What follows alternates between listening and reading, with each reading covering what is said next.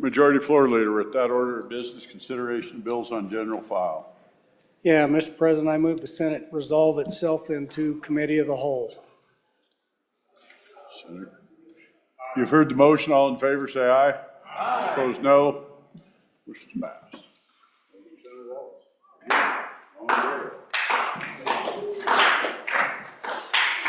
Committee of the whole, come to order. Committee of the whole is in order.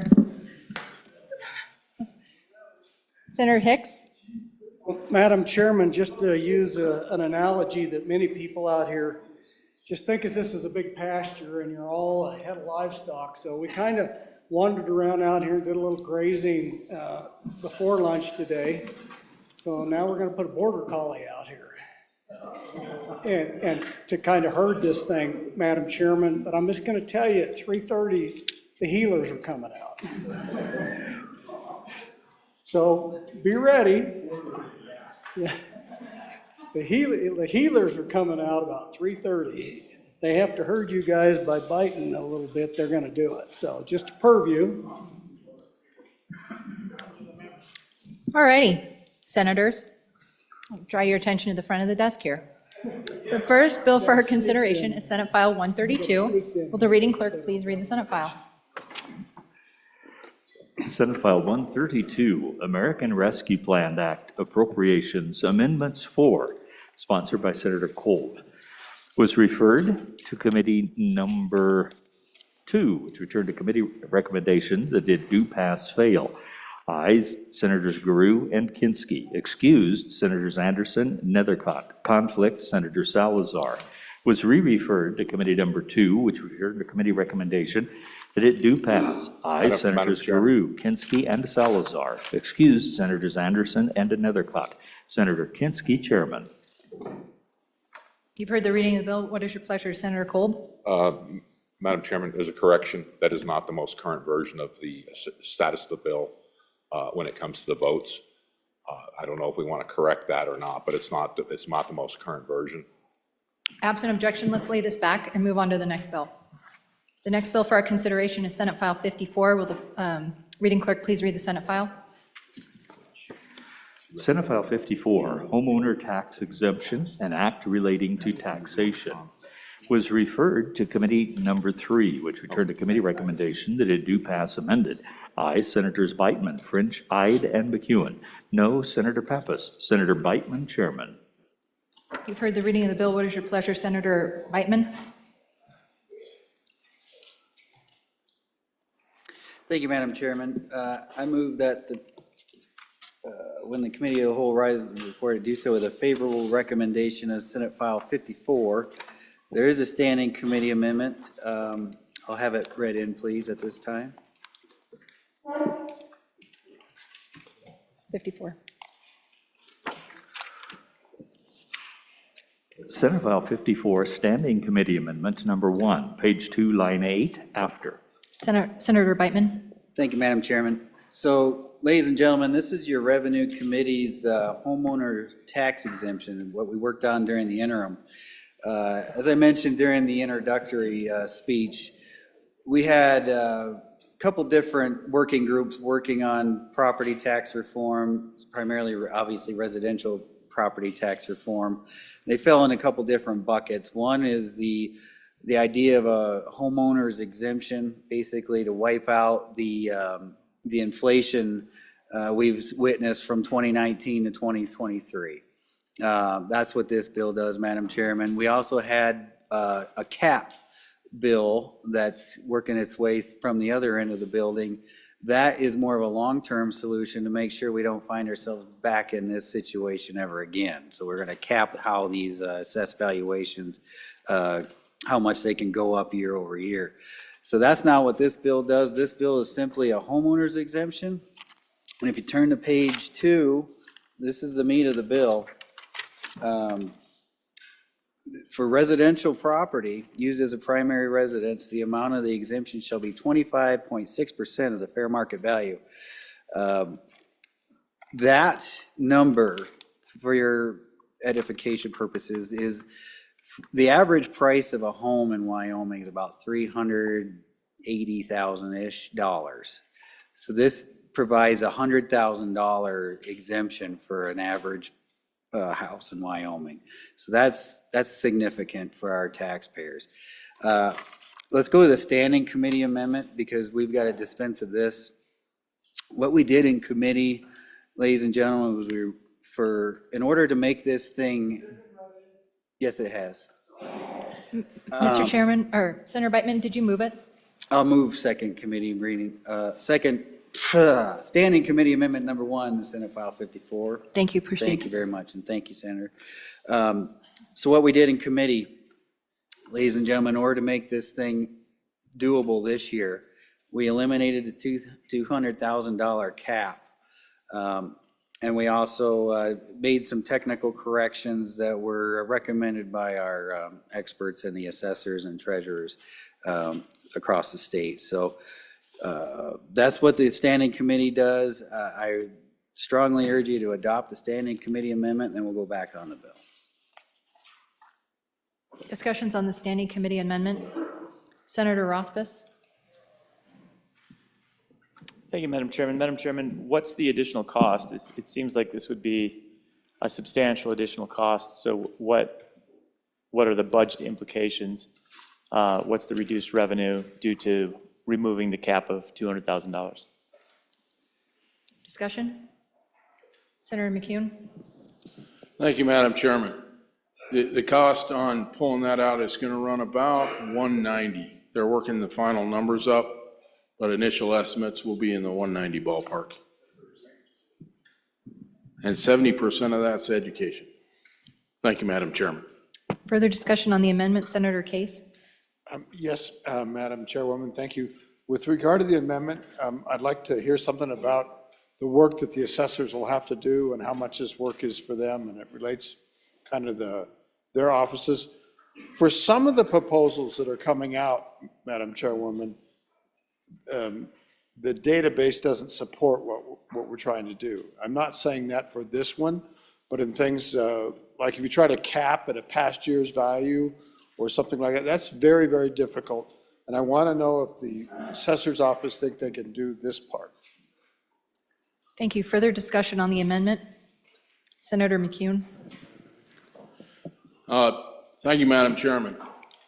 Discussing with the assessors, basically they can put that figure into the system and they're ready to rock and roll. They can put it in camera right now. The reason we picked this vessel was it was the only way we could easily get tax relief to our constituents now. It's the only one they can support tomorrow. Thank you, Madam Chairman. Further discussion on the amendment? Senator Kolb? Thank you, Madam Chairman. On and against the amendment. That jives to my rough calculation, a little under $400 million in the biennium, I believe. That's what I understand this to be. Oh, well, that's a first. If this is about $400 million, rough, a little under in the biennium, if I understand this correctly, and I don't know how we're going to withstand that. It's a big ask, and I think the ask is going to drive what we can do and can't do. So on and against the amendment. Further discussion, we'll do Senator Pappas, then Senator Kinski. Thank you, Madam Chairman. I too am against the amendment. I was against it in committee as well to remove it.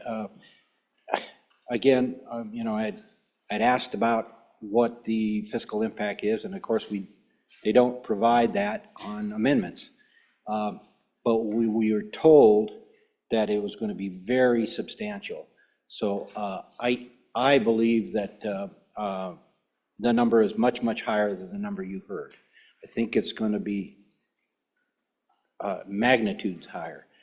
So I think it's very, very dangerous to not know that number going forward. So I resist this amendment. Thank you. Thank you, Senator Pappas. Senator Kinski? Yes, Madam Chair, let's have a little bit more discussion about the rationale for removing the cap. It concerns me, as I understand the mechanics of the bill now. You have 25% gets 25% of the value of your home gets knocked off of your bill, and then you hit that cap, and then it begins to phase out. at around $750,000. So you get the benefit up to $750,000, and then it begins to phase out. I'm not sure I understand why we're going to take a $10 million home and give them a 25% cut on their property tax assessment. I can sure see it for the $400,000 home, the $500,000 home. I'm trying to get my head around why we would remove that cap at a cost of however many more tens of millions of dollars. Just somebody help me understand why we're doing that, or why we'd want to do that. Further discussion on the amendment? Senator Beitman? Thank you, Madam Chair. The discussion on the cap was, we just had a quick meeting about this, is to make it more easily implementable for this tax year. We can come back on second reading and third reading and implement a phase out, a sunset. But to get this thing stood up for tax year 24, the cap needs to come off. The the application process needs to go away. And we can, we promise you, we're coming back on second reading, and we're going to make this thing, we're going to build this plane while we're flying it, but you got to trust the Revenue Committee and the body to do this. And this is the vehicle to get it done. So trust but verify. We'll do Senator Rothfuss and Senator Kinski. Thank you, Madam Chairman. And Madam Chairman, I do appreciate the concern regarding the delay, but I remain concerned that if the implications over a biennium are shifting to $400 million from what appears to be $80 million, then you have effectively a $320 million increase in tax relief for those with homes worth over $800,000. That's what my math suggests, and I want to hear if I'm wrong on that, but that's based on the testimony we just heard. So when you achieve an $800,000 home, which still sounds like a pretty good home to me, I don't think mine's quite there yet. Give it a year, right? Then the 25% saturates the $200,000 exemption. And so the rest of that savings, the rest of the revenue cut of $320 million is coming due to house values over $800,000, which is honestly, Madam Chairman, staggering to me, if that's true. And it makes me want to see all these homes, which I know pretty much where they're at, so I'll have to drive 6.5 hours to get there. But it's tremendous, and I think even for a short-term solution, this is not an acceptable solution, because the magnitude of the revenue cut, just to say, hey, let's get it done this year, is amazing. We'd be better off just cutting $40 million worth of checks, Madam Chairman, and doing that tomorrow. You'd have a better outcome doing it that way. Thank you, Madam Chairman. Thank you, Senator Rothfuss. I think it's only 6 hours if you drive fast. Senator Kinski. Again, for the Chair of Revenue, and I appreciate all the work that he's put in on this. I thought for immediate implementation, what was needed was to eliminate primary residence, and that got rid of the application process. I thought the CAP, the assessor, and the DOR could deal with in the CAMA system through a programming thing, but I thought it was principal residence that caused the delay for a year. So wouldn't it be better to keep the CAP and simply say for 1 year it will be for any residence, because they code buildings as residential or commercial, and then fall back to the primary residence in the second year of implementation? I'm trying to find a way to keep that cap in there and still implement immediately. Further discussion on the amendment, we'll do Senator Landon, then Senator French.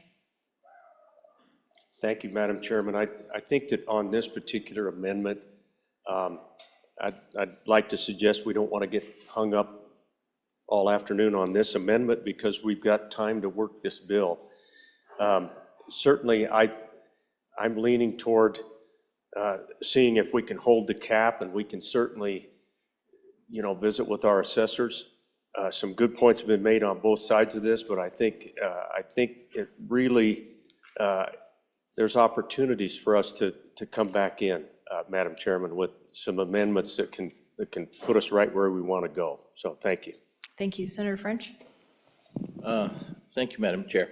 On and for the amendment. You know, something to look at and think about. A lot of people, I know in my county and many counties around the state, a lot of people bought a house maybe 6, 8, 10 years ago. They worked really hard and they maybe the middle class, upper middle class or whatever, and they bought that house for, let's say $300,000. The thing's worth $2 million plus now. Shouldn't they participate in this cut too? Because their taxes have gone through the roof in that higher valuation. So I think they deserve some of this relief too. Thank you, Madam Chair. Further discussion on the amendment? Question being called. All. Oh, Senator Kinski, sorry. And with due respect to my colleague, make it 2 million, but there's homes that 10, 15, 20, 50 million bucks, you know, that we're going to give a 25% break to. I agree with my colleague from Casper that, you know, we've got time to retool it. I'm going to be a no on the amendment, and let's take a look at it on second. Thank you. All those or any more discussion? Seeing none, all those in favor of Senator Beitman's motion to adopt Standing Committee Amendment Number 1 to Senate File 54, please say aye. Aye. All those opposed, please say no. No. The amendment has failed. Division being called. All those in favor, please stand.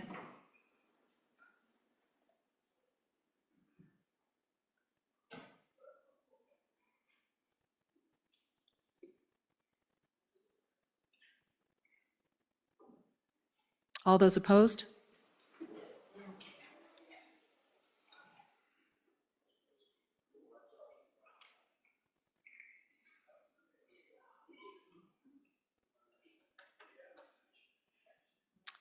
The vote was 12 to 18. The amendment has failed. We're back on the bill.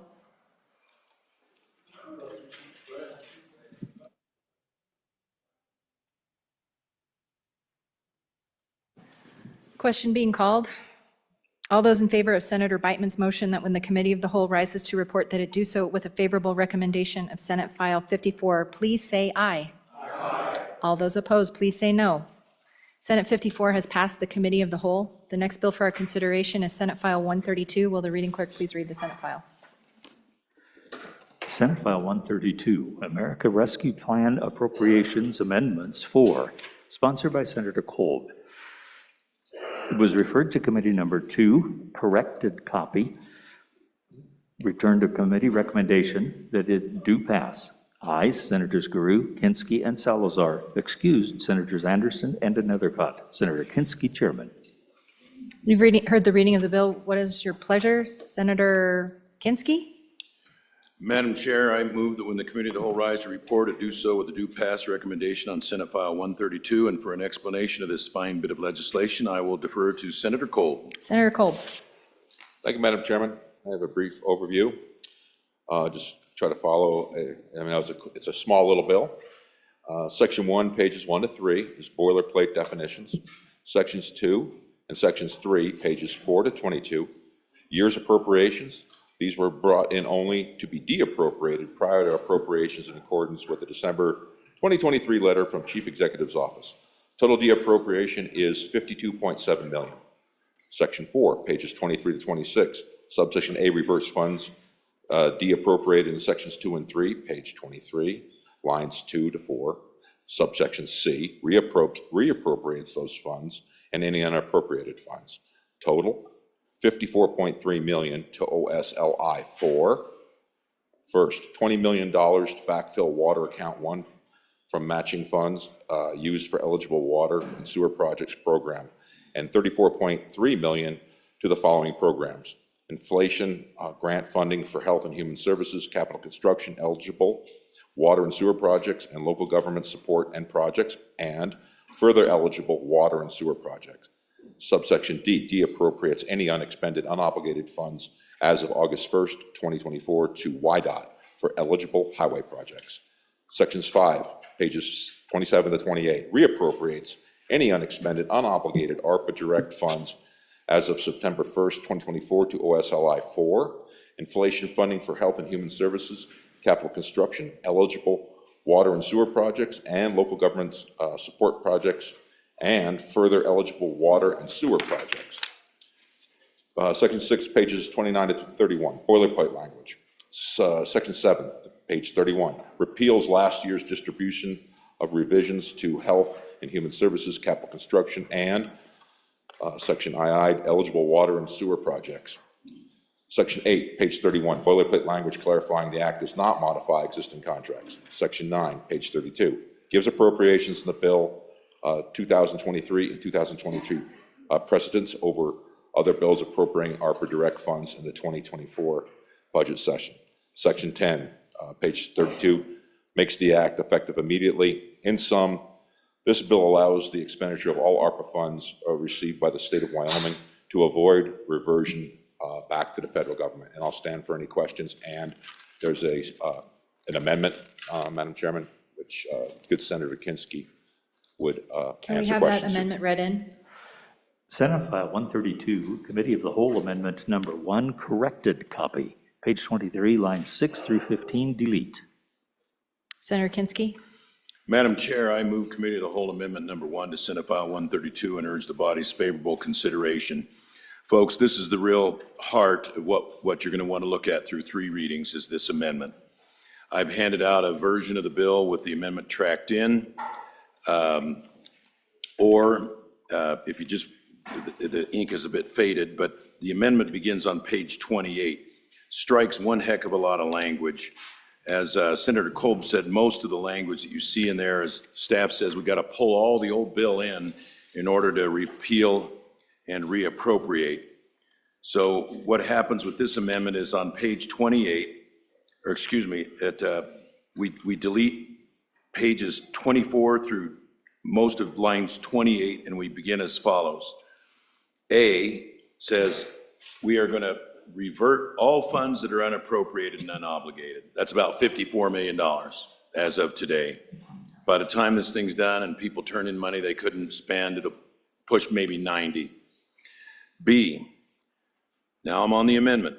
Line 7 through 17 says this: all those reverted funds go to the office of the governor, and he has the discretion to decide amongst these categories how they're going to be spent and how much of that money that's been reverted is going to be spent. You may wish to reconsider that. The original bill that came out of Appropriations Committee, they wanted to specify a priority, and they wanted to specify how much. So, but because time is of the essence, this amendment, and I've been working with the executive, as has Senator Kolb, they'd like some discretion. They've got quite a bit here. Now, what we said is, here's where you can spend the money, and the governor's office believes they can spend this money quickly because we're up against December 31, 2024 to have it obligated, December 31, 2026 to have it spent.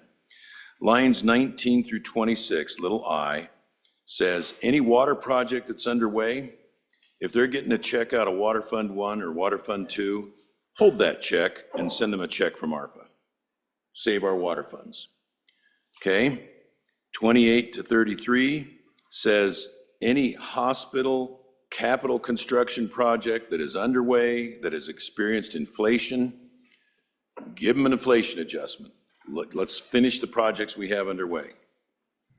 Romanet 3, lines 34 to 37, says if there's some local government that undertook an ARPA project that was previously approved and they had to come up with a 15% match, let them apply to get their match back. Okay, now there's some equity issues there because not everybody's going to get their match back, and some people received 100. And then finally, line 39, eligible highway projects.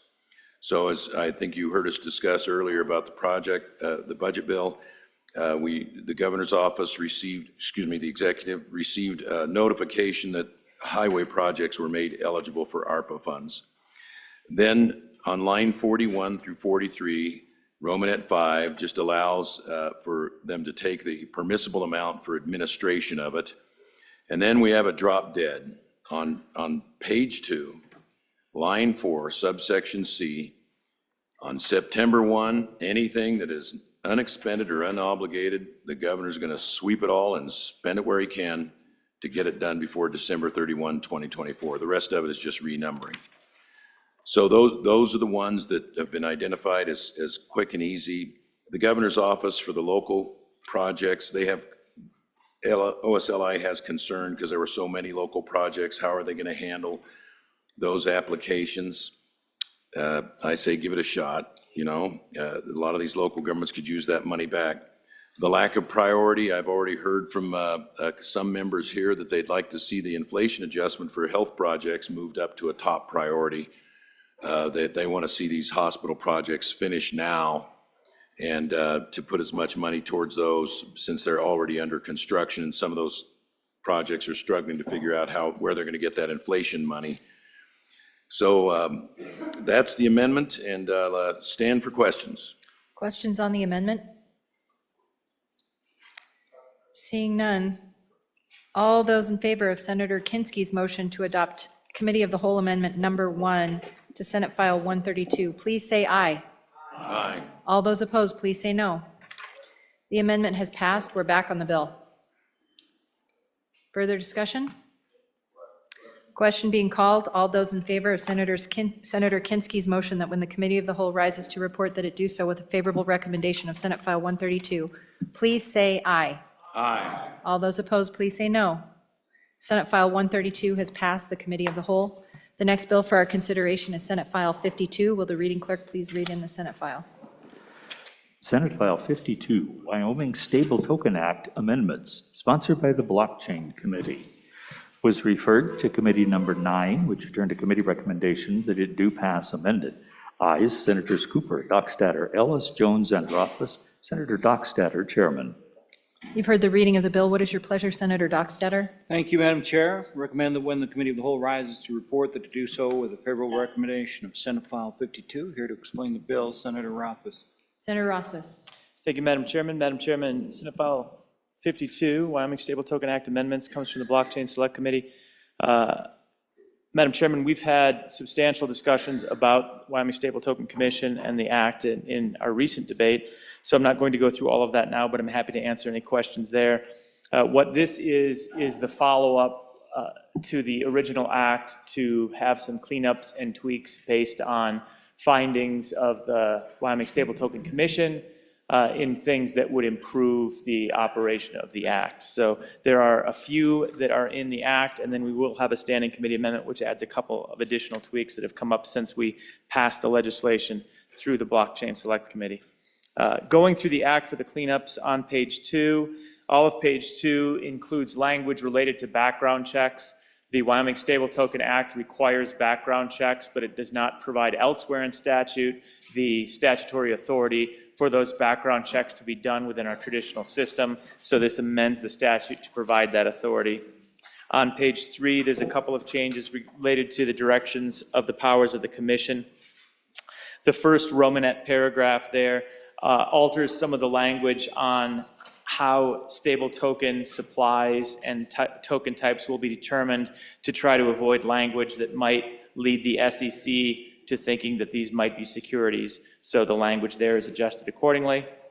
The Romanet 3 paragraph that you see adds the ability to contract with financial service providers as opposed to simply financial institutions. Financial institution is a special term of art, which is talking largely about banks and trusts where financial service providers might be providing services to those institutions that would be necessary. For example, compliance, verification, KYC, AML, auditing, and those types of services. On the E paragraph from 3 to page 4 is a little bit of a nuance which allows for the possibility of robust beta testing ahead of having to issue a full report. On to page 4, there's a change to the investment profile. All of this cash is intended to be, or all the funds that are coming in will be in Treasury bill securities in the current existing legislation of the act. There was a request to be explicit about being allowed to have cash, which is obviously important for cash flow, so there's an addition there.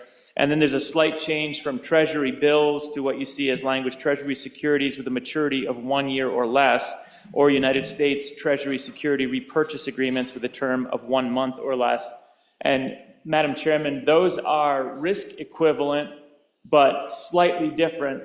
And the key concept there is a treasury bill has a term of 1 year or less, but it doesn't necessarily have it would preclude the possibility of, for example, buying a 9-year bond with a term of 1 year or less, which has the same risk. By allowing both of those things, you increase the total liquidity and make it easier to buy and sell as necessary to meet the needs of the fund. And then the concept of a security repurchase agreement with a term of 1 year or less. These are transactable security interests between financial institutions rather than purchasing directly from the federal government. So you have another financial institution that already has a security, and you're basically having a repurchase agreement to own temporarily or to sell temporarily that interest. So it creates an additional layer of complexity that our chief financial investment officer was interested in seeing, and members of the Wyoming Stable Token Commission were interested in seeing that flexibility, because it adds liquidity without actually changing the underlying asset, and it would be precluded by statute as currently written, possibly, depending on interpretation. That was probably more than anyone wanted to hear about that. Madam Chairman, that's the bill, and I take questions on that before going to the standing committee, which doesn't change things, it just adds a couple of things. Thank you. Questions for Senator Rothfuss? Senator Rothfuss? Madam Chairman, I'm not sure this has been read in yet. I believe it needs to be read in. It's been read in, we just need it moved. It has, excellent. I move standing committee amendment number 1 to Senate File 52. Ask for the body's favorable consideration. Madam Chairman, this is 2 additional considerations. The first one is a priority of the Wyoming Stable Token Commission, which is to provide flexibility on bidding and procurement requirements so that the standard process, which provides some limitations through the procurement process, would then just go to the Stable Token Commission for a procurement priority, where they can make decisions whether to use the traditional system or work through their own public process. And I'd remind the body that the 3 top members of the Wyoming Stable Token Commission are also the 3 top executives, 3 of the top executives in the state, and the process is going to continue to be transparent.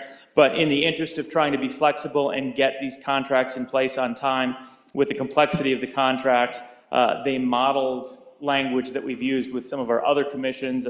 The Lottery Commission in particular has this type of flexibility, so that's being emulated here.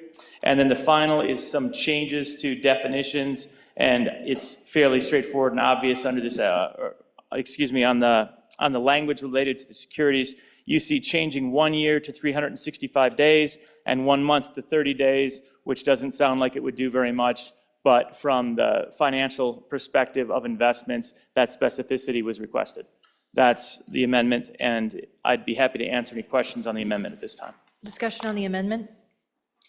Seeing none, all those in favor of Senator Rothfuss's motion to adopt Standing Committee Amendment number 1 to Senate File 52, please say aye. Aye. All those opposed, please say no. No. The amendment has passed. We're back on the bill. Senator Rothfuss? Happy to answer any questions. Discussion on the bill? Question being called. All those in favor of Senator Dockstetter's motion that when the Committee of the Whole rises to report, it do so with a favorable recommendation of Senate File 52, please say aye. Aye. All those opposed, please say no. No. Senate File 52 has passed the Committee of the Whole. The next bill for our consideration is Senate File 51. Will the reading clerk please read the Senate file? Senate File 51, unlawful dissemination of misleading synthetic media, sponsored by the Blockchain Committee. It was referred to Committee Number 9, which returned a committee recommendation that it do pass amended. Ayes Senators Cooper, Dockstader, Ellis, Jones, and Rothfuss. Senator Dockstader, Chairman. You've heard the reading of the bill. What is your pleasure, Senator Dockstader? Thank you, Madam Chair. I recommend that when the Committee of the Whole rises to report, that it do so with a favorable recommendation of Senate File 51. And to further explain the bill, Senator Rothfuss. Senator Rothfuss. Thank you, Madam Chairman. Madam Chairman, this is another piece of legislation from the Committee on Blockchain that we worked during the interim, and we spent a lot of time talking about this. We took on some discussions of artificial intelligence during the interim, and this was the one bill related to artificial intelligence that came out of the Select Committee. And Madam Chairman, candidly, this is a hard bill. And I would encourage everybody to give some thought to it because you have a balanced intention of rights. You have an interest in protecting the public and you have an interest in First Amendment expression, and this gets to the heart of where those two interconnect. So, Madam Chairman, synthetic media, what we're talking about here is deepfakes. And I think everybody in here has probably been reading about deepfakes and how the advent of artificial intelligence has led to the capacity to provide videos and audios which are indistinguishable from real life people and events. So you really can't tell from watching it, did this really happen? Yes or no? And there's obviously been concern. We've seen prominent national figures that have had deep fakes of them that have been released publicly and caused consternation and problems. We know that there are deep fakes of political figures that are making the rounds a little bit in the United States and around the rest of the world. Those are concerning. And they will probably, obviously, be propagated over the next several months. And very likely into the fall, we'll see more and more of these types of misleading, whether it's advertisements or videos of occurrences that didn't necessarily happen. This is something that's obviously on the horizon, and I believe everybody in here probably shares my concern of what that will do and how that will affect potentially elections and how the public will then be able to understand what is and isn't factual. So, Madam Chairman, the Blockchain Select Committee attempted to put together some legislation that would provide a civil remedy, recourse for a natural person in the state that is misled by social media to have standing to bring action against an entity that intentionally and willfully misleads.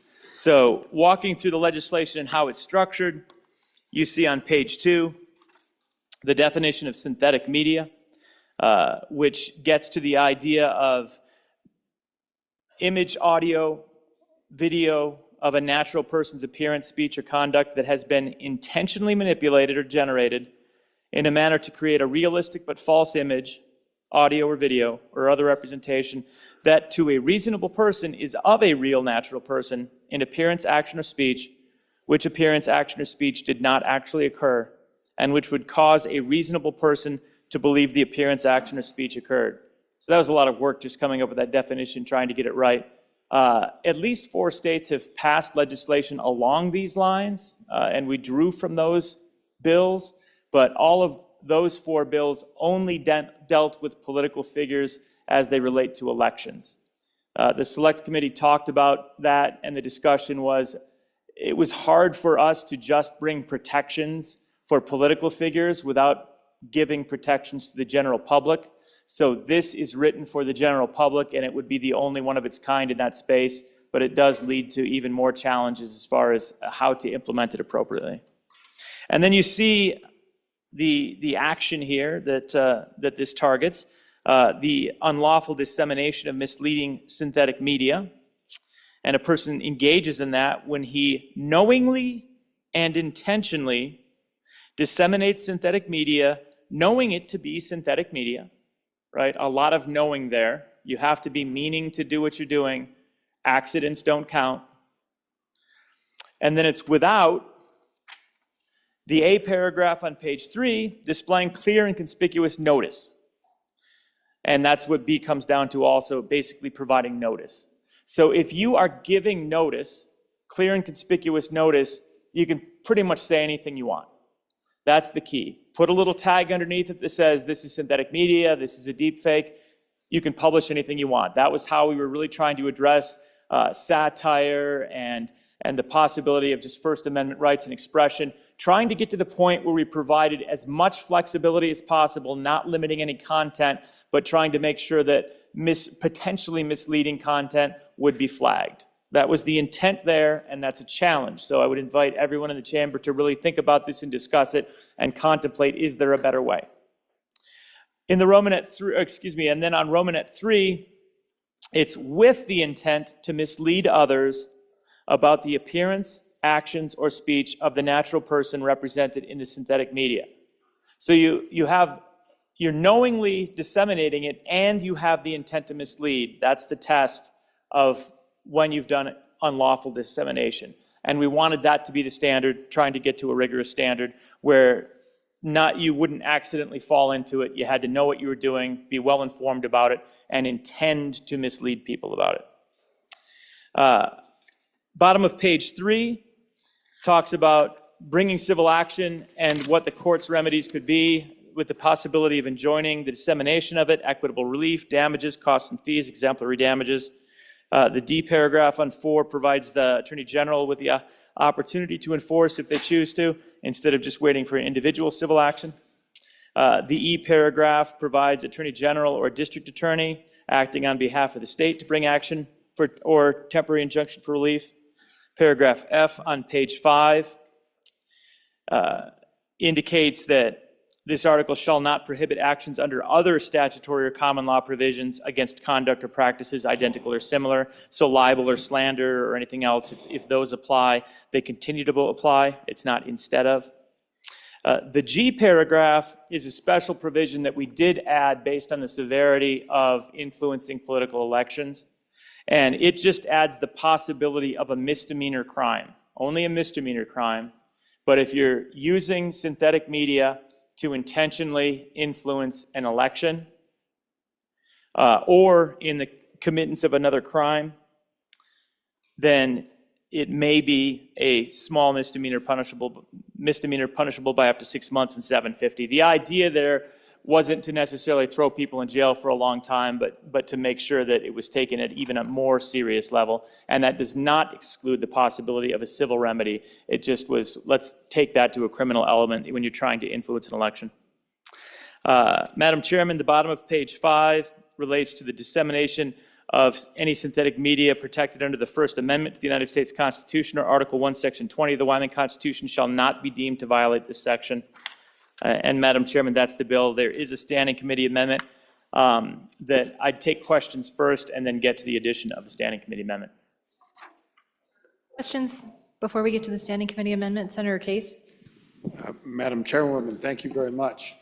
Madam Chairwoman, I looked at the standing committee amendment, so I don't think this question relates to it.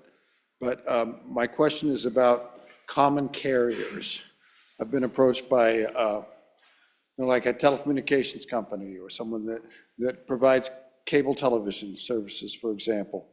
Doesn't look to me like it's necessarily covered under the standing committee amendment or covered anywhere else. And you could read the bill to assume that they are disseminating information, even though they are just the carrier. There is a client and a delivery, and they provide the pipe, and they're required to do so. So how are they going to be carved out of this? And there's different types of common carriers. I'll leave it to that. And just to let you know, Madam Chairwoman, the Cubs are killing the White Sox in spring training. Yeah, no proper names, so the baby bears are killing the, I'm just kidding. Further discussion, Senator Salazar? Thank you, Madam Chair. A quick question. I am assuming that to some extent the intent of this bill had to do with political elections. And I'm wondering, I'm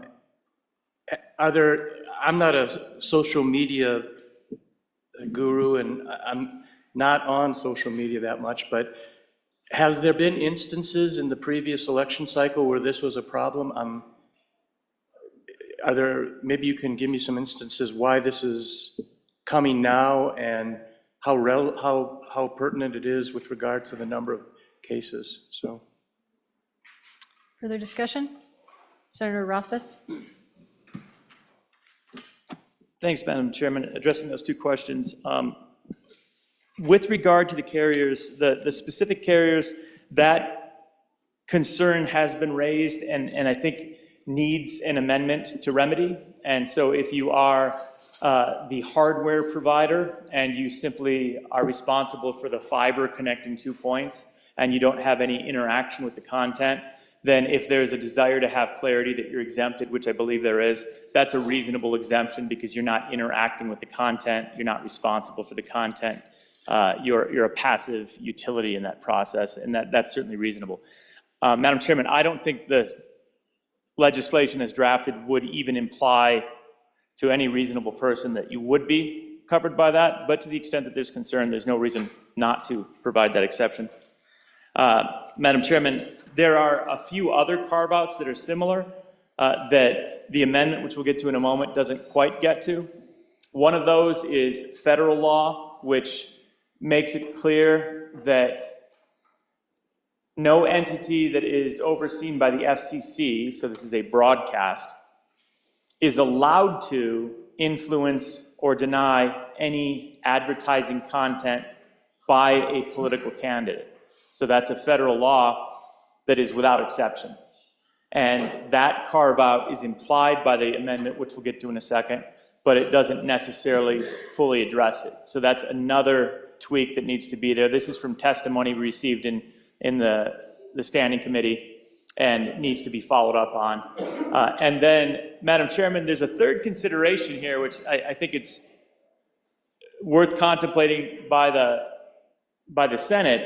There's an interest by providers, for example, social media platforms, that since they didn't write the content, they shouldn't be responsible for the content, and they're concerned that this applies to them. Madam Chairman, that was something we talked at length about during the interim on the Blockchain Select Committee. They might not have written it, but they're benefiting and prospering because of the viral nature of misinformation. And while in the beginning, they might not willfully and knowfully disseminate it, they might be fooled and not recognize that it's a deepfake.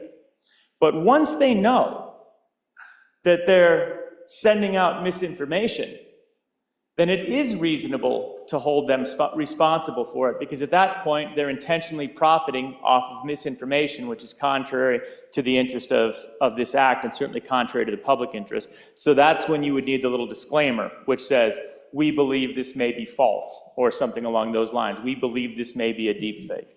So that's another concern that we heard, but that's a concern that we've pushed back against, because it's not in the interest of the public, it's honestly in the interest of the corporations that are making their business off of disseminating this information. So, Madam Chairman, with that, I'd like to go to the Standing Committee amendment, and it's been read in, is my understanding, so I will move Nope, Standing it Committee. hasn't. Senator Rothfuss, we need to have it read in. All right. Senate File 51, Standing Committee Amendment Number 1, page 3, line 6, after. Senator Rothfuss? Madam Chairman, I move Standing Committee Amendment Number 1 to Senate File 51 and ask the body's favorable consideration. Madam Chairman, there were a couple of suggestions that we received in the Standing Committee to address some of the concerns that I've raised that we wanted to address. One of those at the first part of the amendment is actually just a language tweak that was requested, where rather than providing an audio disclaimer, if you have the opportunity to provide a visual disclaimer to audio, that was requested. So that's what the first lines 1 through 5 basically do. And then the request to have an insertion of the paragraph H that is shown here, which may need a little bit more work to strengthen and integrate some of the other concepts, but it provides the opportunity that basically for advertisements and news and broadcasts related to what were believed to be bona fide newscasts, news interviews, news documentaries, or on-the-spot coverage of bona fide news events, that it's okay to broadcast it if you clearly acknowledge through content or disclosure in a manner that can be easily heard and understood or read by the average listener or viewer that there are questions about the authenticity of the synthetic media in the election communication. So, Madam Chairman, that request was made, and it basically says if the news thinks there might be some content and they say there might be some content, that should be okay. And that request, honestly, I think would already be covered by the language, but there was a strong desire that it be clarified, and I don't see any reason not to, candidly. So we might need to strengthen that language, but I think it improves the clarity. And with that, Madam Chairman, I'd be happy to answer any questions on this amendment. Otherwise, I'd call for the question. We're on the amendment. Any discussion, question being called? All those who favor Senator Rothfuss's motion that Standing Committee Amendment Number 1 to Senate File 51 pass, please say aye. Aye. All those opposed, please say no. No. The amendment is passed. We're back on the bill. Senator Rothfuss. Thank you, Madam Chairman. Madam Chairman, I'd be happy to answer any other questions. Again, and I'd welcome input. I think this is one that is it's leading edge, it's an early discussion. Oh, my apologies, I didn't get to the good senator from Fremont County's question about the frequency of it. Looking back at my pad, I'd missed a point. Has this happened? In the prior election, really the technology wasn't quite where it is right now, and I don't know how many folks in this room have been using artificial intelligence recently, but we're at one of those geometric moments where it is a lot better today than it was 1 year ago, and it will be a lot better a year from now than it is right now. And so it was a bit challenging a couple of years ago to do something that was convincing. And at this point in time, it's not that challenging anymore. So there are some deep fakes out there, and if you do some searches on social media platforms or on the web, you can get to those. There was an interesting article that I read the other day, though, that in a country about halfway around the world from us, there was a deep fake that was a individual that had passed away that was a very popular political figure, and that individual had been giving quite a few speeches over the last couple of years through deepfake, and that was having an effect. Thank you, Madam Chairman. Further discussion, Senator Cooper? Thank you, Madam Chairman. Due to my technical ineptness, I went and polled my homegrown lobbyist in the universities of the West here and asked him, is this a problem? And is this actually happening? And they said, oh yeah, it's a huge problem among the younger folks that are really good at this. They said they use it for bullying, they use it for retaliation, and even for extortion, right here on our own campuses and in our high schools. So is it strictly a political problem? No, it's much, much more than a political problem. This is a statewide problem that's growing rapidly every day. Thank you. Further discussion on the bill, Senator Hutchings? Quickly, Madam Chair, thank you.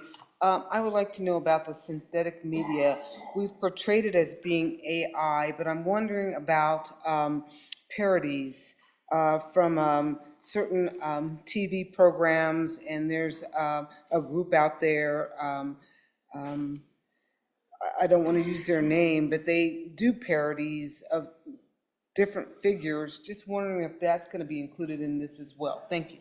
Okay, further discussion, any more questions before we hand it back to Senator? Let's do Senator Bouchard. Thank you, Madam Chair.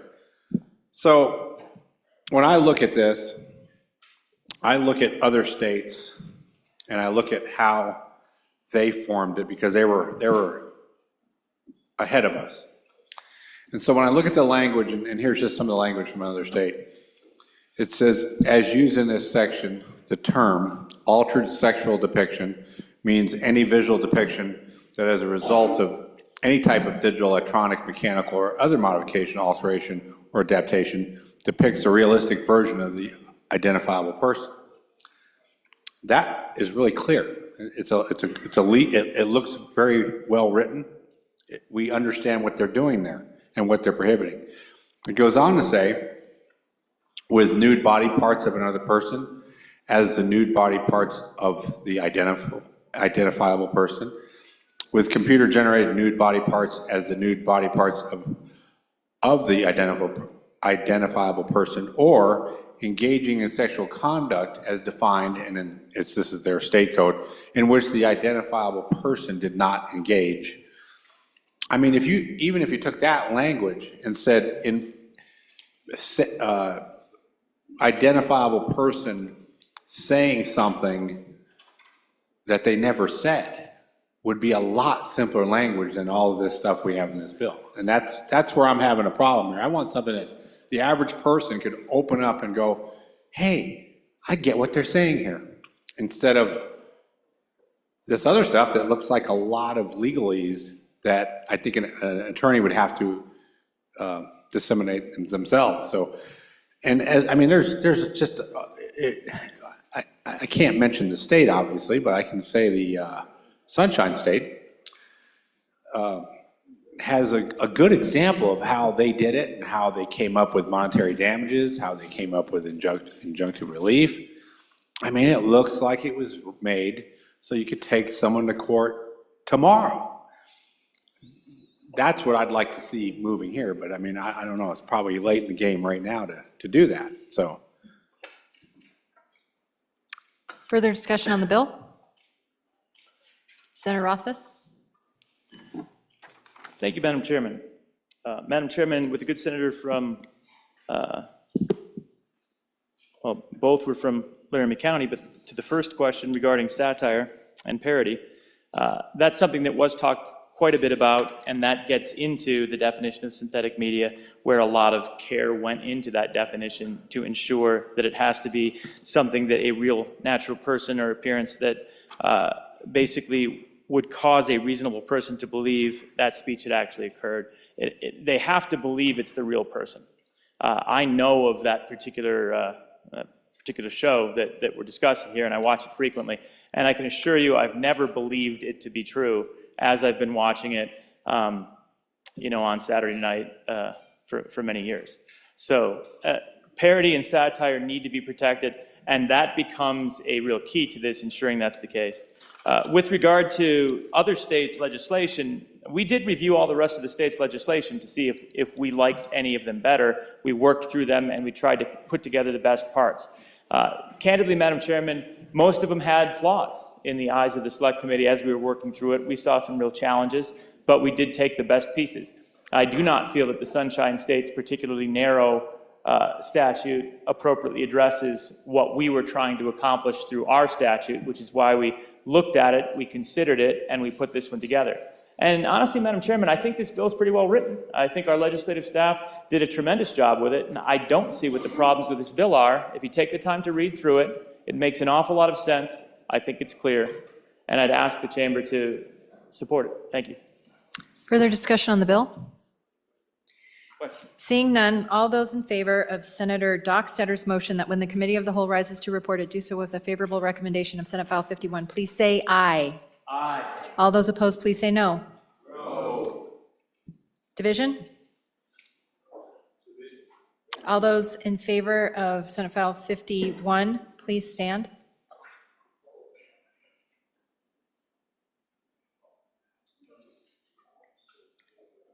Senators, get on the floor. All those in favor, please stand.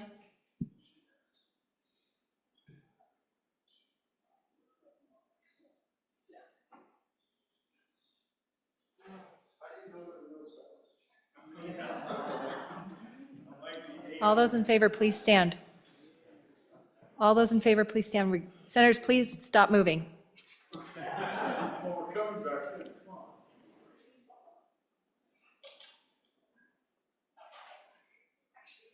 Do it over. Stay standing.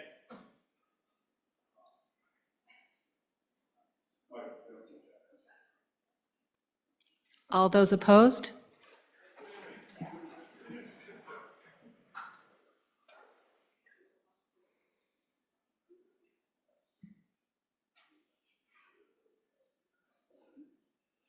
(17 to 12), the bill has passed Committee of the Whole. The next Senate file for our consideration is Senate File 19. Before we get to that, Senator Anderson? Madam Chairman, I want to thank the senator from Laramie River area for giving us a Reader's Digest on that version. It was only 30 minutes long, so that really compressed it. Thank you. The next reading for our bill for our consideration is Senate File 19. Will the reading clerk please read the Senate file? Senate File 19, Developmental Preschool Funding, sponsored by the Education Committee, was referred to Committee Number 4, which returned to committee recommendation that it do pass amended. Ayes Senators Beitman, Brennan, Rothfuss, Scott, and Steinmetz. Senator Scott, Chairman. You've heard the reading of the bill. What is your pleasure, Senator Scott?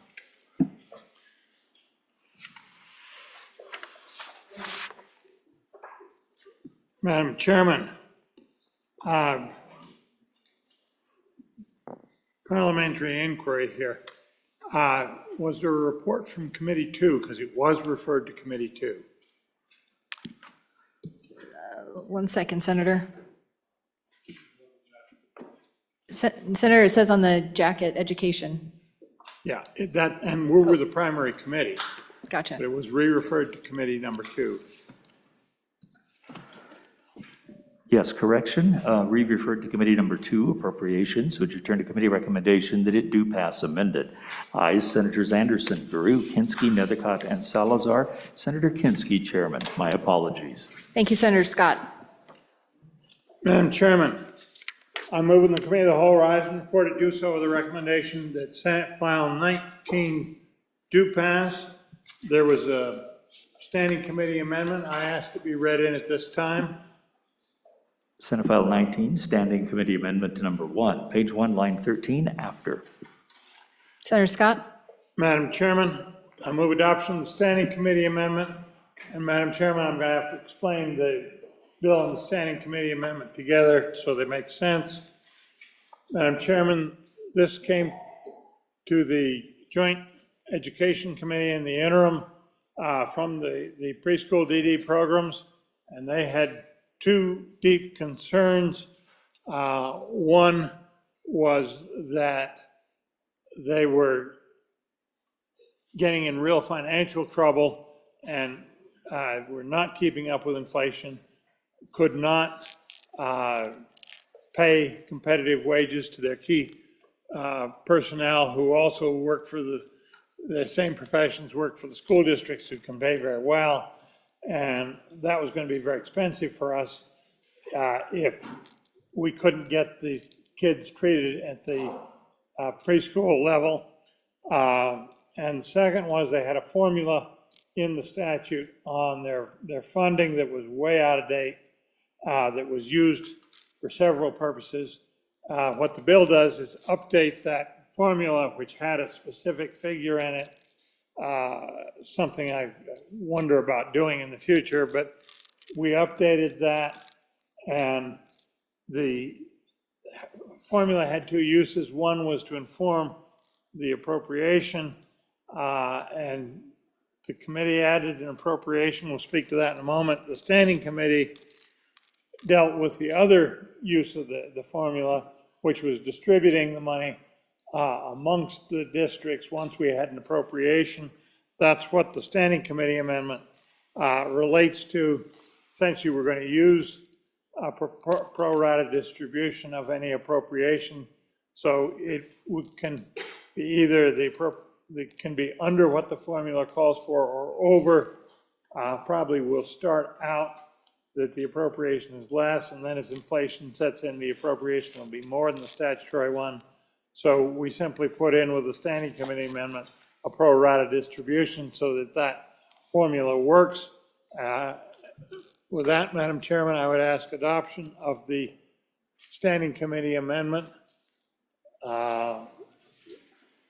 And ask stand for any questions on standing committee amendment. Discussion on the standing committee amendment. Seeing none, all those in favor of Senator Scott's motion to adopt standing committee amendment number 1 to Senate File 19, please say aye. Aye. All those opposed, please say no. The amendment is passed. Senator Scott? Madam Chairman, I ask that the standing committee, the amendment from the Appropriations Committee, Committee number 2, be read in. Senate File 19, Standing Committee Amendment number 2, page 1, line 7, delete. Senator Scott? Madam Chairman, I will yield the Appropriations Committee if they want to deal with it, or I can deal with it myself. Senator Kinski? Madam Chair, I move Standing Committee Amendment number 2 to Senate File 19, ask the body's favorable consideration. This was referred to us. It had an appropriation at Senator Scott's request. We stripped the appropriation by deleting that portion of the bill that talked about providing an appropriation. And with that, I will return it over to Senator Scott for any further questions. Senator Scott? Madam Chairman, reason for doing that, this is an ordinary necessary expense of the government, ought to be dealt with in the appropriations bill, was dealt with in the appropriation bill. So the item in this bill is not needed. Urge adoption of the amendment from Committee 2. Discussion on the Second Amendment. Senator Landon? Just a question with regard to what the good chairman just told us. Is there any concern that that particular item will hold in the budget? Thank you. Senator Scott? Madam Chairman, presuming that the budget is dealt with rationally as it was here in the Senate, we can expect it to be held. If something goes wrong, then I suppose down the road, the other end of the Capitol, this could be a vehicle dealt with, but we do not expect that to hold. So based on what the Senate has done, I strongly urge adoption of the amendment Further, from the committee too. further discussion? Question being called. All those in favor of Standing Committee Amendment Number 2 to Senate File 19, please say aye. Aye. All those opposed, please say no. The amendment has passed. We're back on the bill. Senator Scott? Madam Chairman, what's left in the bill updates the formula so it can be used to distribute the funds amongst the several districts. That's needed. I urge adoption of the bill and be happy to answer any questions. And my apologies for the record, it was Senator Kinski's motion. We are back on the bill. Further discussion? Question being called. All those in favor of Senator Scott's motion that when the Committee of the Whole rises to report it, do so with a favorable recommendation of Senate File 19, please say aye. Aye. All those opposed, please say no. The bill has passed Committee of the Whole. The next bill for our consideration is Senate File 57. Senate File 57, Wyoming Adult Hearing Aid Program, was referred to Committee Number 10, which turned to committee recommendation that it do pass. Ayes, Senators Baldwin, Barlow, Dockstader. No, Senators Bouchard and Hutchings. Senator Baldwin, Chairman. Was re-referred to Committee Number 2, which turned to committee recommendation that it do pass. Ayes, Senators Anderson, Guru, Kinski, Nethercott, and Salazar. Senator Kinski, Chairman. We've heard the reading of the bill. What is your pleasure, Senator Baldwin?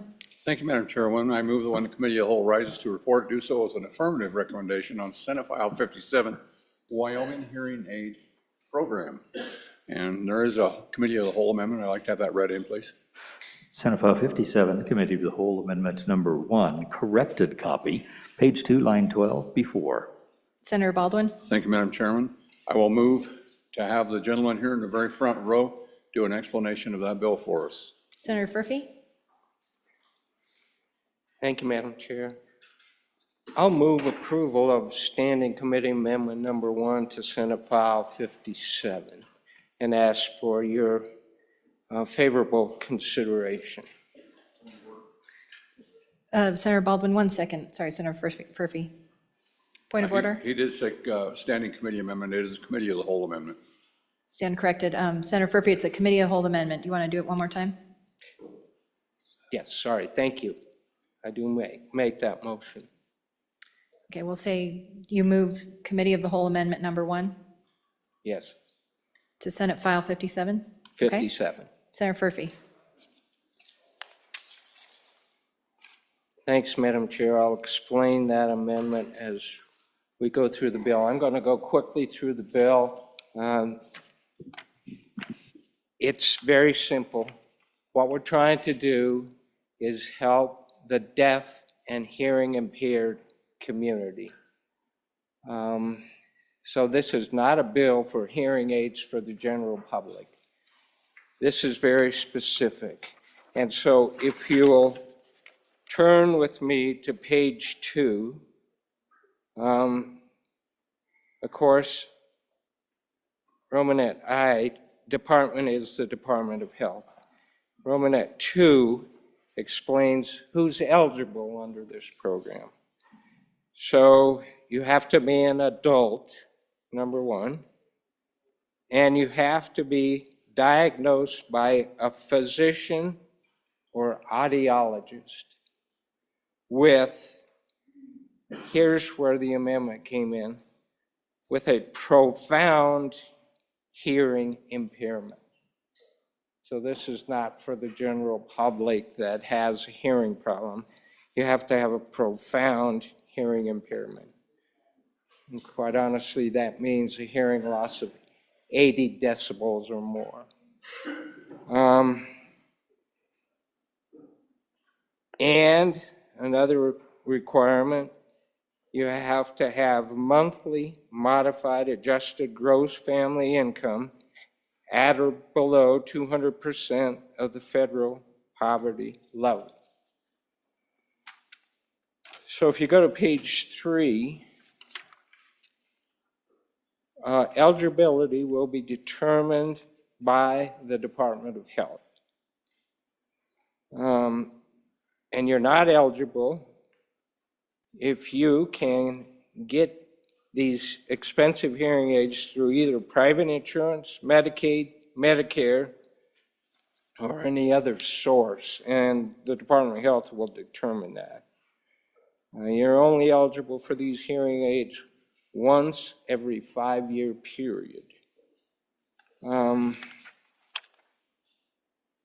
I think that, other than the cost, the Department of Health said they can implement this program for $9,000. I think that's pretty reasonable. And the total cost of the program is $90,000. So I'll stop there and answer any question, Madam Chair. Senator Furphy, any questions? Do you want to stick to the amendment? Dispose of the amendment before we get to the merits of your bill? Oh. So what do I need? I'm sorry, I thought I moved the. You moved it. Any discussion on the committee of the whole amendment? Question being called. All those in favor of Senator Furphy's motion to adopt committee of the whole amendment number 1 to Senate File 57, please say aye. Aye. All those opposed, please say no. The amendment's passed. We're back on the bill. Questions for Senator Furphy? We'll do Senator Salazar and then Kinski. Thank you, Madam Chair. I just want to say that, first of all, I support this bill. The good senator has been working hard on this issue. I know he worked hard last year. This is something that's going to help folks, and quite frankly, for the cost that this is requiring to help these people, this is a good bill, and I support it, and I want to thank you, Senator, for bringing it forward. Thank you. Senator Kinski? Thank you, Madam Chair. Senator, I may have missed it, and if I did, forgive me, please. Is there any kind of means test in this bill, or does it cover both a pauper and a prince? And second is, do you have any data that indicates how many people potentially could qualify? And because what you've done is you said, we'll start with 99, and when that's gone, that's gone. But I wonder, are we looking at the prospect of a waiting list of considerably more individuals than can be helped with the initial 99? Or do you think this is going to take care of everybody who meets the definition of profoundly deaf and the eligibility requirements? Thank you, Madam Chair. Thank you. We'll do Senator Barlow and then Furphy. Thank you, Madam Chairman. So on the means testing, the bill is, as currently structured, is 200 individuals 18 and older with under 200% of federal poverty level. Thank you, Madam Chairman. Thank you. Senator Furphy? Over 18. Thank you, Madam Chair. To answer the first question, once again, to qualify, you have to have a hearing impairment greater than 80 decibels. So that's very near being totally deaf. But they do have some hearing capacity. So hearing aids will help them. But these are expensive hearing aids. And to follow up too, the Department of Health sent out information to me. No, this program hasn't been started or anything like it, but their estimate is there may be a waiting list of 367 people. So we're going to ease into this program. Obviously, we can't, that's a big lift, but we'll continue to work on sources of funding to help these people. But I appreciate the body helping us get this program started. So thank you, Madam Chair. Further discussion, Senator Ide? It's not really a question, and I applaud the bringer of the bill, but I just want to remind everybody that this really isn't another core function of our government here. It's kind of adding to the welfare state, so thank you. Further discussion on the bill? Senator Kinski. I wonder if my Campbell County colleague might point me to, I see the definition on page 2 of federal poverty level. I'm struggling to find where it says they have to meet 200%. And I'm flipping through it probably very quickly. You can probably get me to it, faster than I'm gonna find it. Senator Barlow. Thank you, Madam Chairman. So page 2 of the bill, line 14 and 15 will be the federal poverty level. Thank you, Madam Chairman. Okay, further discussion on the bill? Seeing none. All those in favor of Senator Baldwin's motion that when the committee of the whole rises to report it, do so with a favorable recommendation of Senate File 57, please say aye. Aye. All those opposed, please say no. No. The bill has passed committee of the whole. The next bill for our consideration is Senate File 80. Will the reading clerk please read the Senate file? Senate File 80, Solid Waste Management Definition Amendments, sponsored by Senator Barlow, was referred to Committee Number 9, which returned a committee recommendation that it do pass. Ayes, Senators Cooper, Dockstader, Ellis, Jones, and Rothfuss. Senator Dockstader, Chairman. You've heard the reading of the bill. What is your pleasure, Senator Dockstader? Madam Chair, I recommend that when the committee of the whole rises to report that they do so with favorable motion of the Senate file and to explain the bill. Senate File 80? I'm sorry, Senator, I didn't hear you. We have Senator Barlow to explain that. Go ahead. Senator Barlow. Thank you, Madam Chairman. So ladies and gentlemen, this is hopefully a very quick bill. In our current solid waste definitions for our department that takes care of the environment, there are exceptions to what garbage is. And if you look at the page 2, line 5, it says solid waste means garbage, but it does not include on line 10 any of the following. And you have all the different types of recycling. Well, ladies and gentlemen, there's new technologies coming into the recycling world. As some of you know, I've been trying to get wind turbine blades recycled or reused or disposed of for quite a while, and have something meaningful happen with them. But this is another type of recycling that's taking place, and it's called advanced recycling facilities. So what this does is exclude that under the solid waste statutes. And then the second part of the bill is giving a couple definitions. This is page 3 of the bill, and just talks about the types of processes that would be considered in this advanced recycling. So again, ladies and gentlemen, this is the way I look at it, this is a regulatory reduction thing. So these folks actually don't fall into the solid waste statutes. They actually can go do the work they want to do, and they don't have another layer of bureaucracy over them because of the materials, the source materials that they start with. So I'd ask for your favorable consideration. Stand for any questions. Thank you, Madam Chairman. Thank you. Questions? Question? Question being called. All those in favor of Senator Dockstader's motion that when the committee of the whole rises to report that it do so with a favorable recommendation of Senate File 80, please say aye. Aye. All those opposed, please say no. The Senate file has passed the committee of the whole. The next bill for our consideration is Senate File 128. Senate File 128, Approval of Charter School, sponsored by Senator Dockstader, was referred to Committee Number 4, which returned a committee recommendation that it do pass amended. Ayes, Senators Beitman, Brennan, Scott, and Steinmetz. No, Senator Rothfuss. Senator Scott, Chairman. You've heard the reading of the bill. What is your pleasure, Senator Scott? Madam Chairman, I move with the committee of the whole rise and report to do so with the recommendation that Senate File 128 do pass. It was a standing committee amendment. I ask it be read in at this time. Senate File 128, Standing Committee Amendment Number 1, page 1, line 1, delete. Senator Scott? Madam Chairman, I'm going to yield to the sponsor of the bill to explain the bill, and then we'll come back and move the standing committee amendment and deal with that. Thank you. Senator Dockstader. Thank you, Madam Chair. We've got a group of people that are well organized. They've actually formed a community committee. They've meeting on a regular basis. They've got a chair.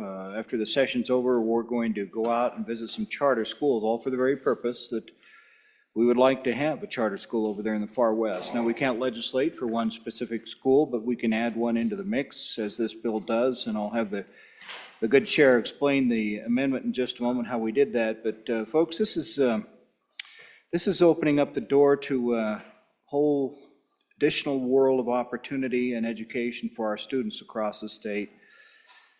Allows, in this particular bill, I've moved up the approval date from 2026 to 2024, July 1st, because we sense and feel, not only in my area, but across the state, that there are others ready to go. And as I mentioned, it's kind of a rapidly changing world to the point where in our area, we've created this because to go to the north, there's no more room. To go to the south, to go through the public school system, we're 6 to 8 years out in getting an additional school worked into the system. And that may still be into question too, as we heard an earlier discussion here on the floor, that this is going to take some time. We're ready to go.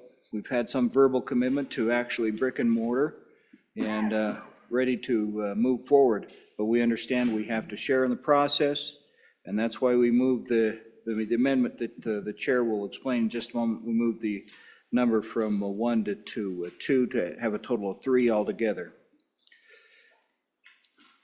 These charter schools are gaining momentum. I had my good intern do some research around the surrounding states around Wyoming. And we looked at all those states bordering Wyoming. And Wyoming essentially has a situation now with 5 schools, Colorado, 89, 46,000 plus students, Utah, 139 of these charter schools, Idaho, 31, Montana, 26, Arizona, 56. This is a rapidly changing world of education, opens up new opportunity, allows a more specific direction in their schools. To the state to the southwest of us, we have found our feedback is that they have some incredible success stories for maybe half the amount of money being spent. Don't want to push, don't want to cause problems with our existing school system, just simply want to open up the doors to more opportunity, more education. Ask for your approval of this bill and ask the good chair to explain the amendment further at this point, move it. But ultimately, ask for your approval. We're ready to go. We're ready to get to work on this. Senator Scott. Madam Chairman, did we read in the standing committee? Okay, it's been read in. It's been read in. I'll move adoption of the standing committee amendment. Madam Chairman, the bill as it stood before us did 2 things.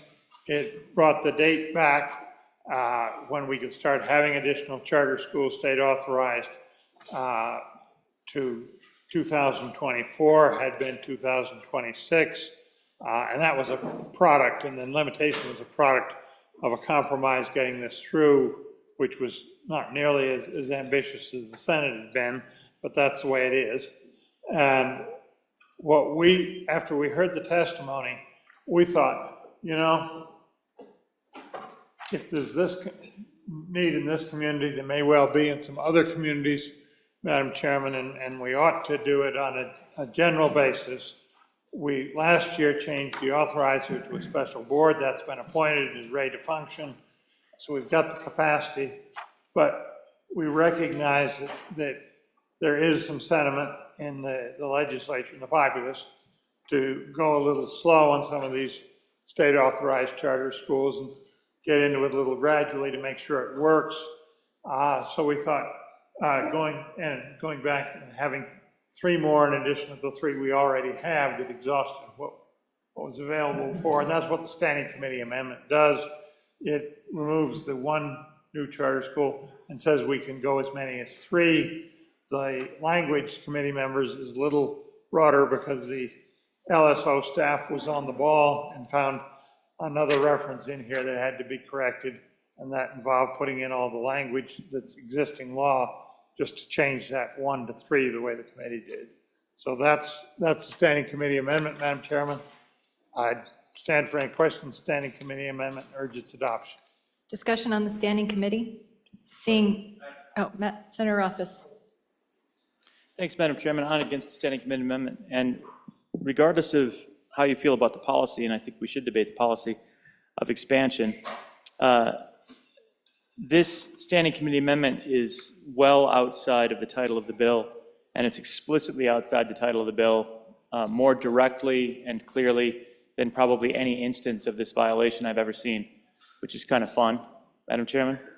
If you read the title of the bill on page 1, you'll see that it is an act modifying the date for approval of one charter school by the Wyoming Charter School Authorizing Board, correcting a typographical error, and providing for an effective date. That is what this act does, clearly and unambiguously.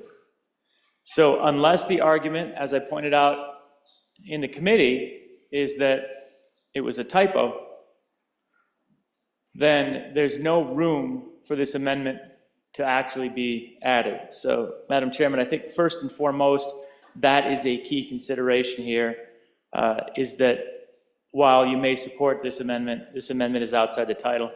And Madam Chairman, what I would say is that this amendment therefore puts the whole bill at risk. If the bill passes in this form with such a clear and unambiguous title, it would be very easy to enjoin the act by simply filing a lawsuit where all of the circumstances readily point to success, and therefore you wouldn't have this act actually go into effect. On and against. We're on the amendment. We'll do Senator Landon, Kinski, then Scott. Senator Landon? Madam Chairman, thank you very much. I want to support this bill. I appreciate the work of my good friend from over in the valley. But that, I didn't realize what the good senator from Albany is pointing out.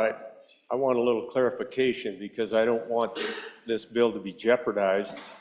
We need to be able to put a school over there just south of the junction, and it's desperately needed.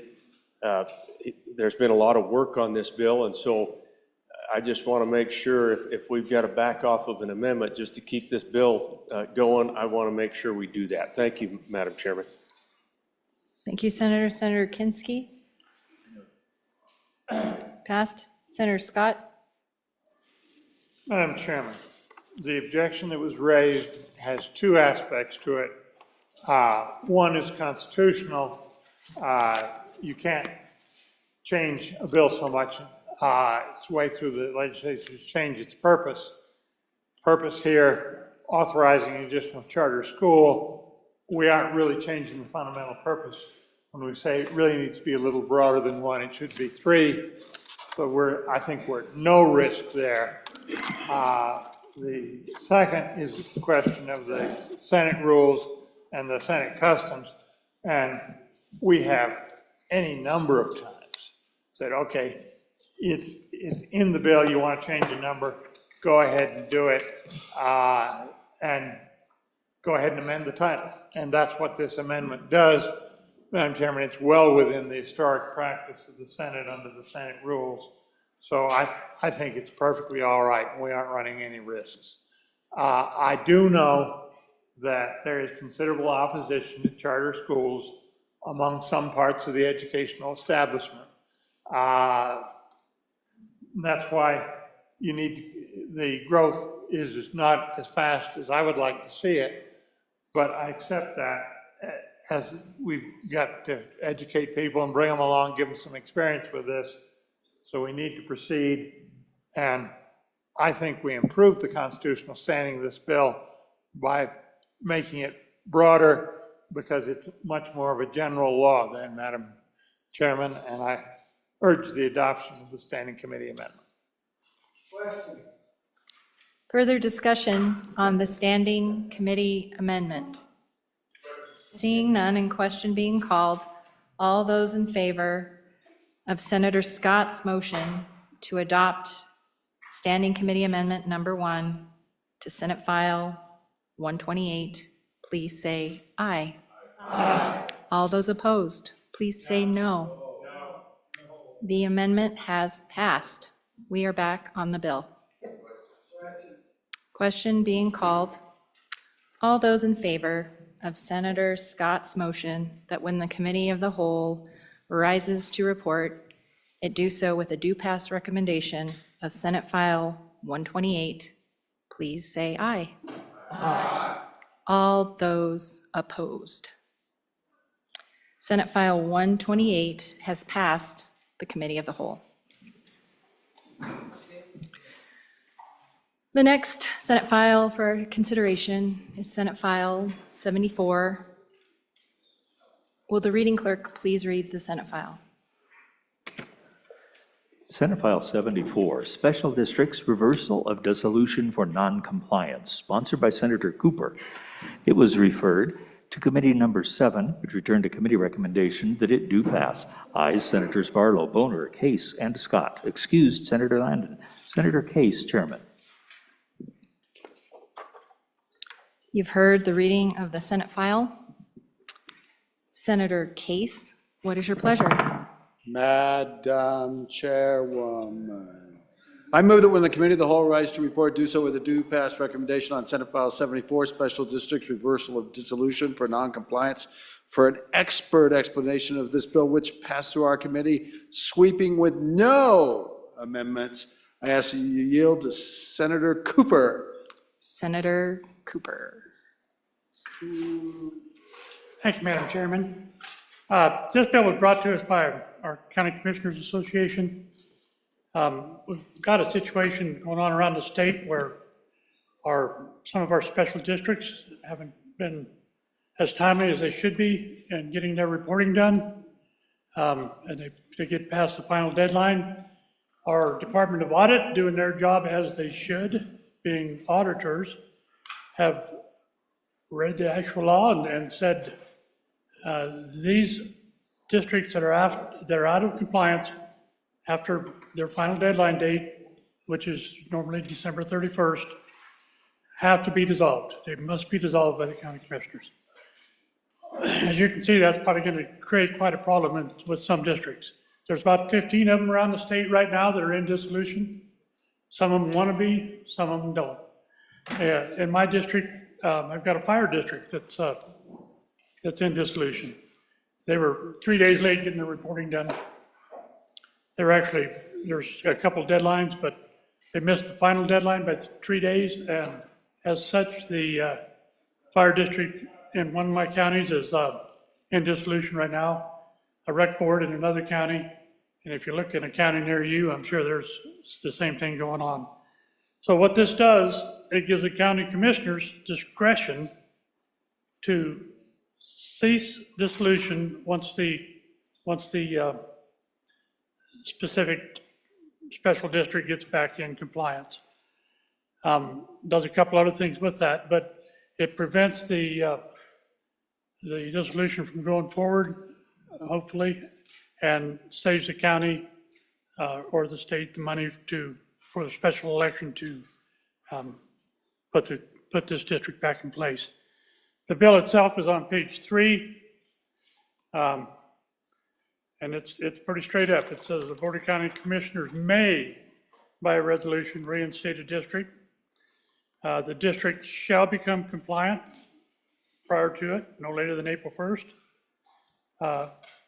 Before the district can be reinstated or dissolution ceased, they have to provide a corrective action plan, which I think is pretty necessary. And then we also have to have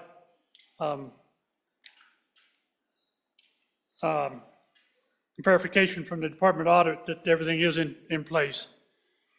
The other part of this on page 4 says that after a county commissioners put the cease dissolution, then it's just as if there was and never was, they never were dissolved.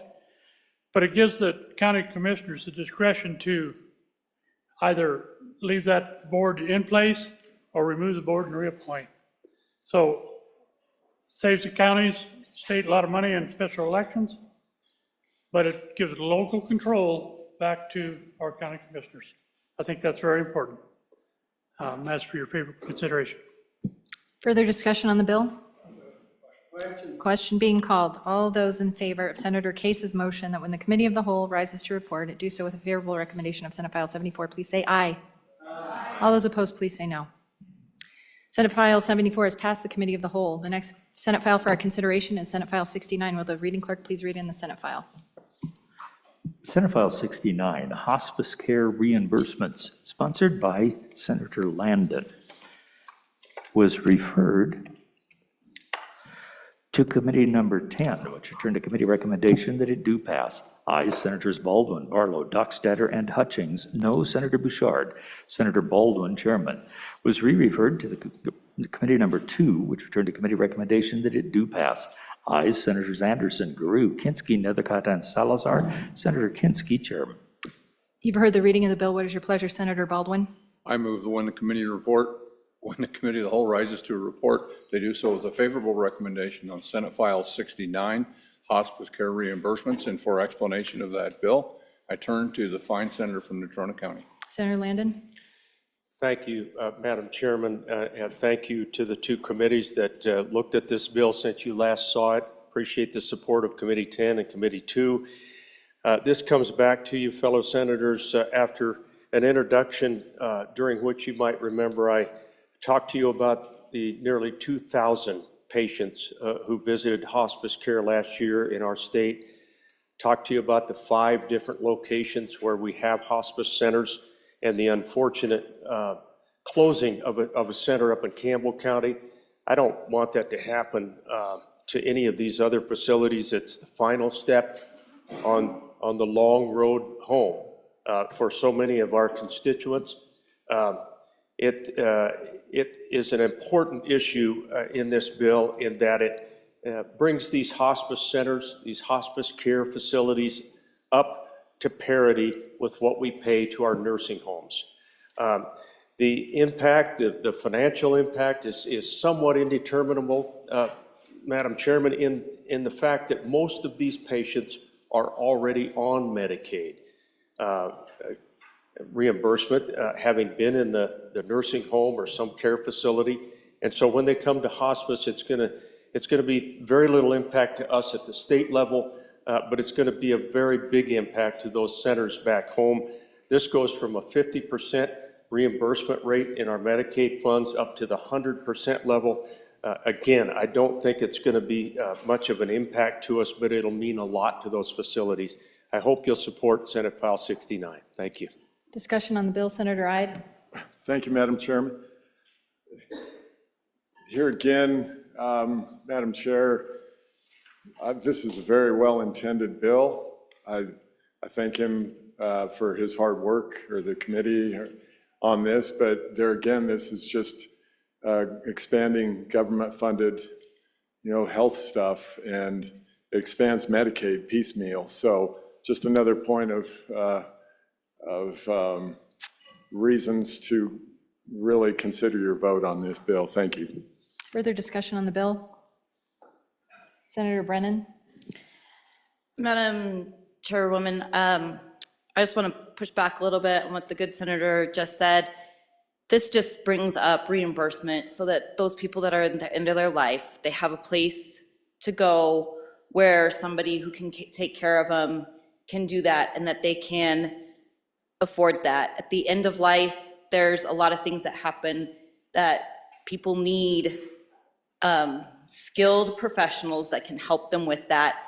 And it can be absolutely cost prohibitive for patients to go into a hospice facility to get those needs that they need. So on and for the bill. Further discussion? Senator Anderson? Madam Chairman, on and for the bill. This just brings the hospice groups up to this parity with the nursing homes. There's no reason that they shouldn't be. It was just left out in previous sessions. These hospice facilities do a lot for the families and for the patient, and they need to be reimbursed properly. We want to remember that the Medicaid reimbursement is not that much in the first place. And then to cut it in half is even worse.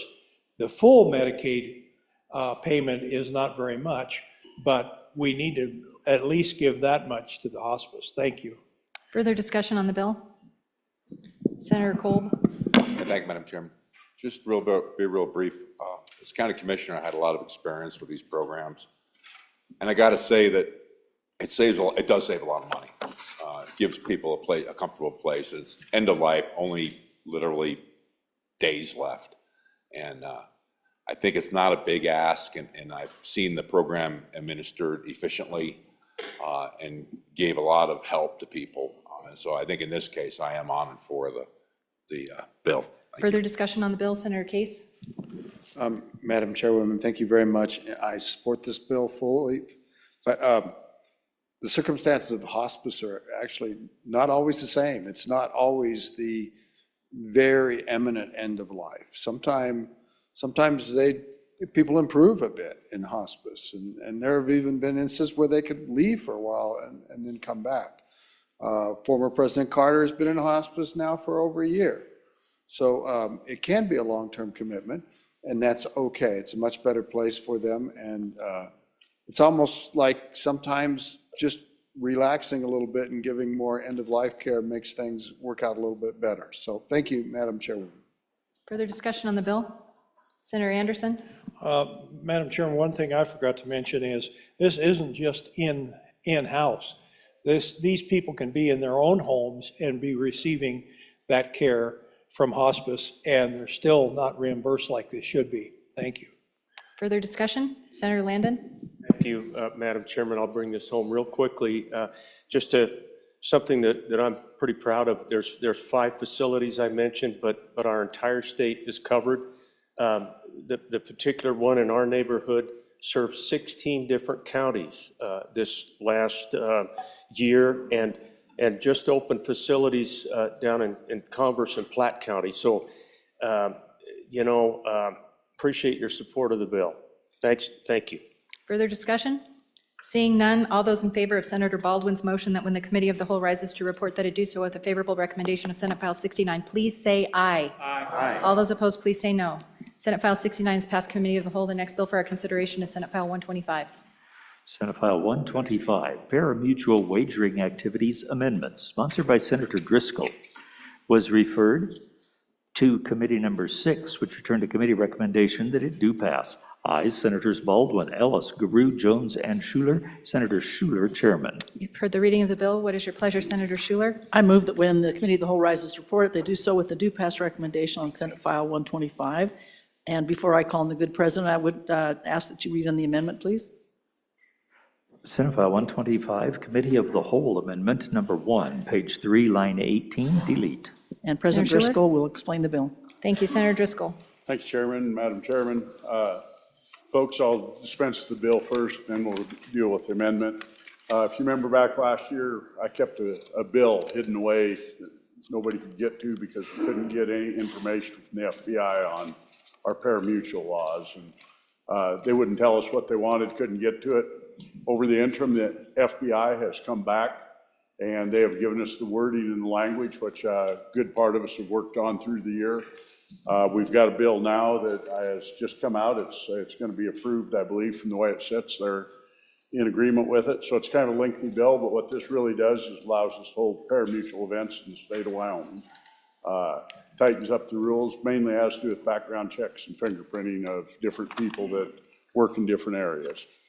With that, I'll jump to the amendment, and it's on page 3, and it's lines on line 18, but it basically comes through on 17, 18, and 19. Commission, and it says shall, this amendment changes it to may, required all permittees, licensees, current and prospective employees on and on go in, and what this does is, in particular rodeo events, as they come up, it allows them because they've done it in the past. I've brought this amendment with the knowledge and help of the director of the commission. So with that, I'd ask for your, stand for question, ask for your favorable consideration on the amendment. Senator Driscoll, I don't believe we moved the amendment. I think she did. Well, if not. It was read in. Madam Chairman, I move for adoption of amendment number 1, Committee of the Whole amendment number 1 to Senate File 125, and ask for your favorable consideration. Questions on the amendment? Seeing none, all those in favor of Senator Driscoll's motion to adopt Committee of the Whole Amendment Number 1 to Senate File 125, please say aye. Aye. All those opposed, please say no. We're back on the bill. Any discussion on the bill? Question being called. All those in favor of Senator Schuler's motion that when the Committee of the Whole rises to report, it do so with a favorable recommendation of Senate File 125, please say aye. Aye. All those opposed, please say no. Senate File 125 is passed Committee of the Whole. The next bill for our consideration is Senate File 86. Senate File 86, School Safety and Security Funding, sponsored by Senator Kolb, was referred to Committee Number 4, which turned to committee recommendation that it do pass. Ayes, Senators Beitman, Brennan, Scott, and Steinmetz. No, Senator Rothfuss. Senator Scott, Chairman, was re-referred to Committee Number 2, which returned to committee recommendation that it do pass. Ayes, Senators Anderson, Guru, Kinski, and Salazar. Excuse, Senator Nethercott. Senator Kinski, Chairman. You've heard the reading of the bill. What is your pleasure, Senator Scott? Madam Chairman, I move that the committee of the whole rise and report to do so with the recommendation that Senate File 86 do pass. I yield to Senator Pope to explain the bill. Senator Kolb. Madam Chairman, we have in Senate File 86 an act to create a firearms on school property account, providing for a reimbursement and for costs related to the possession of firearms on school property. Now, this act merely funds a previous statute, which is found in possession of firearms on school property under Wyoming Statute 21-3, 132C, Romanet III, A, and B. The costs related to the rules adopted in each school district under authority Wyoming Statute 21-3, 132. And this allows local choice and a funding mechanism for school security, if so deemed by said school board, through local choice. It's pretty simple. The day has been long, and I would stand for any questions. Thank you, Madam Chair. Discussion? Question being called. All those in favor of Senator Scott's motion that when the committee of the whole rises to report it, do so with the favorable recommendation of Senate File 86, please say aye. Aye. All those opposed, please say no. Senate File 86 has passed the committee of the whole. The next bill for our consideration is Senate File 72. Senate File 72, Utility Donations, sponsored by Senator Case. It was referred to Committee Number 7, which turned to committee recommendation that it do pass. Ayes, Senators Barlow, Boner, Case, and Scott. Excuse, Senator Landon. Senator Case, Chairman. You've heard the reading of the bill. What's your pleasure, Senator Case? Thank you very much, Madam Chairwoman. I'd move that when the committee of the whole rises to report that it do so with the do pass recommendation on Senate File 72, utility donations. Madam Chairwoman, what this bill proposes to do is to prevent the inclusion of costs from utility donations if those utility donations cause either upfront costs or down the road costs to the other customers. And that's exactly what it does. So the key language is it's a general rate setting principle, adding a new section F. In setting rates, the commission shall prohibit rate recovery of all costs, including initial and ongoing costs resulting from or related to voluntary donations paid by a utility. Now, utilities do a lot of good work in communities, Madam Chairwoman. We're not trying to discourage that. They don't generally seek to get that included in the rate base, but sometimes they make costs for programs that impose future costs on other customers. There's different kinds of things. One example would be if a utility were to provide a subsidy for capital equipment. And there's one large utility that has a program that encourages the installation of renewable facilities at nonprofits all around our state. It's a wonderful program. It is good. But the problem is that by making the donations, and this came out in the rate case that we had, that I participated in, the chief executive of that program, or that utility, admitted that by doing those upfront donations, they impose costs on other customers down the road. And that's due to the fact that the customers that receive the free capital equipment don't contribute as much to the other capital costs that the utility has, like for transmission, generation, and like that. So this is saying, look, deal with this, Public Service Commission. Don't allow those ongoing costs to be imposed on other customers. And there are no doubt other types of utility donations that have this type of problem. I gave one that's perhaps most obvious. Some folks have suggested this bill should be limited to just that instance that I suggested. And we did look at an amendment, but we didn't take it up. But it could be limited in that way. It may not be entirely clear that we're talking about the costs that other customers pick up. And we may need an amendment perhaps to say, including initial and ongoing costs and cost imposed on other customers. I don't know, I'm looking for a little help on that. But that's the bill. I hope we move it forward and we can prevent, kind of, the utility can be there up front, Madam Chairwoman, and get all the credit. And they look good and they cut the ribbon, but it's the customers down the road, the other customers, that have to pay for some of the consequences of this. And that's what we're trying to prevent. I really do appreciate the time, Madam Chairwoman. Thank you. Thank you. Questions on the bill? Discussion on the bill? Question being called. All those in favor of Senator Case's motion that when the committee of the whole rises to report, it do so with a favorable recommendation of Senate File 72, please say aye. Aye. All those opposed, please say no. Senate File 72 has passed the committee of the whole. The next bill for our consideration is Senate File 130. Will the reading clerk please read the Senate file?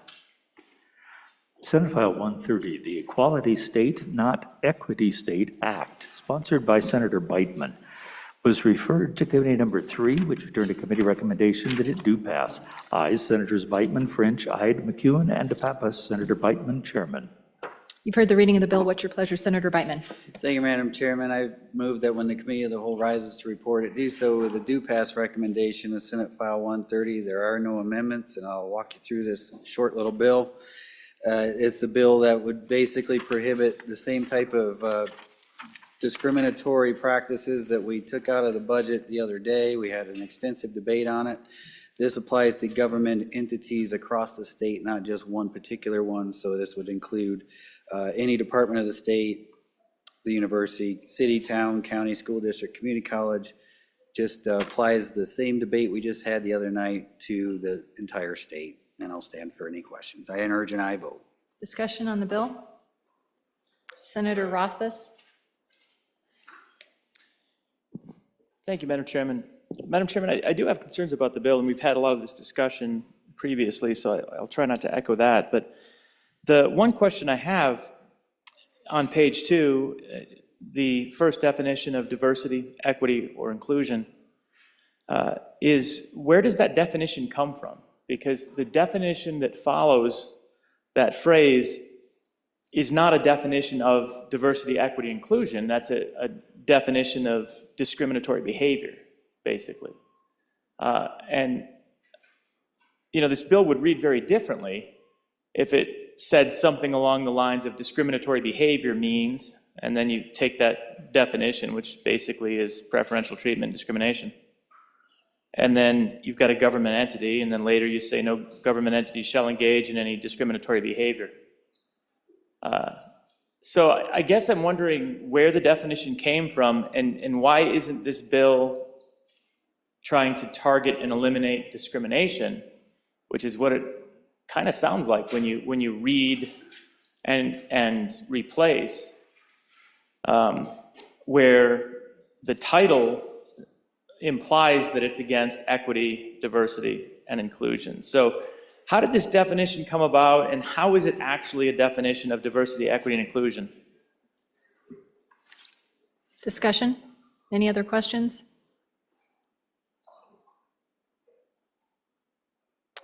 Senator Case? Madam Chairwoman, sometimes I think that this Senate could use some diversity, equity, and inclusion. Nope. Further discussion? Okay. Question being called. All those in favor of Senator Beitman's motion that when the committee of the whole rises to report, it do so with a favorable recommendation of Senate File 130, please say aye. Aye. All those opposed, please say no. No. Senate File 130 has passed the committee of the whole. The next bill for our consideration is Senate File 123. Will the reading clerk please read the Senate file? Senate File 123, minor name changes, sponsored by Senator Kinski, was referred to committee number 1, which returned to committee recommendation that it do pass. Ayes, Senators Case, Cooper, Furphy, Landon, and Schuler. Senator Landon, Chairman. You've heard the reading of the bill. What is your pleasure? Senator Kinski? Madam Chair, I move when the Committee of the Whole rise to report that do so with a favorable recommendation for Senate File 123. Folks, this is a very simple bill. So there's a provision in our code that if you are going to change the name of a minor, you must pay for an ad in the newspaper. And that was originally written for a situation where it makes sense to require that if you know, you've got mom and dad split and mom remarries and dad may not be around and mom wants to change the kid's name, you got to run an ad so the dad has a chance to show up and say, hey, wait a minute, they're my kids, I don't want their name changed. It doesn't apply in the situation where it's natural dad, biological mom want to change the kid's name. And I was approached by a constituent who's exactly that situation, says, why do I have to pay for an ad in the paper? It's really nobody's business. It's fodder for gossip and for their schoolmates to know, but there's nobody who would ever, I mean, who needs to know? I mean, if somebody showed up, they'd have no standing to protest the name change because it's the mom and the dad. So it made sense to me. She had asked the judge to waive the publication requirement. The judge said, no, you've got to publish. And so she asked me about it, and I said, well, let's just take it to the legislature. So we simply amend the law that says anybody who actually has an interest in the minor's name, like the natural parents, or if there's a guardian or there's an adoptive parent, if they all sign the petition, you don't need to advertise. It's just that simple. It's about privacy. It's about family, and a little bit more. I mean, my constituent has a very personal reason why they don't want to advertise it. You know, it's a change of a middle name, and for reasons I don't need to go to on the floor, they really don't need to have the world talking about it. So with that, I would just I'll stand for questions and ask for favorable consideration. Discussion on the bill? Question being called. All those in favor that when the Committee of the Whole rises to report it, do so with a favorable recommendation of Senate File 123, please say aye. Aye. All those opposed, please say no. Senate File 123 is passed the Committee of the Whole. The next bill for our consideration is Senate File 105. Senate File 105, Wyoming Second Amendment Financial Privacy Act, sponsored by Senator Larson, was referred to Committee Number 5, which returned to committee recommendation that it do pass amended. Ayes, Senators French, Hicks, Ide, Kolb, Larson, and Steinmetz. Senator Steinmetz, Chairman. For the reading of the bill, Senator Steinmetz is not there. Senator Larson?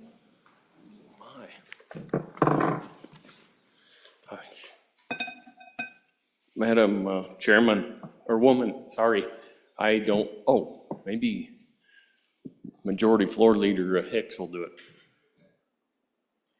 Senator Hicks? Madam Chairman, I'm just trying to see, okay.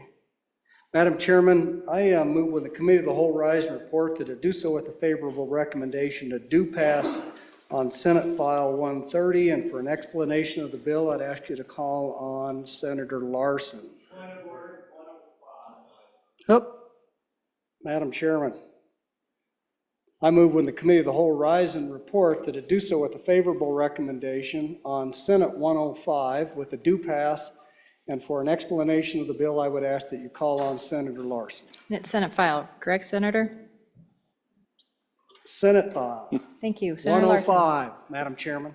Senator Larson. Madam Chairwoman, thank you. Thank you, Senator Hicks. I also, could we read in the standing committee amendment?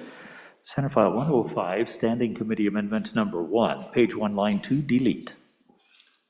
I move standing committee amendment number 1 to Senate File 105, and ask that for your favorable consideration. I'll go through the bill really, really fast. I think you all know what the bill's about. It's to try to keep the merchant category code from being used on firearm sales and firearm ammunition sales throughout the state of Wyoming. That can be used to track our sales of guns and such. But going through the bill real quick, the amendment's kind of long. First of all, page 1, we're getting rid of the legislating findings, which is quite a few pages, I think 1 through 3, and almost 4, I guess it is, through 4.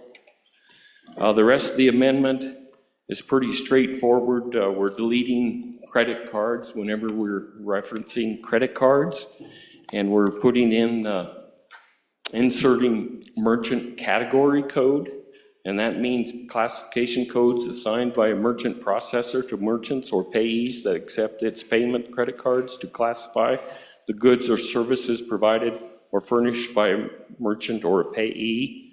We're also inserting for a definition, merchant servicer. It means a payment settlement entity, merchant acquiring entity, or third-party settlement organization as defined in the U.S. Code, or any other entity that is specifically assigns a merchant category code for use in a payment card transaction. I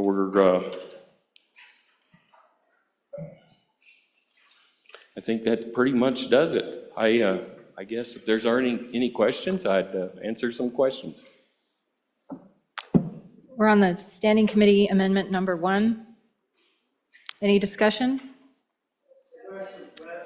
Question being called. All those in favor of Senator Larson's motion to adopt Standing Committee Amendment number 1 to Senate File 105, please say aye. Aye. All opposed, please say no. The amendment is passed. We're back on the bill. Further discussion? Question being called. All those in favor of Senator Hicks's motion that when the Committee of the Whole rises to report it, do so with a favorable recommendation of Senate File 105, please say aye. Aye. All those opposed, please say no. Senate File 105 is passed the Committee of the Whole. The next bill for our consideration is Senate File 68. Will the reading clerk please read the Senate file? Senate File 68, Tangible Personal Property Tax Exemption, sponsored by Senator McEwen, was referred to Committee Number 3, which returned a committee recommendation that it do pass. Aye, Senators Beitman, French, Ide, and McEwen. No, Senator Pappas. Senator Beitman, Chairman. You've heard the reading of the bill. What is your pleasure, Senator Beitman? Thank you, Madam Chairman. I move that when the Committee of the Whole rises to report it, do so with a due pass recommendation of Senate File 68. For an explanation of the bill, I'll turn it over to Senator McEwen. Senator McEwen. This is, first of all, personal property tax is horrible. It's terrible, it's unfair, it's unmanageable, and it's archaic. And with that, this bill simply exempts all tangible personal property from being taxed. I'll stand for any questions. Further discussion on the bill, Senator Case? Yes, Madam Chairwoman, thank you very much. I can remember having discussions with you about tangible personal property. And as a result of your work, if I recall, we no longer have this up to some cap for homeowners, basically, and small commercial. Well, homeowners don't have personal property issue at all, but small commercial doesn't, up to a cap. I don't remember what that cap is. But this personal property is actually what we would call business personal property. It's property held by business. And thanks to your work, there is a limitation. There's no taxes up to some level of that, and people don't have to file. But for a lot of taxpayers in Wyoming, this is a giant deal. In fact, this is most of the property they have. And I'm talking about things like oil and gas companies. I'm talking about wind farms, for example, and the list goes on and on. Those aren't buildings, that's business personal property. And some of it is assessed at the state level, state assessed property, and some of it's assessed at the local level. But it's a massive amount of property. And I will be the first to tell you that I've heard complaints, Madam Chairwoman, from our good friends in oil and gas, that this is kind of a mess and that the depreciation rates are not appropriate. And I have heard concerns about that, but I'm also no longer involved in that committee. But this is a really, really big deal. And I'm going to pull up the fiscal note.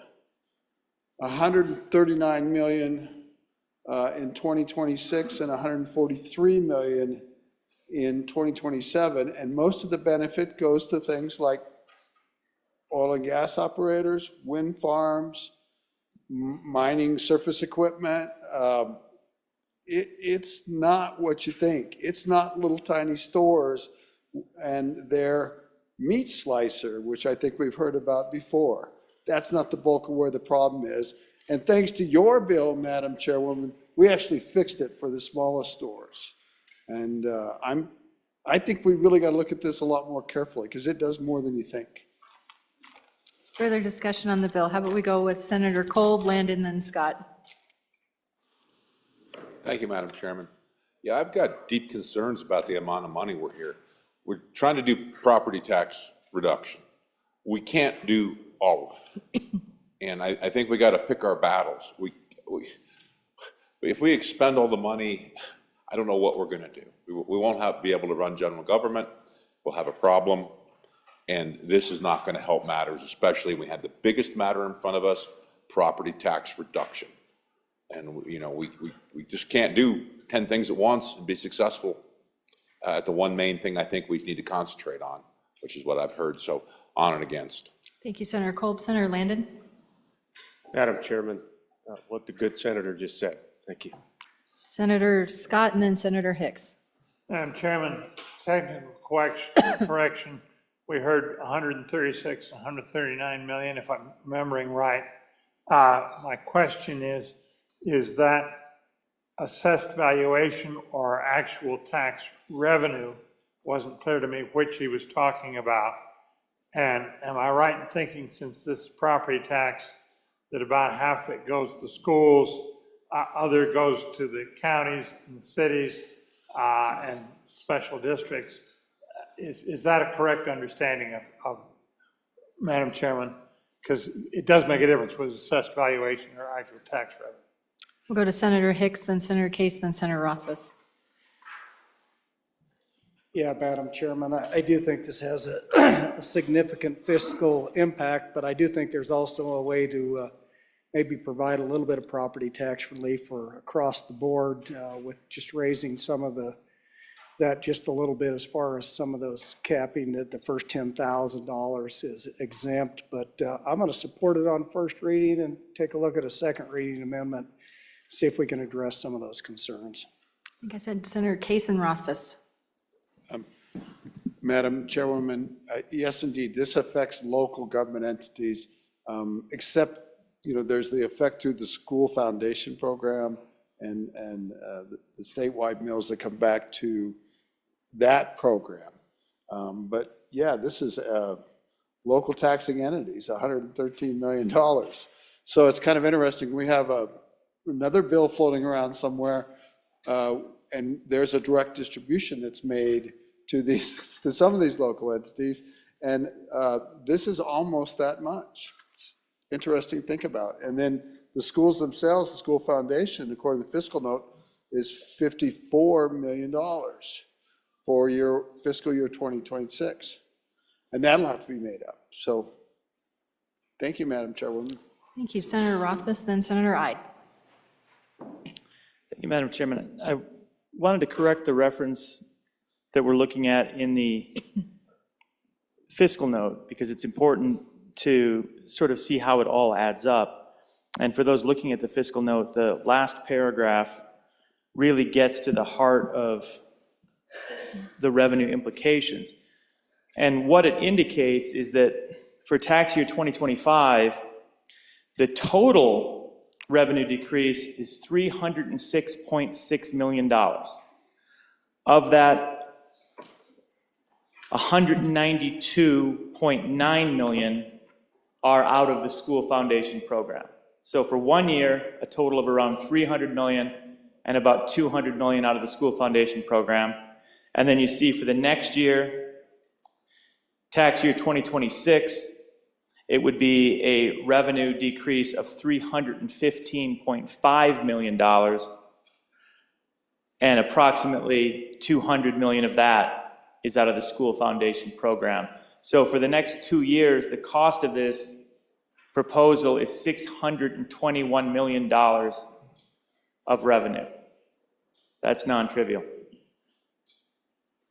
Further discussion, Senator Ide? Thank you, Madam Chair. I'll be real quick. I think I'll agree with Senator from Baggs. We need to work this bill. I mean, these personal property taxes, remember last year we talked about that. Good senator brought this bill, you know, he's paying taxes on a meat grinder in a grocery store forevermore, maybe more taxes than he was when he originally bought it. It's definitely a tax that we need to take a hard look at and see if we can work this bill and make it better. Thank you. Senator Pappas? Thank you, Madam Chairman. I agree with the last speaker. It is a difficult bill. Tangible personal property, which is really tangible business property, it's a very hard tax to be able to go out and assess. It's really tough to have our folks look at all the property, and there's a lot of inequities in it. And so while I'm not a big fan of it, there is no alternative right now. And I agree, we need to look at it hard. That's why I think we ought to vote this bill down, and it ought to be an interim topic. Thank you. Further discussion, Senator Case? Well, Madam Chairwoman, I would really like to know what the committee talked about. I really would, because it comes from the committee unamended, and you know, it has significant implications. And it would be good to know, because committees are where the heavy lifting gets done on these kind of bills. And interim and topic is a good idea, but the committee needs to weigh in on fix this bill. It's too onerous now. We can't afford it. We just can't afford it. Further discussion on the bill? Senator Beitman? Thank you, Madam Chairman. Yeah, the committee, we did discuss this. We discussed it last year. It was supposed to be an interim topic for us this year, but residential property tax sucked all the air out of the room, and we didn't get to it, honestly. And so it's back. We need to tackle this issue. Remind you that this tax has been, you know, when you buy a haul truck, Madam Chairman, you pay sales tax on that. And then you have to pay personal property tax on it for the rest of the life of that haul truck. It's double taxation. It's an unfair tax. The cost of administering this type of tax, look at the oil field, where you got to go out and somebody has to count for all that wellhead equipment, pipeline stuff, tools, you name it. It's a horrible tax, and we need to start ratcheting it back down. Your efforts were phenomenal to get the de minimis. We need to keep going on that de minimis. We need to start taking some more bites at this elephant. We can't eat it all at once, ladies and gentlemen, but we need to keep eating. Thank you. Senator Case? Madam Chairman, I agree with the good chairman of revenue, but it's not something we can do during this session. This is a pretty big deal. And whether we backfill and how, you know, and even how the property is assessed, because I definitely heard from oil and gas operators that said it's got problems. And we heard about the good example from a good sponsor of this bill last year about a piece of equipment in his store. It's got problems, it's got problems. But it's an important tax. And really, we cannot fix it on second and third reading. We have a big lift. And this is an interim topic. The administration problems, as well as maybe the fairness of it and whether we're going to backfill or not. Those are just gigantic questions. But this is not a de minimis tax. And I've asked people over and over, we need to call this something different, because it sounds like personal property. We're talking about you know, the couch in the corner of your house or something. It is not. This is a big class of industrial, commercial, agricultural equipment. So thank you, Madam Chairwoman. But I would urge defeat of the bill, I'm sorry, because we just don't have time to do this. Further discussion? Senator Pappas? Yeah, I agree. As I mentioned, I don't like the tax either, but there's no alternative right now. we're getting rid of this tax, and it's a big hit. And there's nothing to replace it. If you can tell me what we can replace the more than $500 million of tax money that we'll be losing, I'd be glad to support it, because I don't like the tax either. That's why I just don't think we're ready for it now. That's why I was a no in committee. We can't afford this right now. Let's put it into the interim. And then everybody can come to the table and talk about it. Senators, But- we don't interrupt when our colleagues are speaking.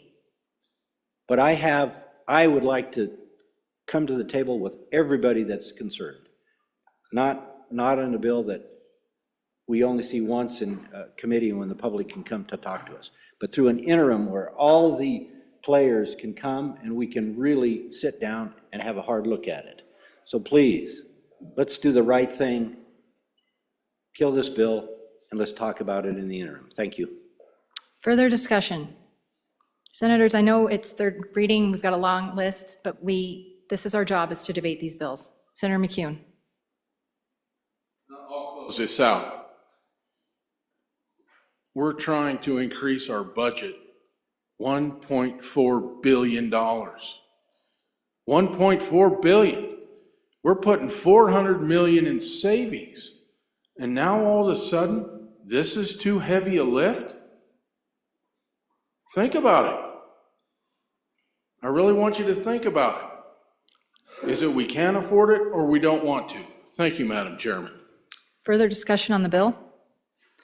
Seeing none, all those in favor of Senator Beitman's motion that when the Committee of the Whole rises to report that it do so with a favorable recommendation of Senate File 68, please say aye. Aye. All those opposed, please say no. Chairs in doubt, all those in favor, please stand.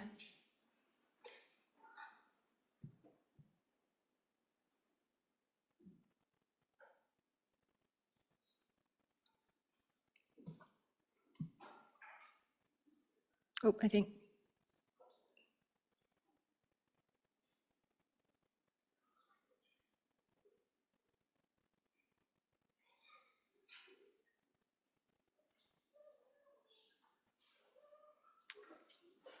All those opposed?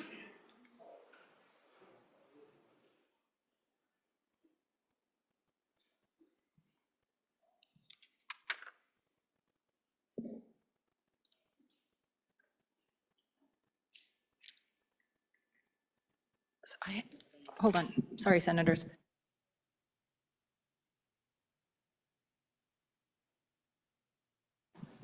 The vote is 15 to 14. Senate File 68 has passed the Committee of the Whole. The next bill for our consideration is Senate File 118. Will the reading clerk please read the Senate file? Senate File 118, Bighorn and Domestic Sheep Relocation Federal Action, sponsored by Senator Hicks. It was referred to Committee Number 6, which returned a committee recommendation that it do pass, amended. Ayes, Senators Baldwin, Ellis, Guru, Jones, and Schuler. Senator Schuler, Chairman. Was re-referred to Committee Number 2, which returned a committee recommendation that it do pass. Ayes, Senators Guru, Kinski, and Salazar. Excused, Senators Anderson and Nethercott. Senator Kinski, Chairman. Thank you. We're going to interrupt for just a moment. Senator Barlow? Thank you, Madam Chairman. Could I have a privilege of the floor, please? You may. Thank you, Madam Chairman. So up in the gallery is the mayor of the newest community in the state of Wyoming, which is nearly 50 years old now, Wright, Wyoming. So up is Mayor Ralph Kingen and his grandson, Xander. Would you please welcome them to the House, to the Senate?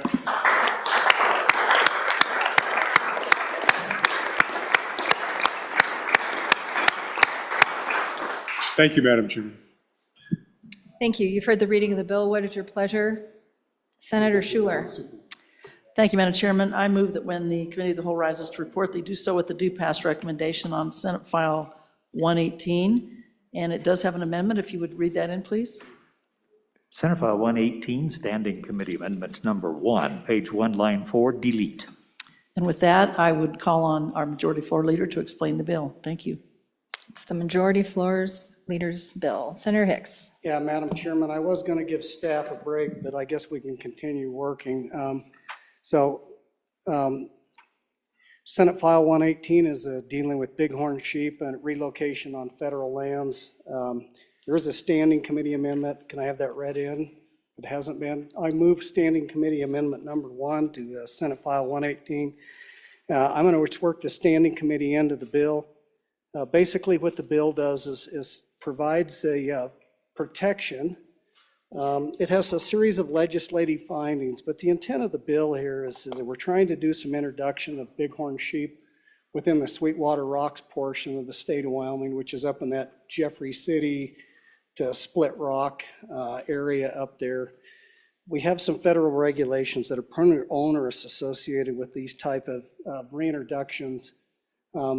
Potential jeopardizes the federal grazing permittees out there. We adopted the statewide bighorn domestic sheep working plan in 2015. It's worked pretty well within the state of Wyoming to navigate these issues. New regulations by the BLM has basically put the point that if sheep ever come in contact with these, they could potentially result in a reduction of livestock on federal lands, either through change of type of use or reductions of use. So what the bill effectively does say is we can probably, if we adopt this, provide those protections for those livestock grazing permittees out there. So it brings in 2 sources of action by the Attorney General's Act. When you get through the findings and you get over to page 3 is really the start of the substance of the bill. So if in fact there was a lawsuit initiated by a third party against the federal agency, with approval of the governor, the state would direct the Attorney General to intervene or participate in that lawsuit. So that's kind of what you find down on page 4, subsection E. When you get over to the next page, line 5, this would be under subsection F, would initiate a state action. So in other words, if the federal government, BLM, promulgated some rule or regulation that was contrary to maintaining the viability of domestic livestock grazing on those particular allotments, directly attributable to contact or competition with bighorn sheep, the state would initiate an action if that was inconsistent with the state's bighorn domestic sheep plan. Madam Chairman, it goes over, it does provide an appropriation, again, to try to address any bighorn sheep out there through between the domestic livestock disease partnership program would provide some funding to track and monitor bighorn sheep and any potential diseases in those sheep. It would also provide an appropriation to the Department of Agriculture to help those permittees go out there and do their monitoring for compliance to keep their permits in good standing. Madam Chairman, the standing committee amendment brings in conforming language where it says herd unit. It's actually cooperative review unit. That's conforming all the way through the bill. The stuff on page 4 and all the way through stage 5 is just to clean up that language associated with either a intervention in a lawsuit or initiating an action, and just tried to clean that up and provide some additional clarity to that.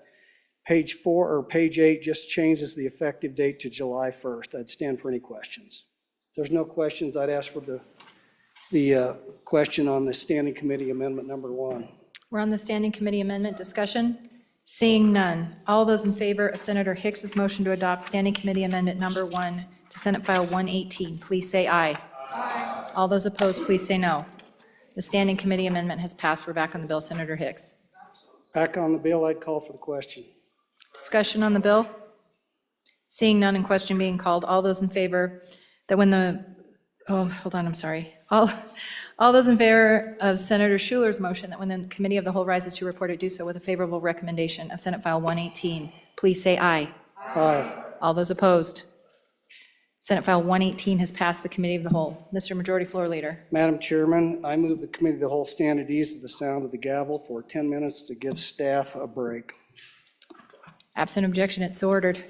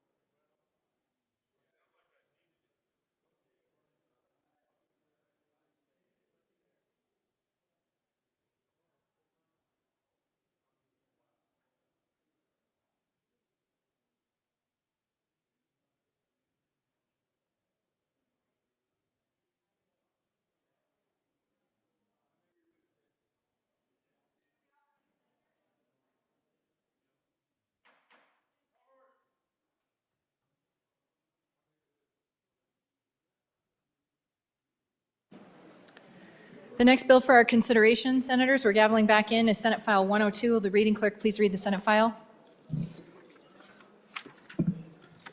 Senate File 102, Foreign Property Ownership Critical Infrastructure, sponsored by Senator Steinmetz, was referred to Committee Number 8, which returned a committee recommendation that it do pass amended.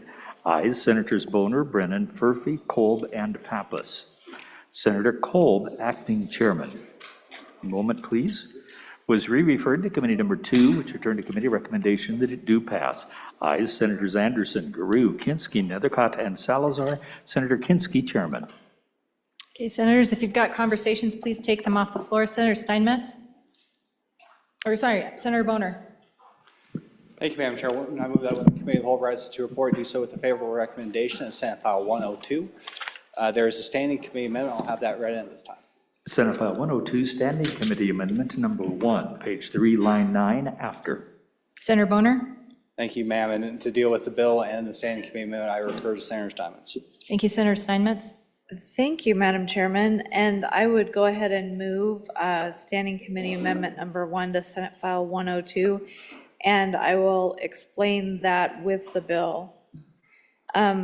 Fellow Senators, this is a bill continuing on the work. There's kind of a cadre of bills on this subject.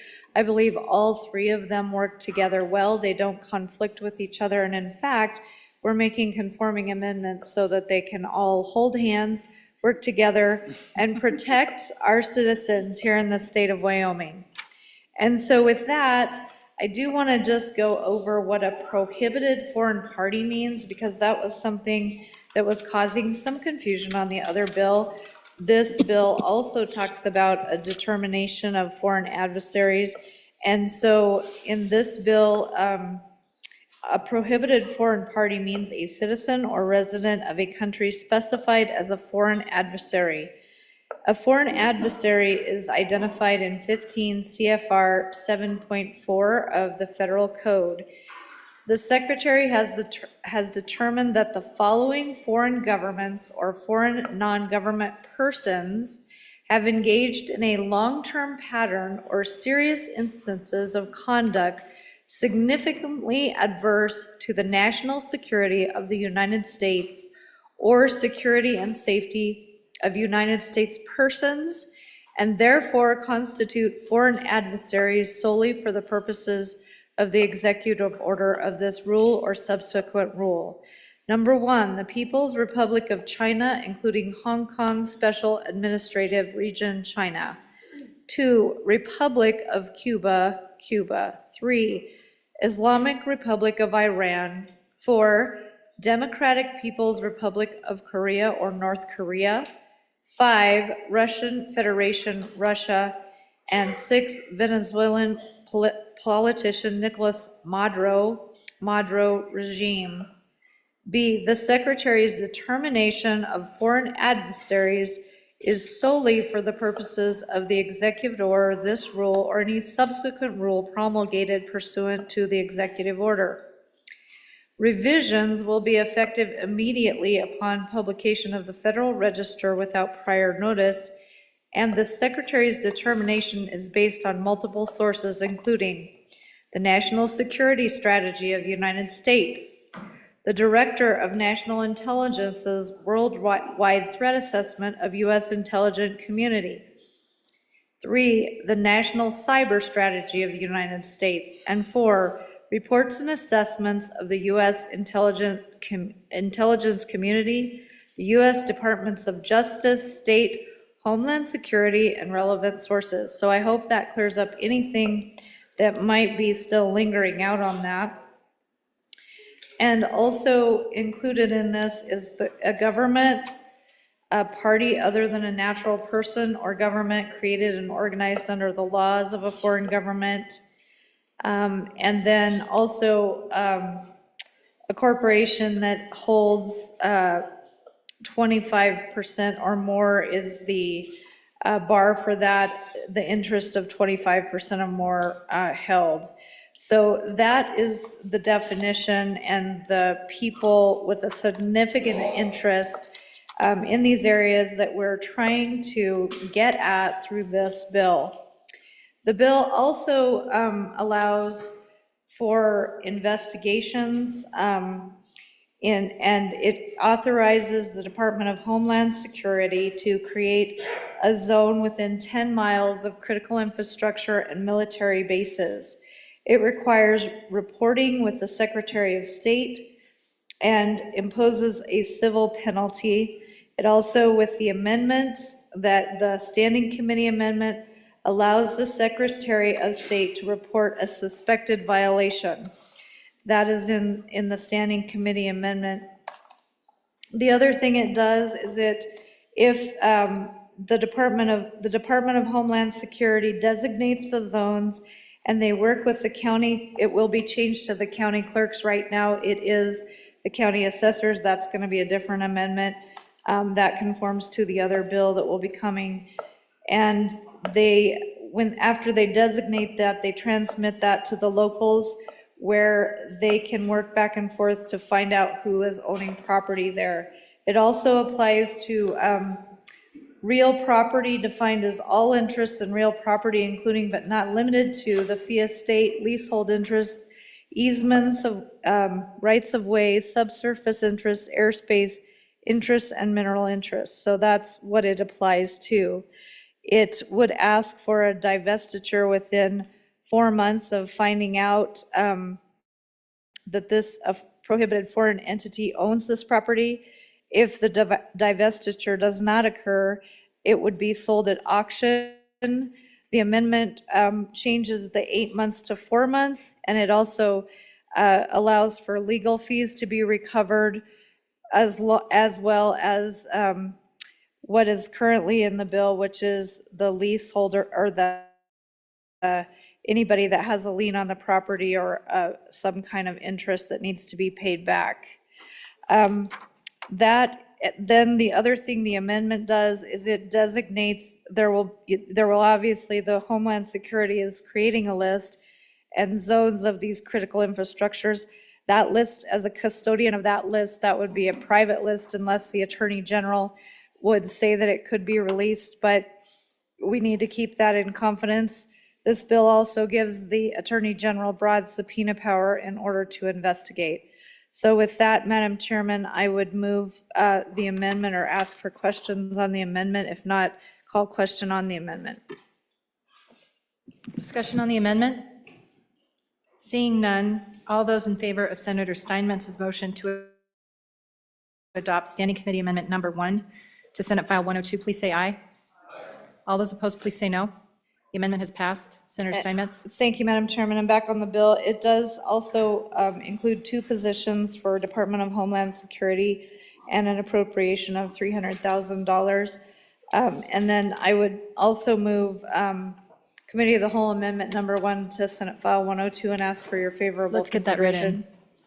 Please read that in. Senate File 102, Committee of the Whole Amendment Number 1, corrected copy, page 1, line 8, delete. Senator Steinmetz? Madam Will you move Chairman, it? I'd move Standing Committee, or Committee of the Whole Amendment Number 1 to Senate File 102 and ask for your favorable consideration. This just goes in and changes assessors to clerks to conform with other things that we're working on. And then on page 14, the Department of Homeland Security does not have an investigative function, and so we're removing that, and that will be contemplated elsewhere. Thank you. Okay. Questions on the amendment or discussion on the amendment? Seeing none, all those in favor of Senator Steinmetz's motion to adopt Committee of the Whole Amendment Number 1 to Senate File 102, please say aye. Aye. All those opposed, please say no. The amendment has been adopted. We're back on the bill. Senator Case? Thanks, Madam Chairwoman. I'd like to get more questions asked about this bill. I understand that one definition that's in here, Madam Chairwoman, is critical infrastructure, and then we're looking to ban this ownership within 10 miles of this critical infrastructure. And I can see the definition of critical infrastructure here, but I don't know what that really means. So like a transmission line, is that a piece of critical infrastructure? I sort of think it might be. So there's a transmission line that runs all the way from Casper all the way through Riverton and Lander, and then up to the old Atlantic City iron ore mine. That's what Lander gets its electricity from. It serves a lot of that. Is that critical infrastructure? And so just to use that example, does that mean 10 miles on either side of that transmission line would be unavailable? And there are transmission lines all around the state. So, and then add up the other pieces. Is the interstate highway a piece of critical infrastructure? Are bridges? Are, electrical substations? Where does this go? And then if you take all those things and then draw 10 miles around them, it's kind of a done deal. It kind of catches everything. So that's one thing I want to ask about. And I guess we have to pass that constitutional amendment that we reconsidered today so that we could pass this bill, right? And it must be true because the Constitution says no distinction shall ever be made by law between resident aliens and citizens as to the possession, taxation, enjoyment, and descent of property. So, and that's been in our Constitution for a long time. It's in the Declaration of Rights.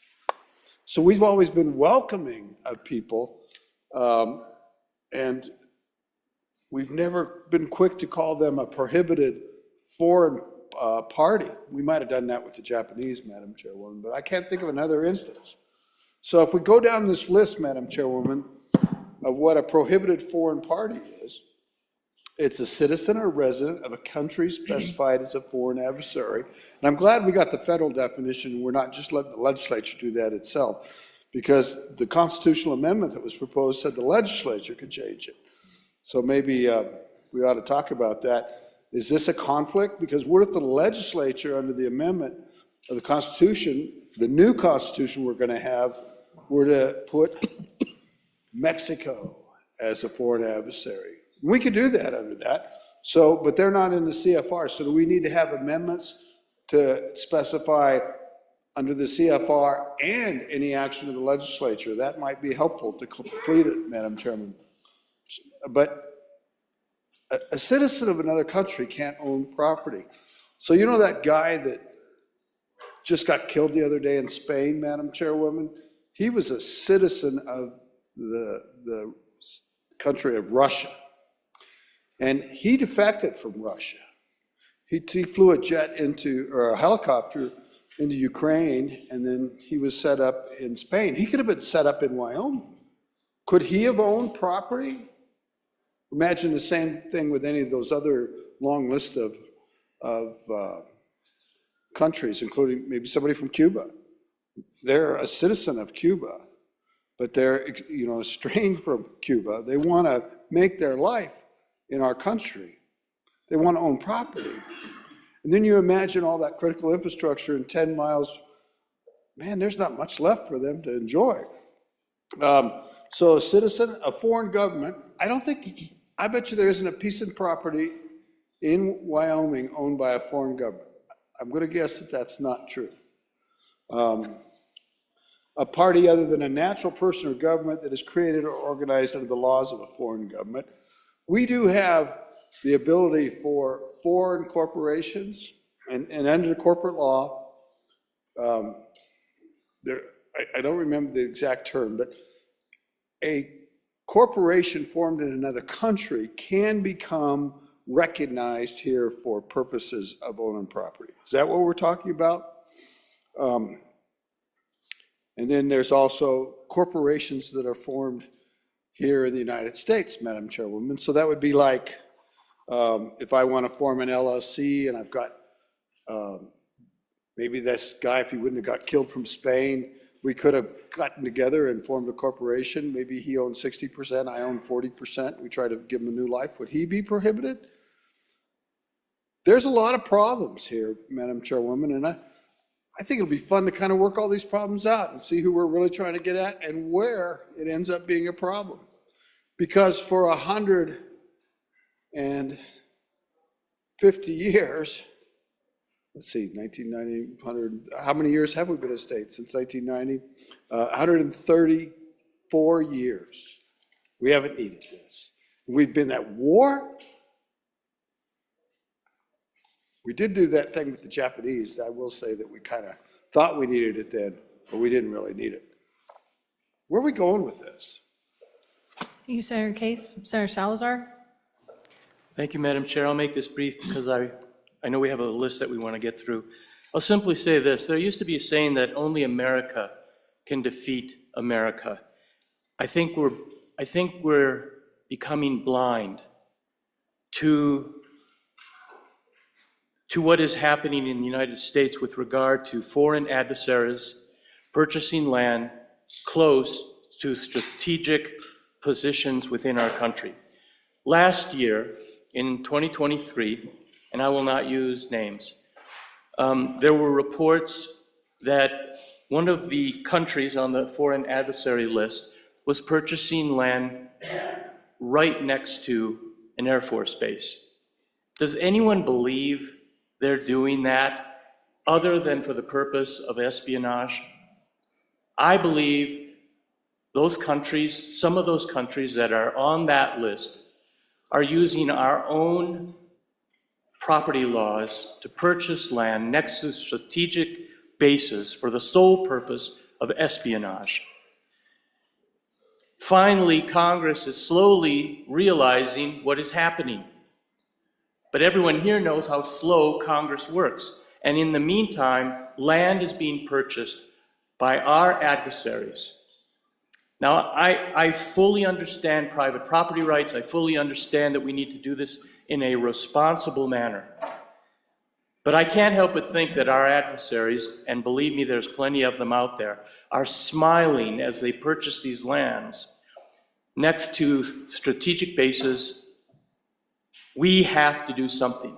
Not only does this bill, but other bills that may come forward today begin the process of protecting our national security in this area. And I do believe that we have to do it in a responsible manner to protect the constitutional rights of our citizens.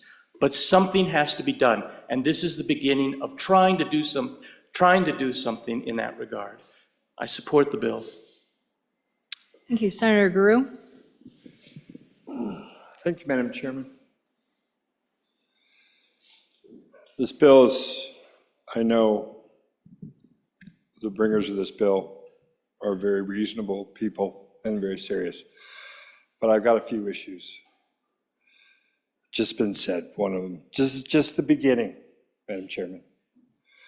In the introduction of the bill, we heard this is a part of what we're trying to do here. There are other parts, or we'll deal with this in other legislation. Sounds like there's a plan here somewhere, and they feel very serious about it, very much so. So much so that the bringers of this bill are adding employees to our state government, when just, my gosh, it seems like just a minute ago, we were talking about how we need to cut employees. Cut. Now, this is so serious, we're going to grow government for this one. So this is serious. It's very serious. But I wonder to what end? Where are we going? We have been down this road before. We have. About 100 some odd years ago, World War I, isolationist policies, and what about them? What are they doing to us? Take a look at this bill again. They talk about foreign adversaries, but any citizen who's from those countries, you're a citizen of the United States. To all those countries, you're a foreign adversary. If you go to one of those countries and you get arrested, and you say, I'm just a guy on vacation. I was coming here to look at some property for my cousin to move there, or maybe have a vacation home. Maybe. But now all of a sudden, you're in jail there, and we decry that. We see it all the time. We talk about it. So now we're going to set that situation up here, that scenario here, where we're not going to have an investigation function for the department that takes care of our security of our homeland now, but we'll address that in other ways later. Okay. Later who? Later when? I'd like to know, because I kind of want to figure out the whole picture here, where we're going. It sounds like there's a plan, because I just heard him say, I heard it said that we need to take action. We need to do it now. To what end? To what end? When we start to sacrifice those freedoms, I've heard it said in this body start to sacrifice freedom for security, you deserve neither. Thank you, Madam Chair. On the Further, gas, by the way. further discussion on the bill? Oh, Senator Rothfuss? Thank you, Madam Chairman. I have concerns, but one thing is clear. There is a reasonable underlying motivation for this legislation that is important, and I think it was well expressed by the good senator from Fremont County, where undoubtedly there are activities and efforts that are being undertaken by foreign entities to provide opportunities and from a strategic standpoint that we should be concerned with. And Madam Chairman, that is a responsibility really of the federal government. That's one of their roles, is to try and suss out those types of circumstances, work with Homeland Security, work with our military, work with our intelligence community, and try to understand what's happening to prevent that. And Madam Chairman, I think it's incumbent upon the state to be participant in that and to help facilitate that wherever possible. So taking action to try to prevent the precise circumstance that was described is reasonable. The challenge is that the legislation is broader than that. Madam Chairman, I come from a university town where there are scientists from all over this planet working. And checking the list in CFR 7.4, we've got scientists working at the University of Wyoming from at least half of those described entities. Good scientists, people that have built their family in Laramie, working largely on oil and gas, actually. It's pretty much what they're doing. I don't, Madam Chairman, suspect any of them of being covert spies, trying to infiltrate the University of Wyoming. I think they're just oil and gas and other scientists working at a university as they would at any other university. And the idea that we would preclude them explicitly and specifically from any type of property ownership, even if they're here for decades, and some of them have been here for quite a while, it honestly, it just doesn't seem fair. And it doesn't seem like it's the intent of this act in any way. I don't think it is. But the act does that, and that's the concern. Some of these individuals are joint citizens. So they have citizenship of the United States, but they also have citizenship of these described countries. And to be clear, there are an awful lot of incredible scientists in the United States, for example, from China. A lot, everywhere. And not just the universities in science, but in all fields, in all services, in all parts of our communities, unquestionably, as well as Iran. All over the place, often joint citizens, but certainly still citizens of their native country. And to intentionally discriminate against them, not because of anything that they have done, but of what they might have done or could be doing. Right? We're basically convicting them without evidence, without due process. And Madam Chairman, I understand that many feel we don't owe any sort of due process to a foreign national under any circumstance. That's a common theme. But we benefit tremendously from our collegiality, our openness, the fact that this country is a melting pot, this state too is a melting pot. And I don't feel like we want to send the signal that you're not welcome here. Madam Chairman, I think we can do both. I think we can try to find solutions that address the homeland security concerns and allow Wyoming to engage with the federal government and the entities that have this as their explicit mission to cooperate and collaborate with those institutions without telling our friends, my friends in my community that I represent, that they're not welcome here because they might have a second citizenship in one of these countries and that they can't buy land. And not only that, but if they have land already, they're going to have to give that land up. That's not fair. That's not consistent with our belief in private property rights.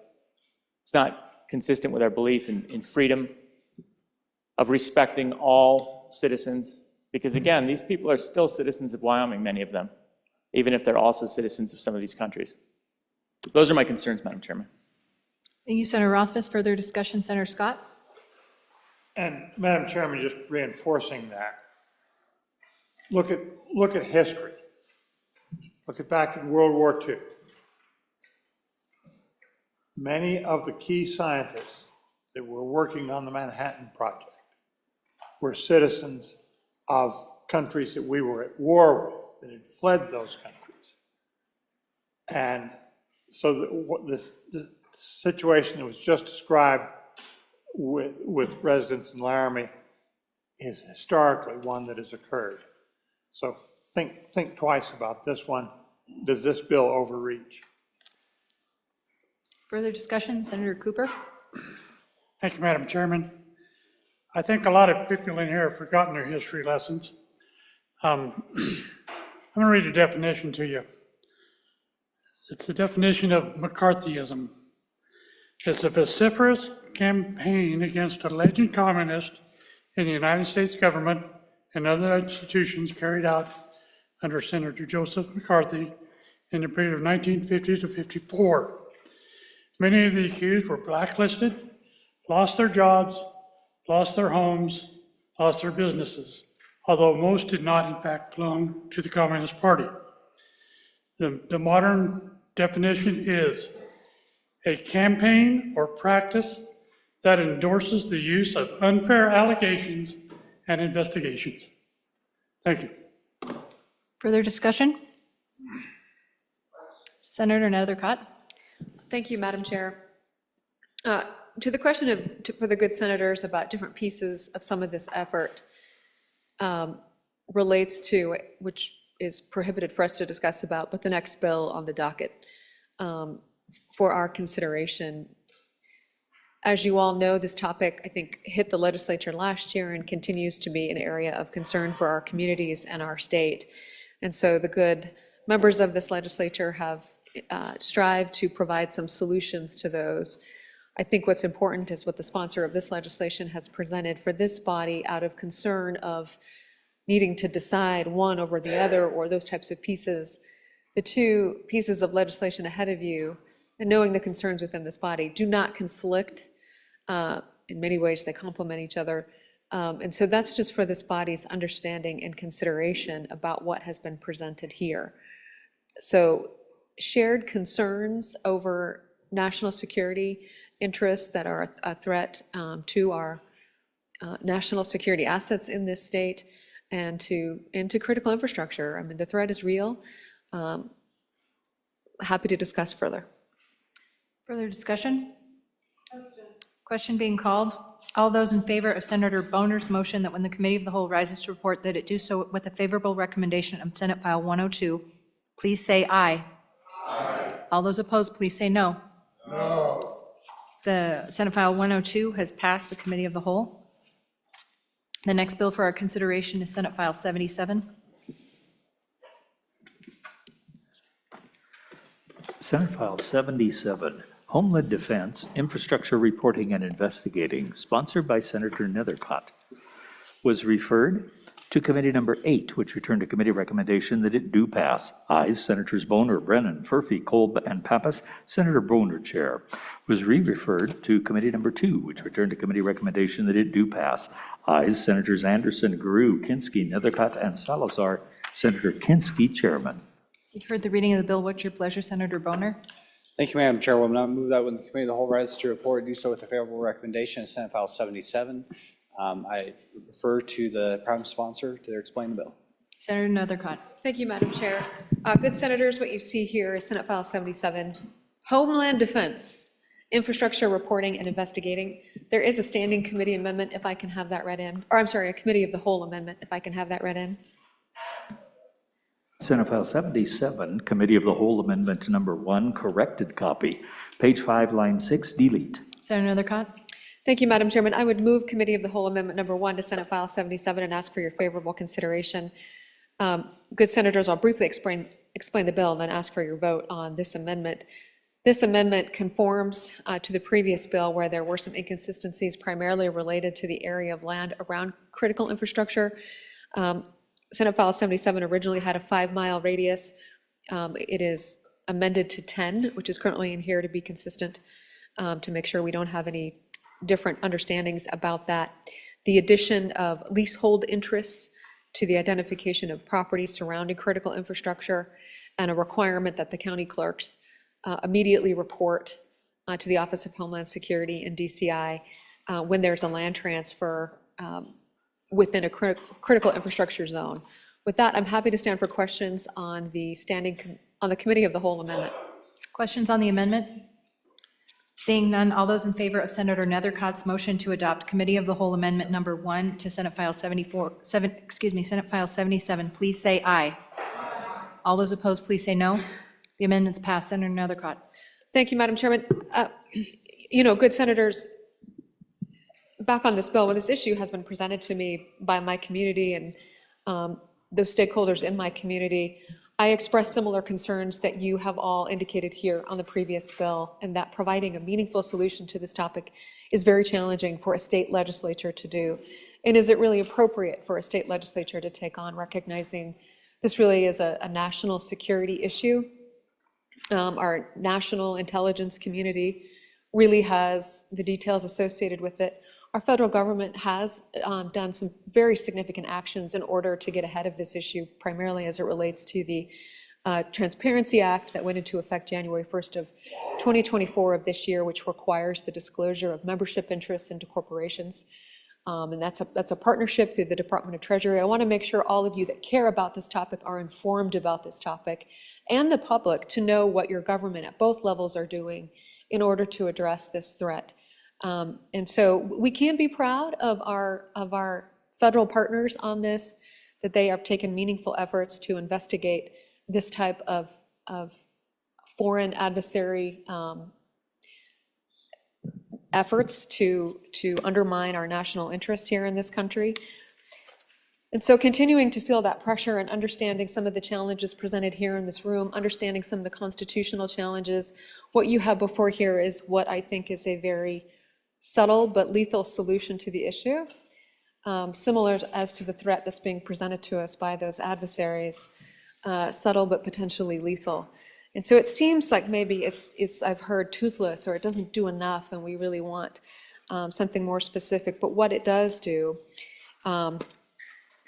is allows for the Office of Homeland Security, who is the state agency responsible for doing this already within our state, of identifying critical infrastructure zones as identified through our national partners and the CFR, and to work with the governor to identify those areas within our state, including military installations, including pipelines.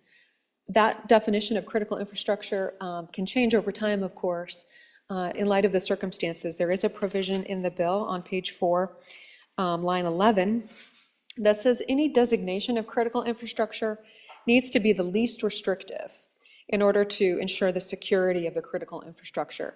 So although it also allows for that 10-mile radius, it's supposed to be the least secure in order to make sure that there's no abuse of power of identifying the geographic area of critical infrastructure. And so partnering with that, and where there is a gap both in our national intelligence community and in our state intelligence, I think, is when land transactions occur. I think all of us in this body have experienced a land transaction of purchasing a home or some other piece, and that is a private party transaction. There's no requirement of government approval for that. And so there's no notification to the powers that be that might be interested in understanding when there's a threat next to critical infrastructure, when that land transfer may occur. And so this bill requires the county clerks, when they receive notification of critical infrastructure as identified from the Office of Homeland Security, to report that land transaction. They're just reporting that land transaction, which is already a public record, but there's no kind of clue in of when something is happening near that critical infrastructure zone. It just happens. And although it's not secret, as it's a public record, nobody is being notified. And so there's no tip-off that something potentially criminal in nature could be occurring here. And criminal in nature, I mean espionage. I mean nefarious actions by foreign adversaries or dual residents or others concerning this critical infrastructure. And so the bill provides a $250,000 one-time appropriation to the county clerks for a vendor, their computer systems to be updated to allow for the receipt and input of the legal descriptions that are required to be provided by the Office of Homeland Security. And then importantly, the Office of Homeland Security, as the good senator from Goshen indicated, does not have any law enforcement or investigatory authority. So they are instructed to work with the Division of Criminal Investigation, which does have the qualifications and is tasked with our federal partners, which are best suited to investigate criminal espionage by our foreign adversaries, to then evaluate those land transactions to determine if there's reasonable suspicion to understand potential criminal activity behind that land transaction, and also the ownership of that land transaction.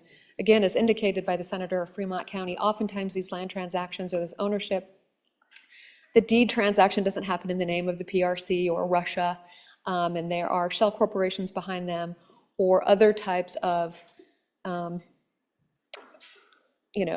cover. It's not overt that this foreign adversary has an interest and that's why they're buying it. So it allows for our criminal intelligence community to investigate these actions and then take appropriate efforts pursuing that criminal activity.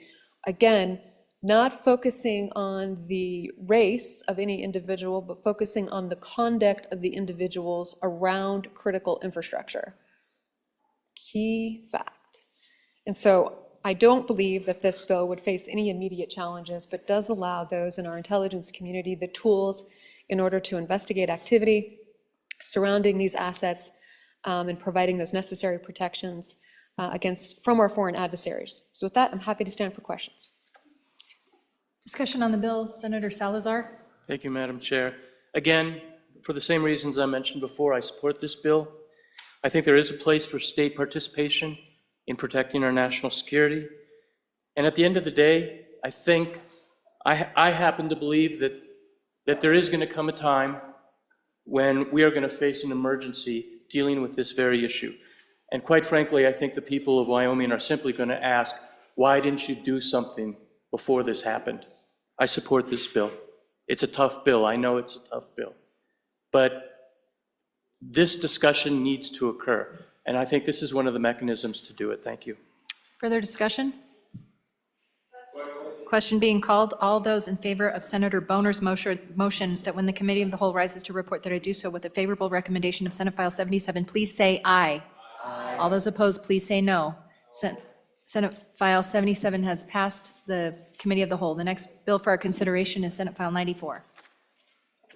Senate File 94, an act regarding compelled speech and state employers, sponsored by Senator Hutchings, was referred to Committee Number 3, which returned a committee recommendation that it do pass. Ayes, Senators Beitman, French, Ide, McEwen, and Pappas. Senator Beitman, Chairman. You've heard the reading of the bill. What's your pleasure, Senator Beitman?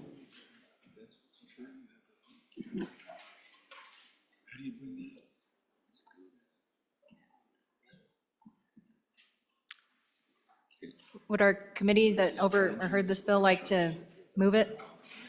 Senator Beitman? Oh, sorry. I'm sorry, I was in a conversation. Which bill are You we were? on? What? You were? We just heard the reading of Senate File 94. Senator Beitman, what's your pleasure? Senate File 94. Okay, Madam Chairman, I move that when the committee of the whole rises to report it, do so with the due pass recommendation of Senate File 94. And for an explanation of the bill, I'll turn it over to Senator Hutchings. Senator Hutchings? Thank you, Madam Chair. Senator Beitman, I'll try to do this in less than 10 sentences. An act regarding compelled speech and state employers, the state and its political subdivisions shall not compel or require an employee to refer to another employee using that employee's preferred pronouns as a condition of continuing or commencing employment, as a condition to receive a grant, under threat or adverse action by the state or political subdivision. And if that does happen, the person aggrieved is allowed a civil remedy, and we're granting immunity from tort liability. Thank you, Madam Chair. Discussion on the bill? Senator Rothfuss?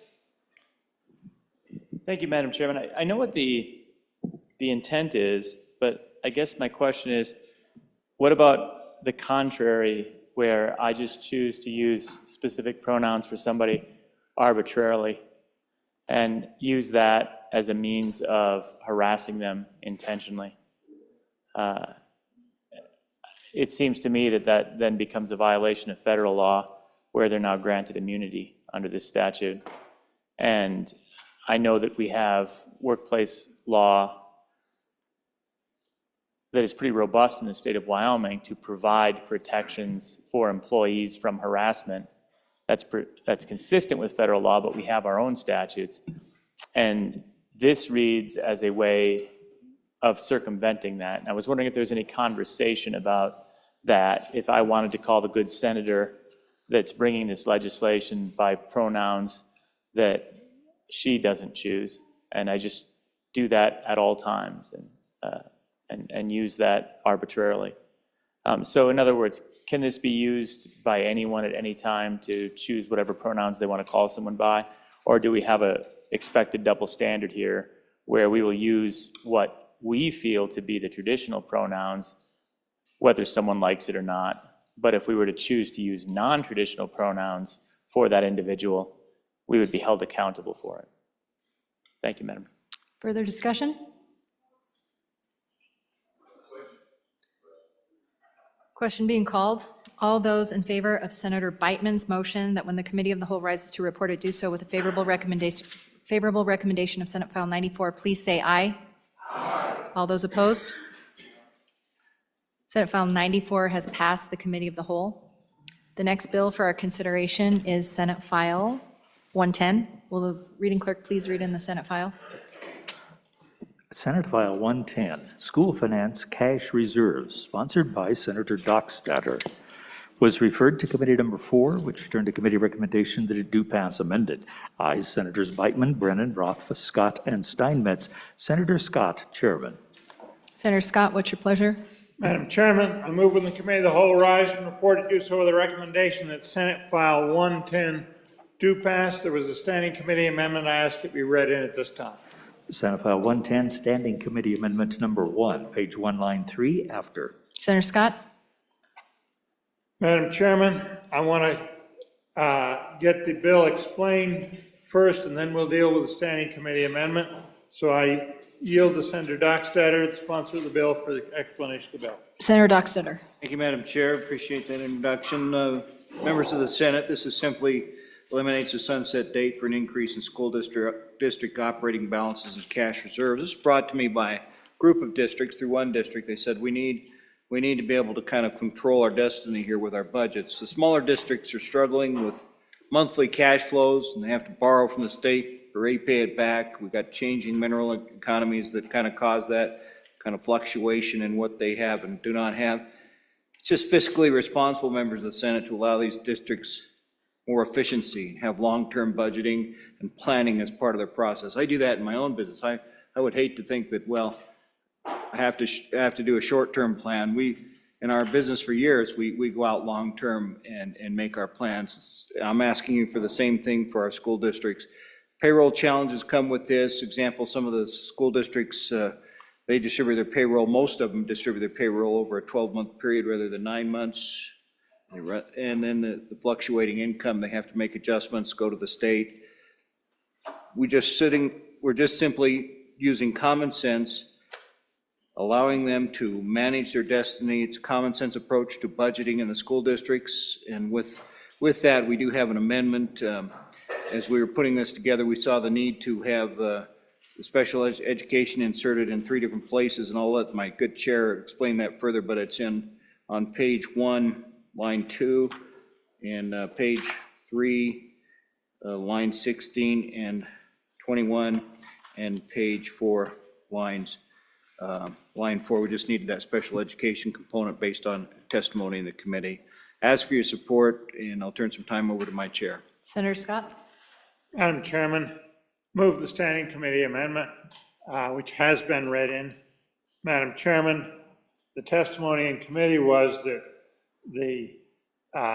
these reserves you see are a percentage of the guarantee that they get from the foundation, that the State Department of Education, for various technical reasons, I think, had changed special education from coming within that guarantee to be outside of it, and that removed it and decreased the amount of reserves that they could hold. So the committee decided, and the committee heard some testimony further, that special education could well be a source of need for more working capital because there would be delays, and were delays sometimes, between some very expensive expenditures, and they're actually getting reimbursed for them under our 100% reimbursement, Madam Chairman.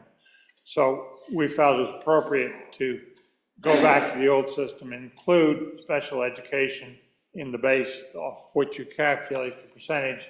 That's what the Standing Committee amendment does. I'd be happy to answer any questions on it. I urge its adoption. Discussion on the Standing Committee amendment? Seeing none. All those in favor of Senator Hicks, my apologies. Yeah, Madam Chairman, the question on it, so once they put those reserves in there, are they earmarked for that purpose, or they just become general reserves for the school district? Senator Scott? Madam Chairman, they are not in any legal way earmarked. They are, it's like a business. You've got a certain amount of working capital so you can pay your bills. That's a principal purpose for having these reserves, because there are discrepancies between when the state pays and when the bills come due, and they have to have enough money to pay the bills when they come due. And the testimony was that had to be in the past some short-term borrowing that should have been unnecessary, that they needed this. Some of the districts, I'm sure, use these reserves. They have some project they need to do, and they have some specific purpose for holding a reserve so that they can do it. They have some reserve in case there's a hiccup in our financing. And frankly, one of the reasons it was expanded from 15 to 30% was Madam Chairman, they were getting a lot of federal money, and they needed to set some money aside so that they could transition out of that. They found it very useful for other purposes, and we think it enables them to make sense out of what they're doing. So those are the reasons we thought this bill was a very good idea, and certainly the school districts came and testified and agreed to that, and it certainly conforms with the way we run things. So we can understand why they would need to do the same. So for all those reasons, Madam Chairman, I urge adoption of the bill. We are on the amendment. Any further discussion on the amendment? All those in favor of Senator Scott's motion to adopt Standing Committee Amendment Number 1 to Senate File 110, please say aye. Aye. All those opposed, please say no. The amendment has passed the Senate, or Committee of the Whole. Question being called. All those in favor of Senator Scott's motion that when the Committee of the Whole rises to report that it do so with a favorable recommendation of Senate File 110, please say aye. Aye. All those opposed, please say no. Senate File 110 has passed the Committee of the Whole. The next bill for our consideration is Senate File 99.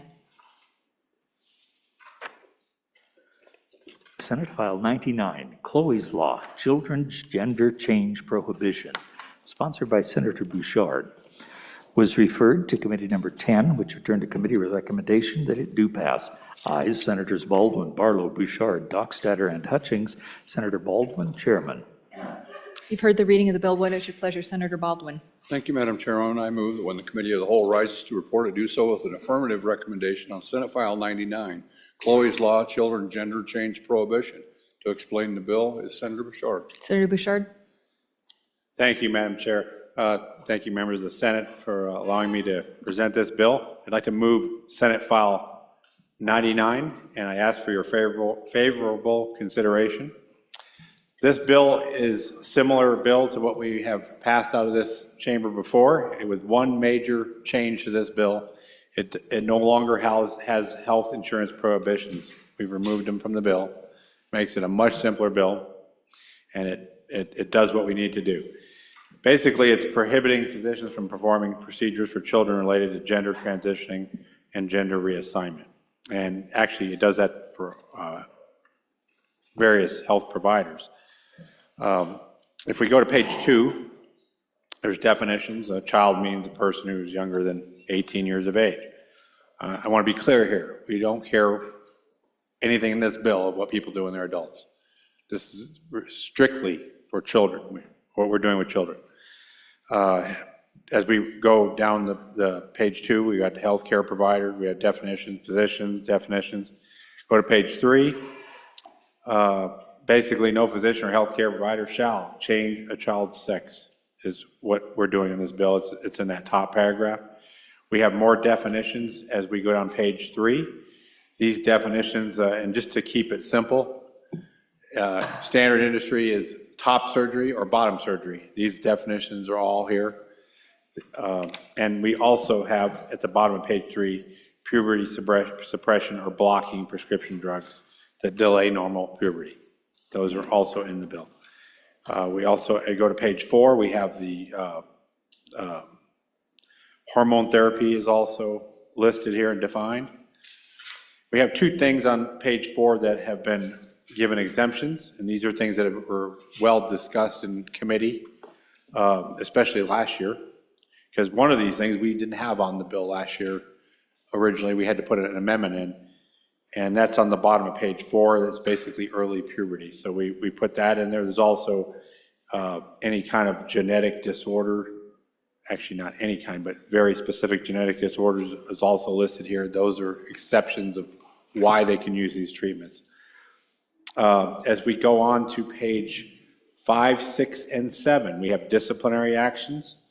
We have revocation actions, suspensions, and those are on page 5, 6, and 7, and that's just all conforming language to take care of those things for the medical boards and licensing to take care of if there's an issue. What this bill does is it protects the children of Wyoming from acts of mutilation, and it gives them a time to figure things out instead of moving right into some kind of action. You know, there's been studies on this.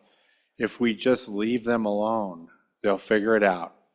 And I'm going to tell you the basic study, what it says. It says 15% of them may become homosexual, but they won't change their bodies. And that's okay.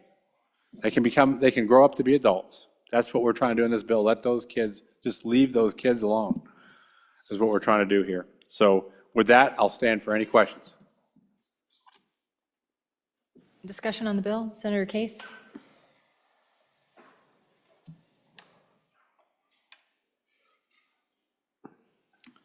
Thank you very much, Madam Chairwoman. It's a hard topic. I can tell people are racing to get up and talk about it. I think I'd like to start by reading from a note that someone sent me. Senator Case, in my 40-plus years of providing clinical services as a licensed psychologist in Wyoming, I have, on a number of occasions, treated or evaluated youth who identify as transgendered.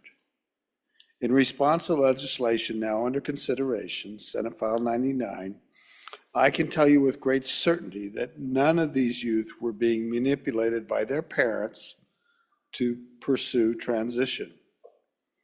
Instead, these young people knew from an early age that something wasn't lining up for them and that their sexual development simply did not match their gender identity. There is growing evidence that gender development and sexual development during gestation are two related but separate processes that in nearly all cases are female-female or male-male. In rare cases, for reasons that no one currently understands, these two processes seem to end up male-female or female-male. Researchers are beginning to identify what is essentially a birth defect. This is this person's words, not mine. And the only currently available solution to this problem is to suppress sexual development hormonally and eventually correct the problem surgically, much like a cleft palate. His words, not mine. Much has been made of there was a proper name here, and I believe it's in the title of the bill, but of that proper name story And I'm sure there are cases like hers that went badly. Nothing about this is easy, and medical errors occur in all practice areas. However, penalizing all transgendered youth because of one person's tragic story is no way to make these decisions. Being born transgendered is, to say the least, a difficult life. These youth feel shunned, disregarded, and often hopeless. Suicidal thoughts are common. They rely upon their parents and medical providers to provide guidance and support. Taking that support away from them by outlawing the very care they require is not only inappropriate, it is cruel. No one who has ever had a serious conversation with a transgendered youth person would support Senate File 99. Please stop this. These difficult decisions should be left to the young person's parents and medical providers, not legislators. I don't know that everything in that note to me is accurate. I know. Sarah Case, could you hold 1 second? If, I'm just hearing a little bit of noise, if people I'll do could take whatever their you want, private Madam conversations. Thank you, Senator Case. You know, it's kind of difficult ground. We're a body that tends to respect the wishes of parents. We want to do that in their educational choices. We want to support them in that. We want to support parents with respect to things like whether their children are vaccinated or not, whether they have to wear a mask or not. There are a lot of things where we say, don't get it, you know, hey, state of Wyoming, don't get between the parent and the child. Stay out of that space. It's kind of the way I've thought was appropriate. I realize that even the courts have realized that's a special place, as they should. We say that all the time. Don't force parents to send their kids to school, just go to school at a certain age, mandatory attendance, you name the thing that applies to children from the state, that's getting in the way of the parents, and we need to stop it. Well, this is a place where parents want freedom to make decisions about their children, and we're deciding they shouldn't. Now, there are no surgeries happening in Wyoming. We've talked about that. But the hormonal things can be life-saving for some of these people. And we're not medical providers. We don't really know all the ins and this. I know it is very difficult.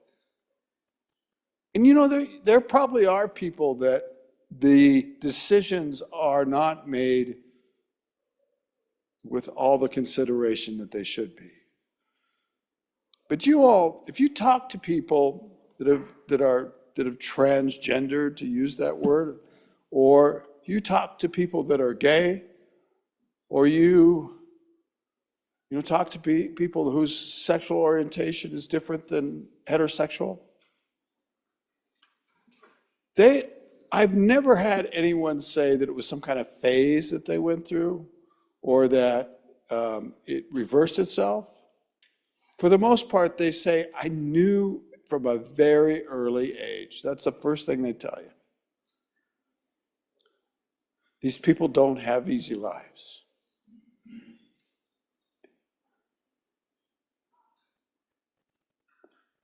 And this bill's not worth it. We're hurting people instead of helping them. You know, the state of the science is evolving. People are learning more. I hope they're waiting longer. But we're not in the right space here again, Madam Chairwoman. We're very quick to decide we know what's right. And as I get older and older and older, I know less and less and less. I do know that I trust parents and to make decisions for children. That's a certainty. Thank you, Madam Chairwoman. Further discussion on the bill? Question being called. All those in favor of Senator Baldwin's motion that when the Committee of the Whole rises to report that it do so with a favorable recommendation of Senate File 99, please say aye. Aye. All those opposed, please say no. No. Senate File 99 has passed the Committee of the Whole. The next bill for our consideration is Senate File 96. Can we please have the Senate file read? Senate File 96, Trusts and Bank Assets in Bankruptcy Clarification, sponsored by Senator Rothfuss. It was referred to Committee Number 9, which turned a committee recommendation that it do pass. Ayes, Senators Cooper, Dockstader, Ellis, Jones, and Rothfuss. Senator Dockstader, Chairman. You've heard the reading of the bill. What is your pleasure, Senator Dockstader? Madam Chair, I move that when the Committee of the Whole rise to report that it do so with favorable motion this file to explain the bill, Senator Rothfuss. Senator Rothfuss. Thank you, Madam Chairman. Madam Chairman, Senate File 96, Trusts and Bank Assets and Bankruptcy Clarification. This is from the Blockchain Select Committee, all of the members, but we didn't finish it quite in time to get it an official sponsorship because we had some work to be done. Madam Chairman, what this legislation does is it makes sure that assets that are held in custody by financial institutions such as trusts and banks that are properly accounted for and not commingled are isolated from the assets of that financial institution and are deemed to be the property of the owner of those assets, the depositors, with regard to any bankruptcy action. Madam Chairman, I mentioned before, this should be obvious and clear that that would be the case, but it is not. And so this legislation is intended to provide clear separation and guidance for trusts and banks in the state of Wyoming. Also, when handling digital assets, there's some parameters on how to go about doing that to provide additional clarity, since we're the first state that really provides that opportunity. And then to ensure that if it goes to state bankruptcy or to federal bankruptcy, that those assets are isolated and independent from that financial institution so that they can be immediately returned to their owners as opposed to getting wrapped up in the bankruptcy. And Madam Chairman, I'm going to go through at a very high level because I know we're short on time. Pages 2 and 3 talk about how to set up a covered account so that it's appropriately managed. On to page 4 and 5, similar language, looking at how covered accounts would operate so that they are appropriately respected for this delineation and protection of the assets. On to page 6, same thing. Page 7 gets into definitions. These are similar to elsewhere in statute that we've seen. We do have some references to how to deal with digital assets, stable tokens, et cetera, stable coins, and staking on page 8 and 9. On page 9 is a discussion in existing statute about how trust companies that are going insolvent and go into receivership are managed, where the bank commissioner would currently have an opportunity to work through some aspect of it. And then if it ends up going to federal Title 11 under the U.S. Code, the commissioner shall be discharged. Right now, there's no clarity. It doesn't allow the commissioner to do a part of the receivership. It's an all or nothing, and that's not an effective approach. Pages 10 and on to 11 go into digital asset custodial service, specific terms for the isolation from the bankruptcy.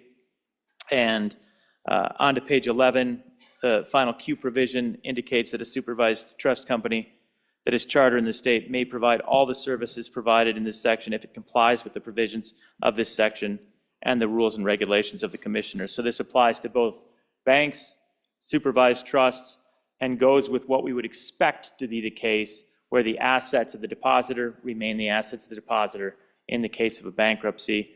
That's the quick walkthrough. I'll answer more if there are any questions, but Madam Chairman, at this point in time, there is a committee of the whole amendment number 1. I'd ask that that be read in. Senate File 96, Committee of the Whole Amendment Number 1, page 999, delete. Senator Rothfuss? Thank you, Madam Chairman. This is a typo that was caught after we worked the bill, changing transmitted to transmitter, and I'd just call for the body's favorable consideration on that one. All those in favor of Senator Rothfuss's motion to adopt Committee of the Whole Amendment number 1 to Senate File 96, please say aye. Aye. All those opposed, please say no. The amendment has passed. Senator Rothfuss? Happy to answer any questions. Discussion on the bill? Question being called. All those in favor of Senator Dockstetter's motion that when the Committee of the Whole rises to report, it do so with a favorable recommendation of Senate File 96, please say aye. Aye. All those opposed, please say no. Senate File 96 has passed the Committee of the Whole. The next bill for our consideration is Senate File 97. Senate File 97, Prohibition on Distribution of Unsolicited Ballot Forms, sponsored by Senator Hutchings. It was referred to Committee Number 7, which returned to committee recommendation that it do pass amended. Ayes Senators Boner, Case, and Scott. No Senator Barlow. Senator Landon excused. Senator Case, Chairman. You've heard the reading of the bill. What is your pleasure, Senator Case?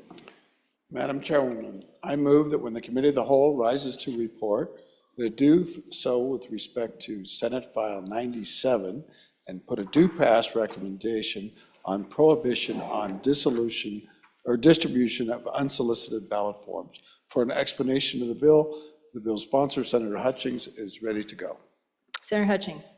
Thank you, Madam Chair. I'm not saying this to win favor from the chairman, but it's really a nice committee to sit in front of and present your bills. I really appreciate the work they did on this. Last year, this bill went through both houses and it was vetoed by the governor because for some reason I missed a sentence and almost missed it this time in the drafting of the bill. So with that, I will move Standing Committee Amendment number 1 and walk through the bill. I'm sorry. Oh, I'm sorry. Point of order, here we go. Senate File 97, Standing Committee Amendment Number 1, page 1, line 14, after. Senator Hutchings. Okay, I move Standing Committee Amendment number 1 to Senate File 97. Ask for your favorable, I vote on it, and I'll work it in through the bill. This bill is on an act on elections, relating to elections, prohibiting a person from distributing unsolicited absentee ballot application forms to any qualified elector as specified. What brought this to our attention, Madam Chair, was there was a mailer that went out during the last election, a couple elections ago, and it had the appearance of an absentee ballot form, and some people filled it out, sent it in, and because the county clerk and the Secretary of State tracked these request forms, they actually were thrown away. So whoever sent them in, they never got their request form. So with that, Madam Chair, on page 1, no person except a county clerk at the bottom, line 13, the Secretary of State or their designee shall distribute an absentee ballot. And if you look at line 14, you'll see the word "of" there. The amendment corrects that "of" and makes it "or." Going on to page 2, line 1, ballot request form by mail, email, or any other means, ballot request form, and we're going to insert with the amendment that claims to be or is deceptively similar to an official election document by mail, email, or any other means to a qualified elector unless that qualified elector specifically solicits a ballot request form. With that, Madam Chair, that's the bill, and I just ask that you vote for it again to get it through. Thank you. Senator Case, we're on the amendment? Yes, Or- ma'am. Yes, and Madam Chairwoman, the amendment is kind of the crux of the whole thing. This is basically the same amendment that your Corporations Committee and this Senate adopted last year on this same bill. It had a different journey as it went to the east, and it came back without this amendment. And then it went downstairs, and it didn't have a very good time downstairs. So I just want to be clear, this amendment's important to make this bill work. Maybe it doesn't seem important, but it would make the difference to making this bill successful. So I'm proud of the Senate for doing it last year, and the work of the committee, and the good sponsor who's been very wonderful to work with. But let's try to hold this amendment when it comes back from the other side, because it's what's going to keep it from getting, maybe not making it all the way. So, Madam Chairwoman, support the bill, support the amendment, congratulate the sponsor. Discussion on the amendment? Seeing none, all those in favor of Senator Hutchings' motion to adopt Standing Committee Amendment Number 1 to Senate File 97, please say aye. Aye. All those opposed, please say no. The amendment has passed. We're back on the bill. Further discussion? Seeing none, all those in favor of Senator Case's motion that when the Committee of the Whole rises to report it do so with a favorable recommendation of Senate File 97, please say aye. Aye. All those opposed, please say no. Just making sure you're awake. Senate File 97 has passed the Committee of the Whole. The next bill for our consideration is Senate File 109. Senate File 109, Prohibit Red Flag Gun Seizure Act, sponsored by Senator Beitman. It was referred to Committee Number 5, which turned to committee recommendation that it do pass amended. Ayes, Senators French, Hicks, Ide, Kolb, Larson, and Steinmetz. Senator Steinmetz, Chairman. You've heard the reading of the bill. What is your pleasure, Senator Steinmetz? I move that, thank you, Madam Chairman. Woman, I move that when the Committee of the Whole rises to report it, do so with the recommendation that Senate File 109, Prohibited Red Flag Gun Seizures Act, do pass. And for an explanation of the bill, I would call on the good chairman of the Revenue Committee. Senator Beitman? Thank you, Madam Chairman. There is a standing committee amendment. Can we please have that read in? Senate File 109, Standing Committee Amendment Number 1, page 7, line 4, after. Senator Beitman? Thank you, Madam Chairman. I'll move standing committee amendment, and we'll dispense of that real quick because it's a simple amendment. It came from our law enforcement partners during the committee meeting. It's something they caught. It deals with firearms that may have been collected but not seized.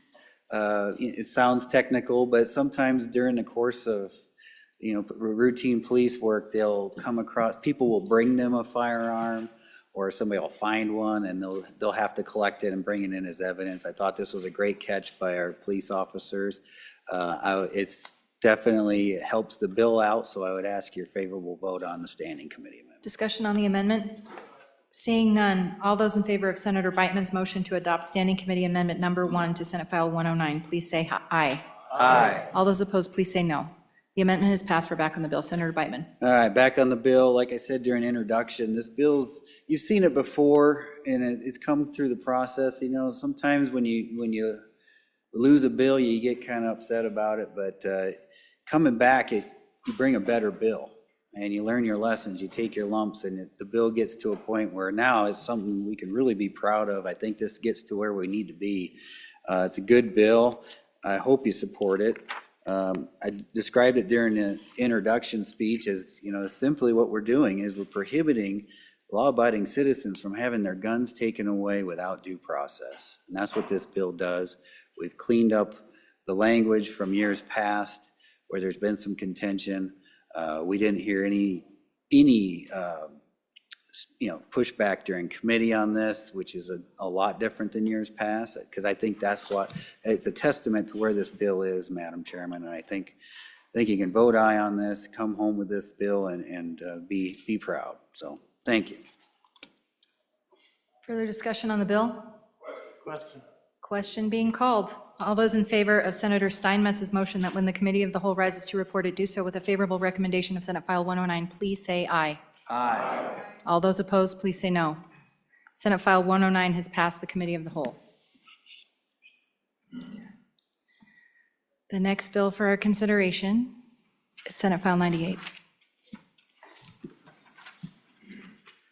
Senate File 98, Statute of Limitations, Medical Procedures on Minors, sponsored by Senator Bouchard, was referred to Committee Number 10, which turned to committee recommendation that it do pass amended. Ayes, Senators Baldwin, Bouchard, Barlow, Dockstader, and Hutchings. Senator Baldwin, Chairman. You've heard the reading of the bill. What is your pleasure, Senator Baldwin? Thank you, Madam Chairwoman. I move that when the committee of the whole rises to report, they do so with a favorable recommendation on Senate File 98, Statute of Limitations, Medical Procedures on Minors. There is a standing committee amendment, if I can have that read in, please. Senate File 98, Standing Committee Amendment Number 1, page 2, line 9, delete. Senator Baldwin?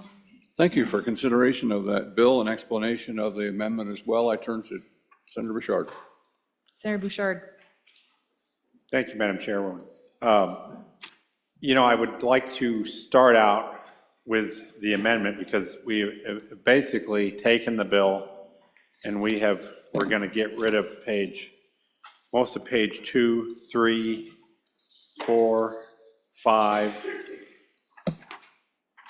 The only part on page 5 will be left will be section 2.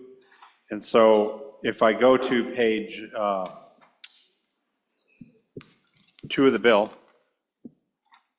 notwithstanding subsection A of this section, a civil action based upon an act, error, or omission against a minor in the provision of gender transition services shall be brought not later than the minor's 21st birthday. And then what we're doing is we're amending it to say, right after that, for the purposes of subsection, gender transition services means any medical or surgical service, provided or performed for the purpose of assisting a person with a physical gender transition, including without limitation, inpatient and outpatient hospital services, puberty blocking drugs, cross-sex hormones, genital or non-genital gender reassignment, surgery, or other related services provided by a healthcare provider as defined in code. And it has the statute right there. So that's, in essence, that's the bill. What I just read to you on page 2, and this is the amendment. So I guess we can vote on the amendment first. Further discussion on the amendment? Senator, do we all know what we're voting on? Just looking at all your faces. Seeing no further discussion, all those, or I think you haven't moved it yet, Senator. I'm sorry? The amendment has been read in, but it hasn't been moved yet. Oh, I would move the amendment, Standing Committee Amendment Number 1. yeah, Standing Committee Amendment Number 1 to Senate File 98. All those in favor of Senator Bouchard's motion to adopt the Standing Committee Amendment Number 1 to Senate File 98, please say aye. Aye. All those opposed, please say no. The amendment has passed. We're back on the bill. Senator Bouchard. Well, in a nutshell, thank you, Madam Chair. In a nutshell, we just went over the bill. This bill is to allow minors as they get older and realize maybe there's a problem, that now they have an ability to have some recourse. And that's as simple as the bill is. I'll stand for any questions. Discussion on the bill. Senator Rothfuss and then Senator Scott. Thank you, Madam Chairman. I guess I have a question. If this is trying to provide access to the courts for a lawsuit, why does it say it shall be brought prior to the 21st birthday?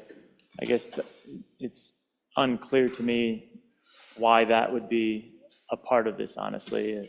Either you have access to the courts or you don't have access to the courts. What is magical about the 21st birthday? First of all. Second of all, I guess is just more of a broad why question. I don't know why this particular piece of statute is needed. I want a little more explanation. You already have substantial malpractice law available that I believe would already cover this if it were consistent with the first 3 or 4 lines of the paragraph, and there were an error made, as suggested. That error would lead to potential malpractice claims under existing law.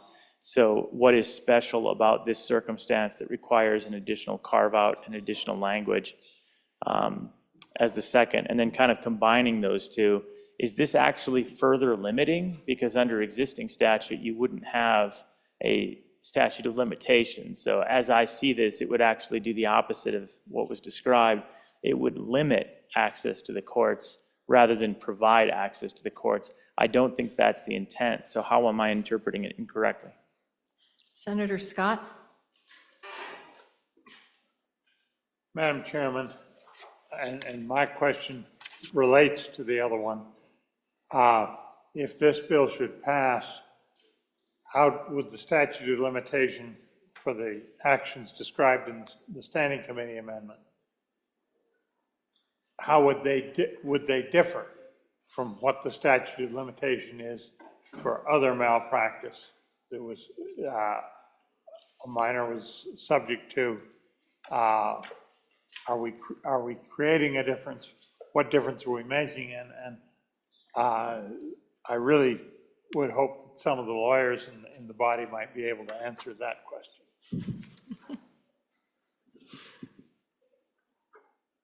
Senator Case, then Senator Bouchard. Oh, no, okay, Senator Bouchard. Senator Bouchard. Thank you, Madam Chair. So there is no magic here going on. There's normally 2 years, and there is some really confusing language in the statute of limitations already that has to do with minors, but in a nutshell, when you read it, it's 2 years. There are some other dates in there, but it confuses things, and talking to the medical society, that it looks like there were some mistakes made in that. They actually asked me if I wanted to go back and fix or maybe work some of that, and I didn't want to because this bill is specific, and I didn't want to go into that broad of a language rework, if that makes sense. So 2 years isn't enough. I mean, you get somebody that's, the testimony we've had last year and this year, they're doing double mastectomies on these young girls at 14 years old. 2 years later, that's the window they have for recourse. As far as what does it do to the language that is existing, we probably need to go back at some point and work that. As I said, medical society said there's probably some mistakes there that have been made, but that's a broader scope of language that affects everything that they do as far as procedures. This one is very specific to these procedures. So, and circling back to 21, that's so when they become adults, they've got all the way till when they become an adult and decide that they can take action. So I hope that answers the questions. Further discussion on the bill? Question being called. All those in favor of Senator Baldwin's motion that when the Committee of the Whole rises to report that it do so with a favorable recommendation of Senate File 98, please say aye. Aye. All those opposed? Senate File 98 has passed the Committee of the Whole. The next bill for our consideration is Senate File 114. Will the reading clerk please read the Senate file? Senate File 114, Contractor Licenses, Reciprocal Recognition Requirements, sponsored by Senator Rothfuss. It was referred to Committee Number 7, which returned to committee recommendation that it do pass amended. Ayes Senators Barlow, Boner, and Scott. Excuse Senator Landon. Conflict Senator Case. Senator Case, Chairman. You've heard the reading of the Senate file. Senator Case, what is your pleasure? Madam Chairwoman, I move that when the Committee of the Whole rises to report, do so with a do pass recommendation on Senate File 114, contractor licenses, reciprocal recognition requirements. I believe there's a Standing Committee amendment, if we could have that read in. Senate File 114, Standing Committee Amendment Number 1, page 3, line 11, delete. I would move Standing Committee Amendment Number 1 to Senate File 114, and for an explanation of the bill and to handle the Standing Committee, I'd yield to the bill sponsor, Senator Rothfuss. Senator Rothfuss.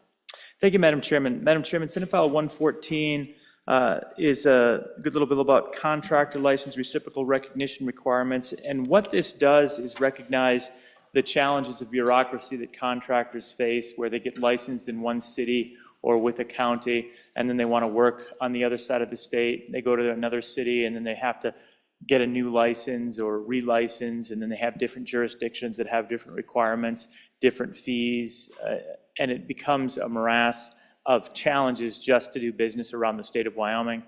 Madam Chairman, the intent of this bill is to try to remove that and ensure that if you are a licensed contractor in one location, then you have the capacity to do business as a licensed contractor in other locations. We've had good conversations around this with the contracting community, and there are some suggestions. Some of them come through the standing committee. I'll get to that in a bit. And then there are some other ones that we're actually working on to try to improve this and recognize those concerns. But going through the bill, you see on page 2, some simple definitions about accepting jurisdiction, contractor, issuing jurisdiction and license. And then the key provision to the entire bill is what you see on the bottom of page 2. And it's pretty straightforward. Each county, city, town, and other government entity that issues licenses to contractors shall recognize a license issued to a contractor by another county, city, town, or other government entity in Wyoming in accordance with the following. And then it lays out some considerations about requirements of uniformity, that it shall be active, that the license shall be recognized without any additional fees. You'll see we'll potentially remedy that. There was some concern there. And then Romanet 3, any application required for recognition of a license by an accepting jurisdiction shall only require the minimum amount of information necessary, so that you don't have to fill out a complicated form again and do it all again and take another test. That if you can say, my name's Chris Rothfuss, can I use my own proper name? I don't know whether that's in order or not. Objection, it's so not in order. All right, thank you. Madam Chairwoman, I apologize for being out of order. That if I can say that name and point to a license elsewhere, that should be sufficient. On page 4, there's a couple of key provisions. Nothing shall be construed to require an accepting jurisdiction to grant privileges for a license that isn't similar or equivalent, basically. Another is that nothing shall prohibit an accepting jurisdiction from requiring additional testing that's outside the scope of the license that they've demonstrated. And finally, in the C paragraph, nothing shall preclude entering into other agreements among jurisdictions. So that's the intent. It's a good intent. Madam Chairman, now I'd like to go on to the standing committee. I know that standing committee amendment number 1 has been moved by the good senator. So going through that, based on feedback, there were some concerns from cities and municipalities. What we see at the beginning is striking out or pay any fees to and insert in, so that there is the possibility of a fee structure. And the reason for that we heard is that these fees are broad-based fees that are used for the entire operation of the contractor and planning and plan approval office, and that everyone, including the contractors associations, were actually comfortable with that structure and that the fees weren't excessive. So they were okay with that at this point in time. And then a little renumbering. In addition of the accepting jurisdiction may deny a contractor recognition of a license if the contractor has previously had a license revoked or suspended by the accepting jurisdiction. That just makes good sense. If you've already been run out of town, you don't get to go somewhere else, get a new license, and come back to town. And then finally, on page 4, line 15, adding the language after jurisdiction or seeks to perform work that is not at an equivalent level of required competency in the accepting jurisdiction. And that tries to get at the idea of, if you've got a contractor license at one level and now you're building an arena and you were building houses before, you don't just get an automatic acceptance. That's what the amendment does. I'd ask the body to ask questions on the amendment. If there are none, vote for standing committee amendment number 1. Discussion on the amendment, Senator Hutchings. Thank you, Madam Chair. Just really quick question for the good bringer of the bill, of the amendment. I'm wondering, I know one of the contractors sent me an email with an amendment. Just wondering, was all that inclusive in this amendment? Thank you, Mr. Chair, Madam Chair. Further discussion on the amendment? Seeing none, Senator Rothfuss. Thank you, Madam Chairman. Madam Chairman, those suggestions were discussed in the committee meeting, but they are not in this amendment yet. And part of that was just based on time. That's something that the good senator from Teton County would like to raise and address. And then we'll probably be bringing that forward at some point. So if there's no further discussion, let's dispatch of this amendment and then get to the good senator from Teton County to address that answer. Further discussion on the amendment, seeing none. All those in favor of Senator Case's motion to adopt Standing Committee Amendment Number 1 to Senate File 114, please say aye. Aye. All those opposed, please say no. The Standing Committee Amendment has passed. We're back on the bill. Senator Rothfuss. Thank you, Madam Chairman. I'd yield to the good senator. Senator Guru. Thank you, man. Just making sure you're awake, Senators. Madam Chair, yes, and this is kind of answering, I'm sorry, she stepped away, but the good senator from here in the Capitol, we did, the standing committee amendments you just approved took care of some of the issues.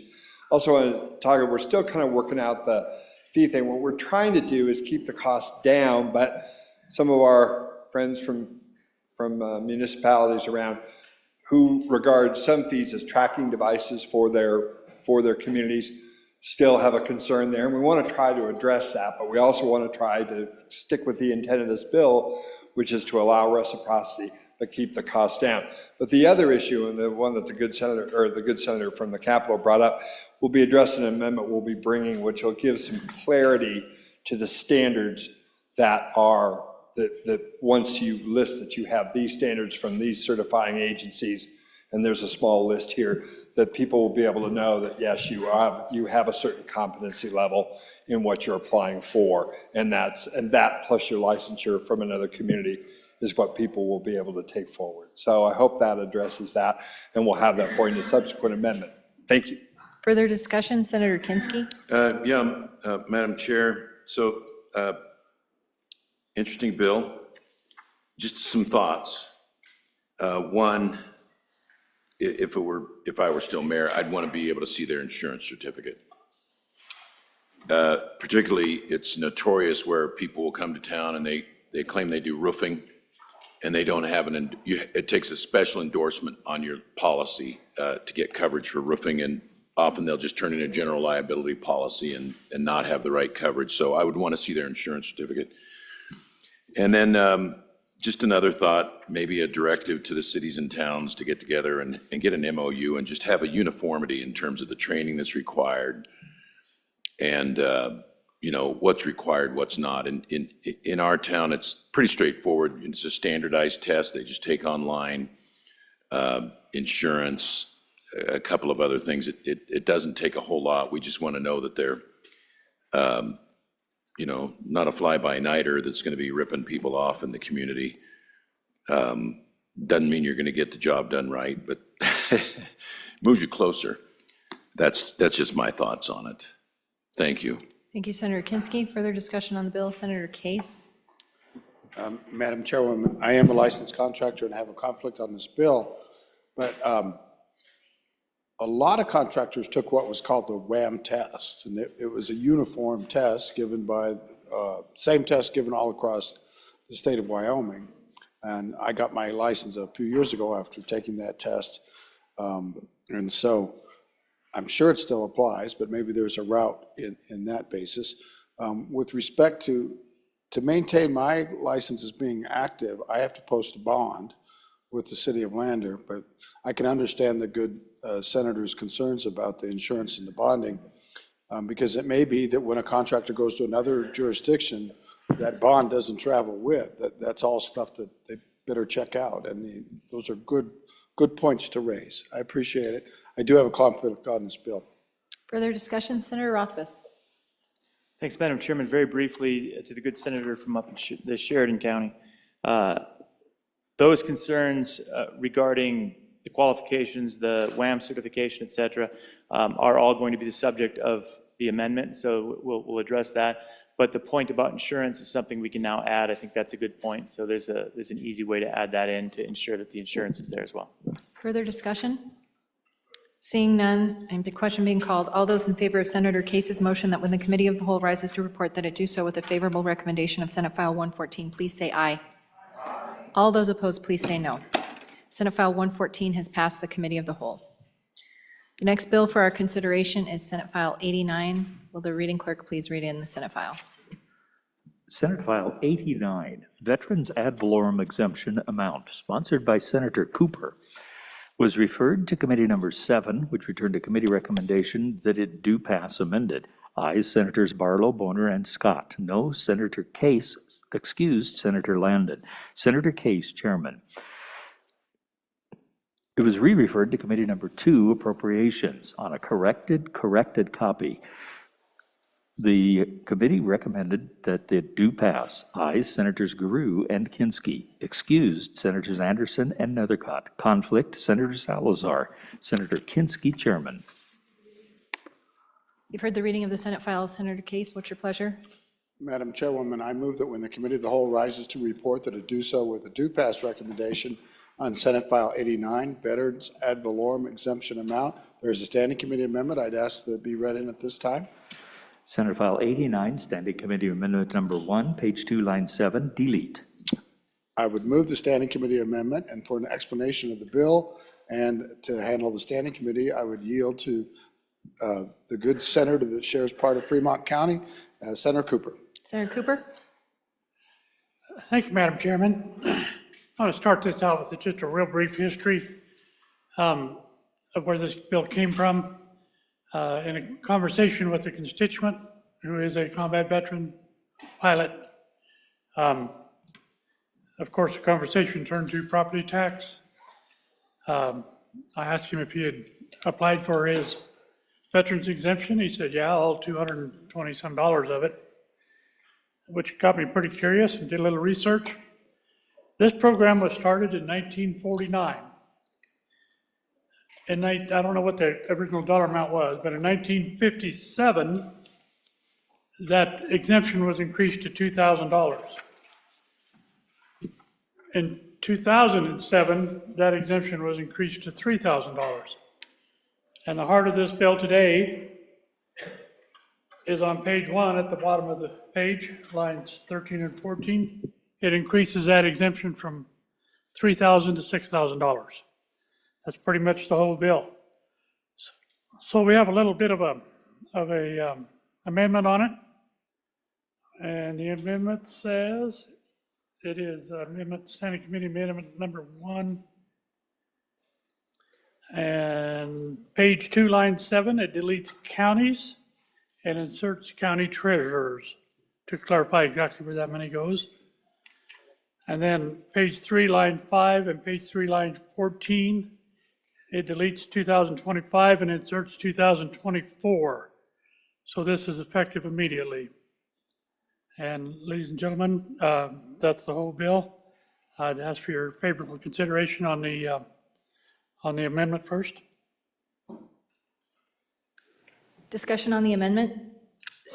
Question being called. All those in favor of Senator Case's motion to adopt Standing Committee Amendment number 1 to Senate File 89, please say aye. All those opposed, please say no. The amendment has passed. We're back on the bill. Senator Cooper? Question on the bill, please.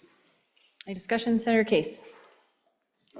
Madam Chairwoman, I love our veterans, but I was a no vote in committee. The way this program works is that we give an exemption amount to our veterans, but that amount is made up by the state. It's the term backfill that we always talk about. So this is going to cost some money. It'll cost, by moving the effective date up, it's actually going to cost more money than when the bill was brought in, because we'll have another tax year. It was supposed to start in the next tax year. It would apply to this tax year. So that's consideration. And then, Madam Chairwoman, this has evolved. It has been, seems like a very small amount when you think about what houses were worth when this first came about and the amount of the exemption. But a very substantial change occurred more than a dozen years ago. I don't know the exact time, but they removed the lifetime limitation, because you used to get a relatively small amount, but the lifetime you were limited to, I believe, $800. And now that lifetime limitation is gone. So you get this every year, all of your life, and I'm not saying you don't deserve it, believe me. And if a family has 2 military spouses, they both get it on the same structure or the same house. So it is pricey, and that we can't do enough for our veterans, but I'm not sure that the tax system is the way that we thank them. I know that they're suffering along with all of our people across Wyoming, and I've been looking for ways to give relief, but I definitely prefer ways to give relief to people that have a genuine need, and not because of a status. So with that, I'm against the bill, but those are some considerations. Further discussion, Senator Landon? Thank you, Madam Chairman. Serving on the Corporations Committee with the good chairman, I always appreciate his perspective and knowledge, and I think tonight I'm certainly going to support this bill and may all the way through. I will just say, though, I think this chamber is committed to putting a lot of energy into this property tax issue, and that may come into play as we sort through. I think the veterans and others, hopefully, are going to get some relief once we get our work done. So I'll be watching all of this carefully, but for tonight, I'm going to support this. Thank you. Thank you. Further discussion on Senate File 89, Senator Hutchings? Ma'am, I'll try to be brief. I just wanted to bring out that this, I'm going to vote conflict on this, but it's important to note that this isn't just for everybody that served in the military. It's for those who have special expeditionary medals or awards that have been in combat and that have a service-connected disability of 50, what we call 50% or more. Thank you, Madam Chair. Thank you, Senator Hutchings. Further discussion? Question being called. All those in favor of Senator Case's motion that when the Committee of the Whole rises to report that it do so with a favorable recommendation of Senate File 89, please say aye. Aye. All those opposed, please say no. Senate File 89 has passed the Committee of the Whole. The next bill for our consideration is Senate File 64. Senate File 64, Mineral Royalties Proportional Severance Tax Refunds, sponsored by Senator Boner. It was referred to Committee Number 9, which returned a committee recommendation that it do pass. Ayes, Senators Cooper, Dockstader, Ellis Jones. No, Senator Rothfuss, Senator Dockstader, Chairman. Was re-referred to Committee Number 2, which returned a committee recommendation that it do pass. Ayes, Senators Anderson, Guru, Kinski, Nethercott, and Salazar. Senator Kinski, Chairman. You've heard the reading of the Senate file. What is your pleasure, Senator Dockstader? Thank you, Madam Chair. I recommend that when the Committee of the Whole rises to report, that it do so with a favorable recommendation of Senate File 64, and here to explain the bill, Senator Boner. Senator Boner. Thank you, Madam Chairwoman, excuse me. Ladies and gentlemen, this is a bill by your Select Federal Natural Resource Management Committee that responds to the increase in federal royalty rates against our oil and gas industry. Now, the main effort here is clearly targeted at oil and gas operators who are still operating in the state. It's part of the overall federal focus on making the industry less competitive on federal lands, and in this case, drilling into federal minerals. So this has a very practical effect on us here as we have very important discussions about which revenue streams go where. It's important to understand that while this increases obviously the federal mineral royalties we get into the state, we get about half, roughly speaking, back from the feds when they're feeling generous. It also reduces the severance tax and it reduces ad valorem, which affects those entities that are dependent upon those revenue streams. So the bill does two things to provide stability for both one of our most important industries and state and local government. It gives a proportional refund to the affected taxpayer. They have to apply for it, and that's what drives the other half, is that we make those entities that are negatively affected whole as well. So it transfers the excess FMRs to the severance tax account and to our local counties as well. So when you take into account both the effect of this bill, if it passes, and the federal action, this is net neutral to our revenue streams. It provides stability in a time of increasing instability due to the policy considerations coming out of Washington. Really, I think it's the least that we could do to help one of our industries that is very much targeted by some of our friends back east. So I'll stand for any questions on the bill. Discussion on the bill? Senator Rothfuss. Thank you, Madam Chairman. Madam Chairman, I was against the bill in committee and had some concerns. There's a lot of good about this bill and the structure of trying to make sure that all of our cities, towns, and counties are held harmless based on the royalty distribution. And I was trying in committee to look for ways to decouple the royalty, federal mineral royalty cut or rebate back to the oil producers, and there's no way to do that based on the structure, at least certainly not without a massive change to it. But I think the key provision that needs to be pointed out, which it goes to my concern, is the last sentence of the fiscal note, which is what this policy would do in the long run. And just based on Craig projections, the last sentence indicates that the net estimated revenue decrease refunded to oil and gas producers could eventually reach $88 million per year.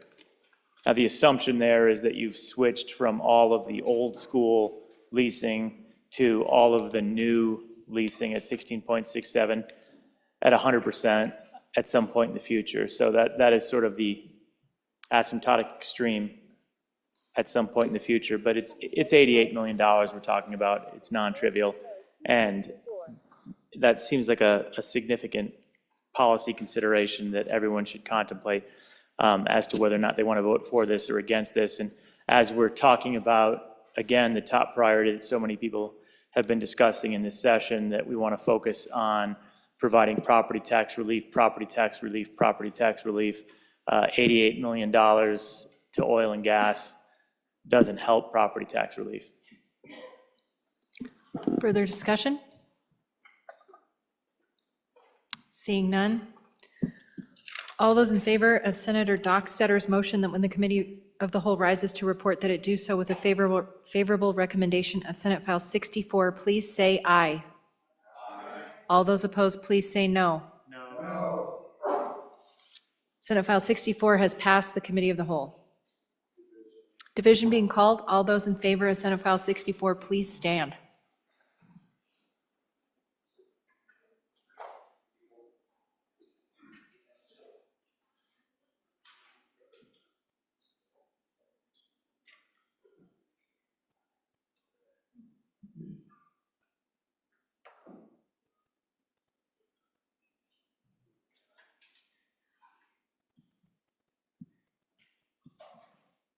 Just count again.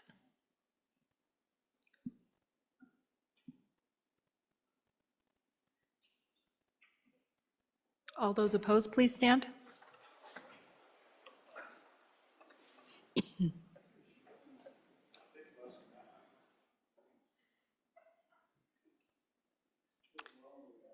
By a vote of 18 to 9, Senate File 64 has passed the committee of the whole. The next bill for our consideration is Senate File 82. Will the reading clerk please read the Senate file? Senate File 82, Summer Vacation Preservation Act, sponsored by Senator Brennan, was referred to Committee Number 4, which returned to committee recommendation that it do pass. Aye, Senators Beitman, Brennan, Rothfuss, and Steinmetz. No, Senator Scott. Senator Scott, Chairman. Senator Scott, what is your pleasure? Madam Chairman, I move when the Committee of the Whole rise and report do so with the recommendation that Senate File 84 do pass. I yield the sponsor, Senator Brennan, for an explanation of the Senate file. Senator Brennan? Thank you, Madam Chairman. The hour is late and we are tired.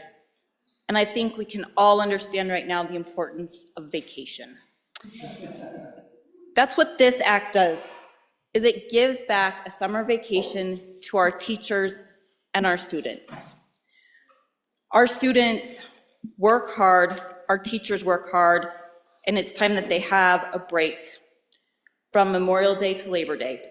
What this act asks us to do is it asks the school districts to run their calendar from Labor Day to Memorial Day. And I'm sure some of you in here are old enough to remember when you got a full summer vacation. And I'm just asking that we preserve that summer vacation for our future generations. We'll do this by taking the mandatory number of school days from 175 to 165, teachers' in-service days from 5 to 10. We're not changing the number of contact hours, so our students will still be able to get educated. They will still be able to learn, but we also know that rest and the ability to move is also very beneficial for the development of our kids, and that's what we're going to do with this act. I'd ask for your favorable vote. Senator Landon. Real quickly, Madam Chairman, a couple of years ago, I had a small business come to me with some issues related to this. So here's the bonus to what the good sponsor of the bill just outlined for you. It's a small business bill. It gives small businesses their summer workers back. And that's a very important piece of this. It really is. So I hope you'll support the bill. Further discussion on the bill? Question being called. Oh, Senator Rothfuss. Madam Chairman, I just wanted to say on and for the bill. This is a great bill to bring joy to school students and teachers. This is something that I think we really need to do, and I hope everybody will support it. Question being called. All those in favor of Senator Scott's motion to adopt, all those in favor of Senator Scott's motion that when the committee of the whole rises to report it, do so with a favorable recommendation of Senate File 82, please say aye. Aye. All those opposed, please say no. Senate File 82 has passed the committee of the whole. The next bill for our consideration is Senate File 53. Senate File 53, 6th Judicial District, number of judges, sponsored by Senator Landon, was referred to Committee Number 1, Judiciary, which returned to committee recommendation that it do pass. Ayes, Senators Case, Cooper, Furphy, Landon, and Schuler. Senator Landon, Chairman. Was re-referred to Committee Number 2, which returned to committee recommendation that it do pass. Ayes, Senators Anderson, Guru, Kinski, Nethercott, and Salazar. Senator Kinski, Chairman. We've heard the reading of the Senate file. What is your pleasure, Senator Landon? Thank you, Madam Chairman. I would move that when the committee of the whole rises to report, it do so with a due pass recommendation on Senate File 53. For a quick explanation of the bill, Madam Chairman, this is the judge's bill for the northeast corner of the state. A couple of years ago, we made a handshake agreement. Campbell County and Crook and Weston County have lived up to their end of the bargain. They have built a new courthouse up there, a new courtroom. It's been sanctioned by our Chief Justice. That was done in December. And the reason that this is not a Judiciary Committee bill is that it just simply landed too late. The co-chairman and I, the co-chairman of your joint Judiciary Committee, we both felt that it was the right thing to do to bring this in bill form to the legislature. I don't know if that was right or wrong. I've been taught the last 2 days that it could have gone in the budget bill as well. But I think this is the right way to go. And I hope you'll support Senate File 53. This is all based on workload study. I left that in your box tonight. There's good reasoning behind why we need another judge up there. The fact is the dockets are full. There's a lot of work going on, and we can't sustain not having enough judges. Again, Campbell County lived up to its part of the bargain. There is a fiscal note with this bill. We can talk about that as it moves on forward, but I hope you'll support putting another judge in the northeast part of the state. Thank you, Madam Chair. Further discussion, question being called. All those in favor of Senator Landon's motion that when the committee of the whole rises to report that it do so with a favorable recommendation of Senate File 53, please say aye. Aye. All those opposed, please say no. Senate File 53 has passed the committee of the whole. The next bill for our consideration is Senate File 120. Will the reading clerk please read the Senate file? Senate File 120, driver's licenses, unauthorized alien restrictions, sponsored by Senator Bouchard, was referred to Committee Number 7, which returned to committee recommendation that it do pass amended.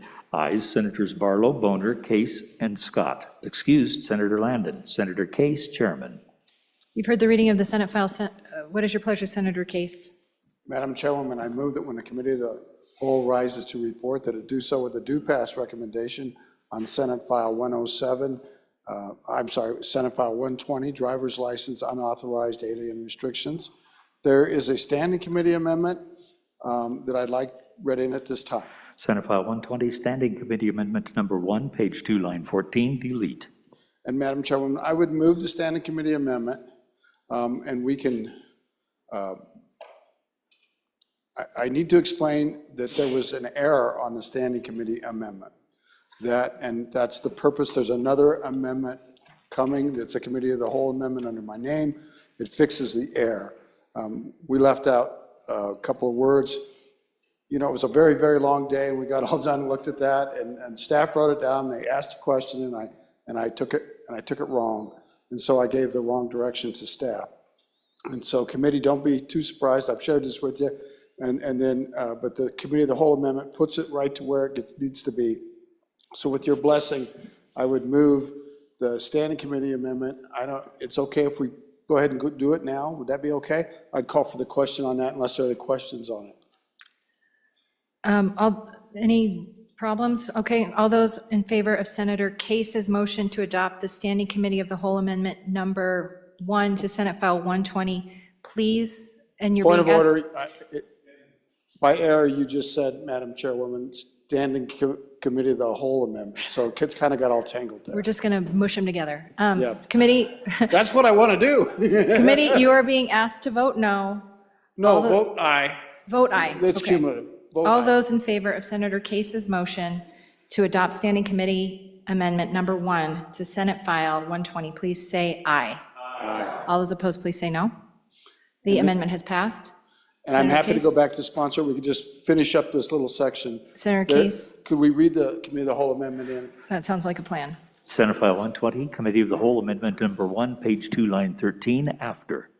Senator And I would- Case? I would move the Committee of the Whole Amendment, and it goes into this exact same section and puts in some words. And this is a definition, and you can see it's a definition of alien and of legal alien.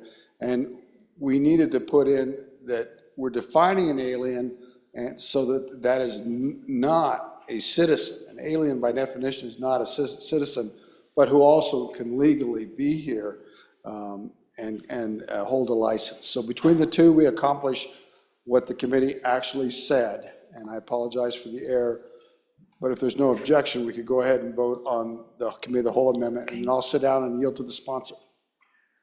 You're being asked, any discussion? All those in favor of Senator Case's motion to adopt the Committee of the Whole Amendment Number 1 to Senate File 120, please say aye. Aye. All those opposed, please say no. The amendment is passed. Thank you, I Senator yield. Case. Senator Bouchard. Thank you, Madam Chairwoman.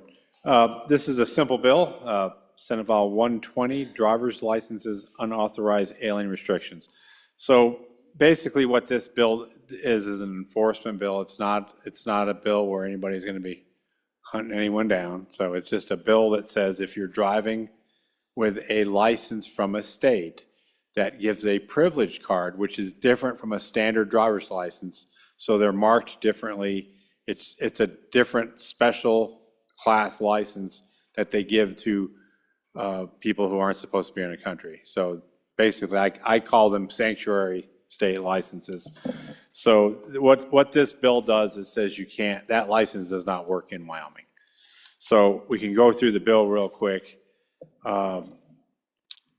Basically on page 2, any driver's license or driving operating privilege card issued by another jurisdiction exclusively to unauthorized aliens or any driver's license or driving operating privilege card that is substantially similar to driver's license or driving operating privilege cards issued to United States citizens or permanent resident aliens that has the markings establishing that a license or cardholder did not provide proof of lawful presence shall be deemed invalid in this state. So in a nutshell, that's what this bill does. And if you go to page 3, everything that you'll see in here underlined, that's just to make it happen all in statute. So those are all conforming codes. If you go into page 4 and page 5, it's all just conforming language. What I read to you is what this bill does. I'll stand for any questions. Discussion on the bill? Question being called. All those in favor of Senator Case's motion that when the Committee of the Whole rises to report that it do so with a favorable recommendation of Senate File 120, please say aye. Aye. All those opposed, please say no. Senate File 120 has passed the Committee of the Whole. The next bill for our consideration is Senate File 107. Will the reading clerk please read the Senate file? Senate File 107, e-cigarette and vapor material directory, sponsored by Senator Landon, was referred to Committee Number 1, which returned to committee recommendation that it do pass. Ayes, Senators Furphy, Landon, and Schuler. No, Senators Case and Cooper. Senator Case, Chairman. Was re-referred to Committee Number 2, which returned to committee recommendation that it do pass amended. Ayes, Senators Anderson, Giroux, Kinski, and Nethercott. No, Senator Salazar. Senator Kinski, Chairman. You've heard the reading of the bill. What is your pleasure, Senator Case? Oh, Senator Landon. Madam Chairman, I would move that when the Committee of the Whole rises to report, it do so with the due pass recommendation on Senate File 107. There is a standing committee amendment. I'd ask that that be read in at this time. Senate File 107, Standing Committee Amendment Number 1, page 1, line 7, after. Senator Landon.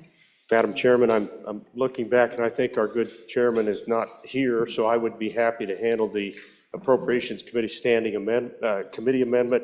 It, quite frankly, it covers the amount of dollars that it's going to take with software and hardware to stand up a program where we will, what we will be doing, fellow senators, is developing an e-cigarette and vapor material directory. This is the cost to stand it up. Going forward from this point, we think the manufacturers, we're going to be able to set up where this can be a self-funding system going forward. But that's the standing committee amendment presented to us by the Appropriations Committee. I'd ask for your support or answer any questions. Discussion on the standing committee amendment. Seeing none, all those in favor of Senator Landon's motion to adopt standing committee amendment number 1 to Senate File 107, please say aye. Aye. All those opposed, please say no. The amendment has passed the Committee of the Whole. Senator Landon. Madam Chairman, we've got a problem out there. We ran into it in our travels with the Judiciary Committee this past year. We've got illicit products that are winding up in our vape and e-cigarette stores. I want to just hold this up for you right here. This was purchased right here in the community a couple of days ago. Well, it happens. Senator, I don't believe we're allowed to use props. We maybe aren't, now that you mention it, and I apologize. But let's just say that maybe something was purchased here in the community, and maybe I could show it to you somewhere else. But let's just say that it's out there. And Madam Chairman, it's illegal. It's illegal in this country. It's coming in from a big country on the Pacific Rim. It's making its way over and across the border from down south. Everything's coming across the border from down south. And my thought was, why are we going to wait and not do something about this?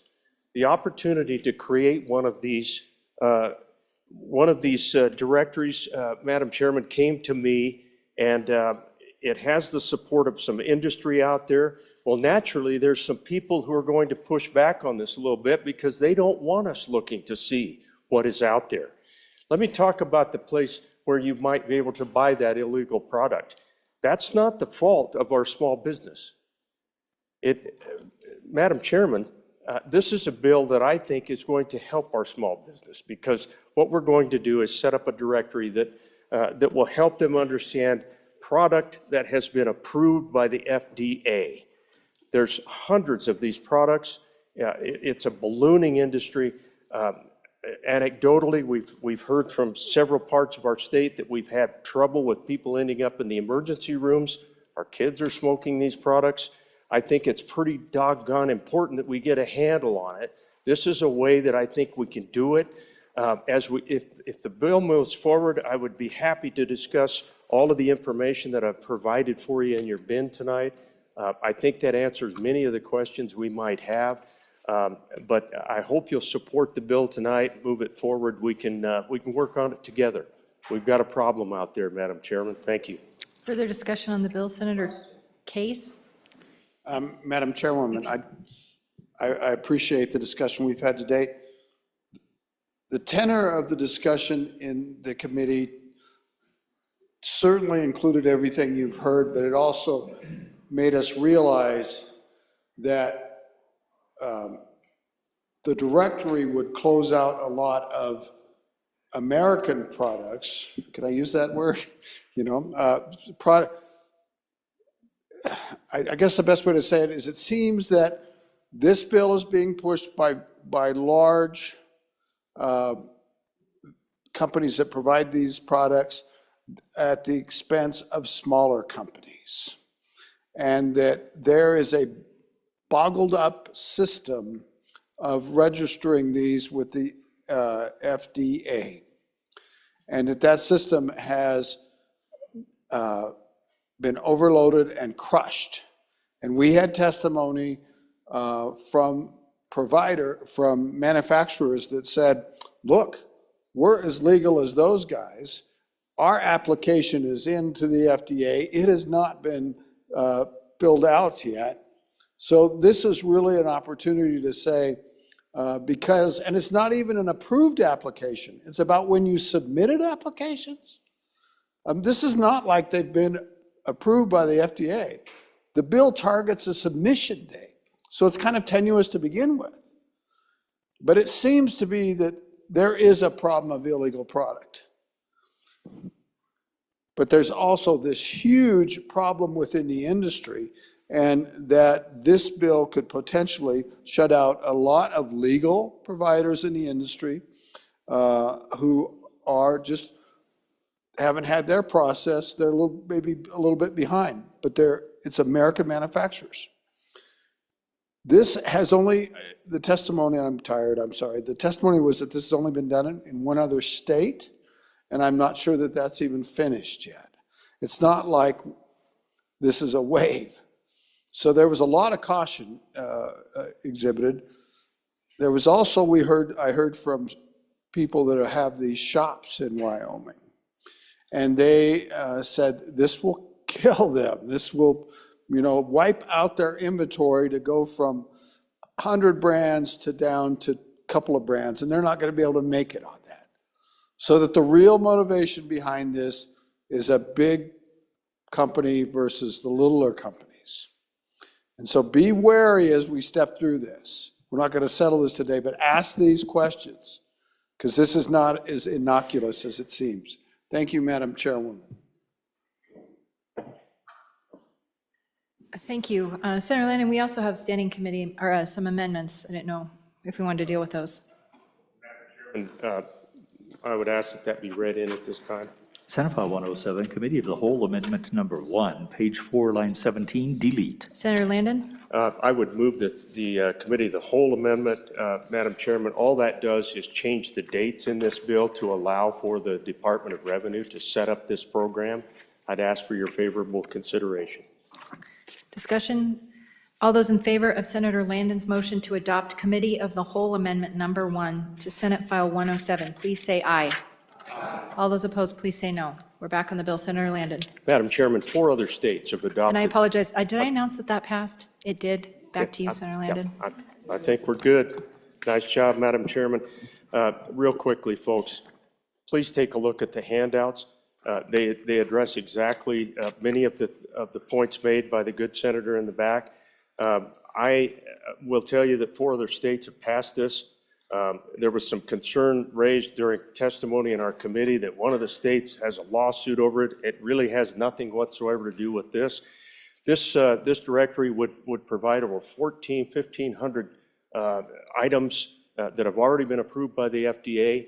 They do have a bottleneck. That means those products will be coming, and as soon as they've been approved by the FDA, they will be available for us to put out there on the shelves. We're not going to wipe out small business. We're going to back them up with this. If they have the FDA behind, the Wyoming law behind, it's going to do nothing but provide a little bit of comfort to those small businesses. I think it's a good start. We can work on it together as we go forward. I hope you'll support the bill. Senator Ide. Thank you, Madam Chair. I'll be real brief. I think the senator from Fremont County, my sentiments are the same.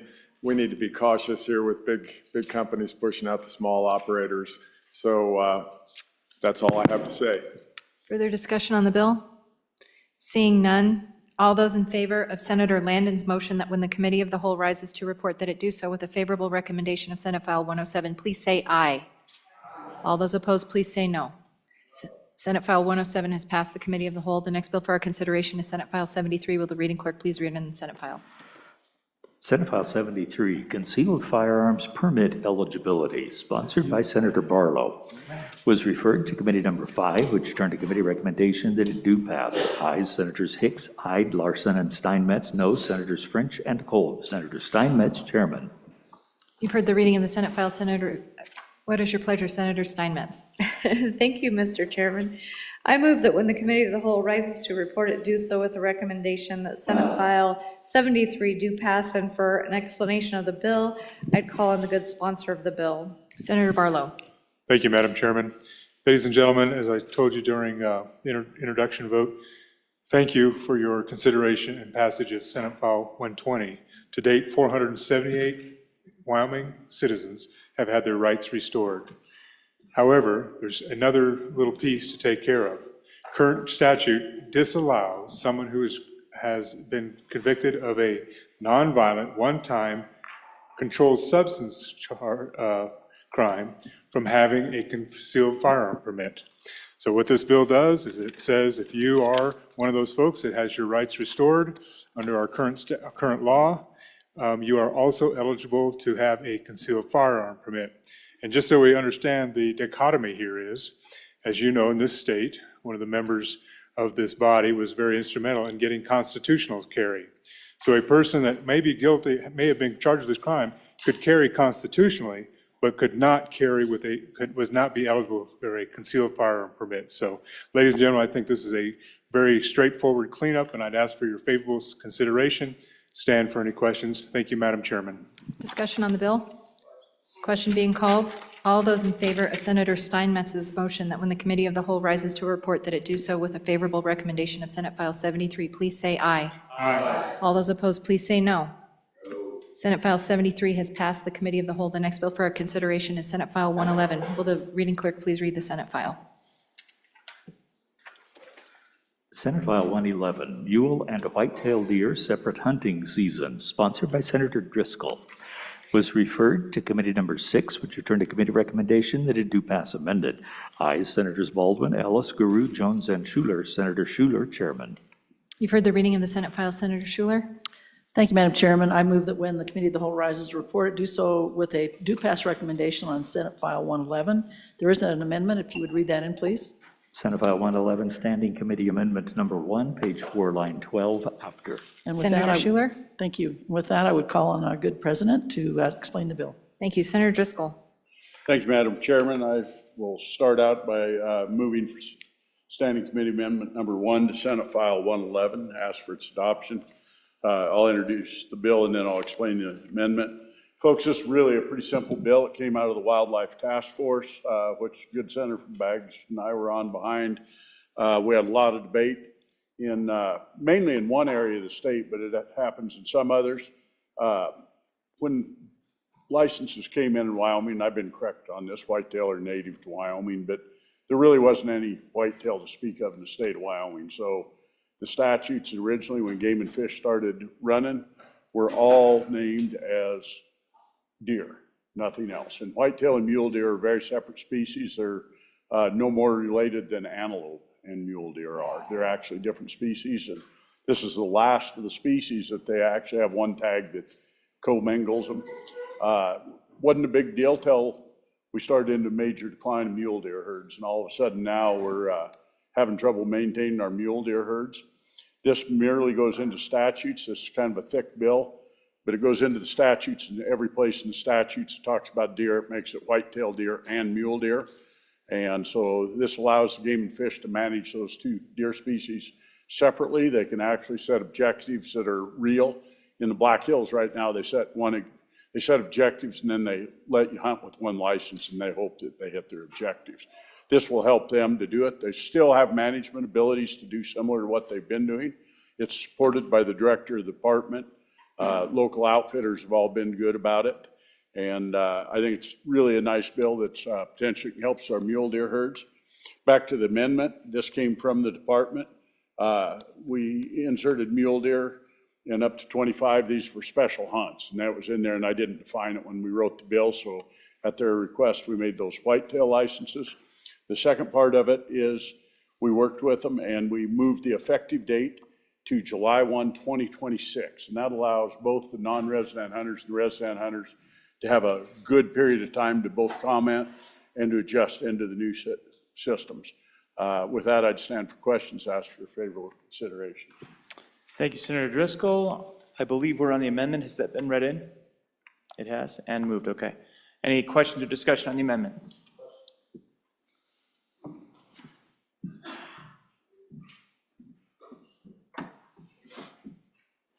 Question being called? All those in favor of Senator Driscoll's motion to adopt Standing Committee Amendment Number 1 to Senate File 111, please say aye. Aye. All those opposed, please say no. The amendment's passed. We're back on the bill. Question. Question being called. All those in favor of Senator Schuler's motion that when the Committee of the Whole rises to report that it do so with a favorable recommendation of Senate File 111, please say aye. Aye. All those opposed. Senate File 111 has passed the Committee of the Whole. The last bill for our consideration is Senate File 83. Will the reading clerk please read in the Senate file? Senate File 83, Revisers Bill, sponsored by the Management Council, was referred to Committee Number 12, which returned to committee recommendation that it do pass. Ayes, Senators Driscoll, Garou, Hicks, Kinski, and Rothfuss. Senator Driscoll, Chairman. Senator Rothfuss, what is your pleasure? Thank you, Madam Chairman. Madam Chairman, I move that when the Committee of the Whole rises to report, it do so with a favorable recommendation on Senate File 83 Revisers Bill. And I will go through it. Madam Chairman, obviously this is the corrections bill and is simply secretarial in nature. Quickly going through it, on page 2, we change insure to ensure. On page 4, we change project to projects, consistent with the account name. Bottom of page 4, statues become statutes. That was a typo. Onto page 5, just a typo in the formation of the reference. That is corrected. Onto page 6, we changed sulfur spelled in the British English way to sulfur spelled in the American English way. We'll do that again on page 7. Bottom of page 6, change commissioners to commissions based on who is actually making the action. And I'm sorry, it was actually on page 8, nope, 9 in fact, when we once again correct sulfur and the spelling of it. Madam Chairman, the only thing I'll note is that I do prefer the British English spelling of sulfur, but it's appropriate for us to use the American English spelling, and so this is all in order. Madam Chairman, that's the bill, but we do have a Committee of the Whole amendment. I'd ask that that be read in now. Senate File 83, Committee of the Whole Amendment Number 1, page 1, line 11, delete. Senator Rothfuss? Thank you, Madam Chairman. I move Committee of the Whole Amendment Number 1 to Senate File 83 and ask for favorable consideration. Madam Chairman, this is one more correction that was added by the staff. The language that's underscored is entirely missing from statute, despite the fact that it was intended to be there. And so this correction is trying to set the record straight. You can see that the sentence makes no sense without it. That's the amendment. I'd call for the question. Are you ready for the question? I know you're ready for the question. All those in favor of Senator Rothfuss's motion to adopt Committee of the Whole Amendment Number 1 to Senate File 83, please say aye. Aye. All those opposed, please say no. The amendment's been adopted. We're back on the bills. Madam Chairman, I hope you'll all join me with your enthusiastic support for this year's revisers bill. Okay, discussion? I'm seeing people stand up. And walk away. All those in favor of Senator Rothfuss's motion that when the Committee of the Whole rises to report, it do so with a favorable recommendation of Senate File 83, please say aye. Aye. All those opposed, please say no. Senate File 83 has passed the Committee of the Whole. Senator Larson? Waving. Senator Hicks? Madam Chairman, I move the Committee of the Whole rise and report. You've heard the motion. All those in favor say aye. All opposed, motion passes.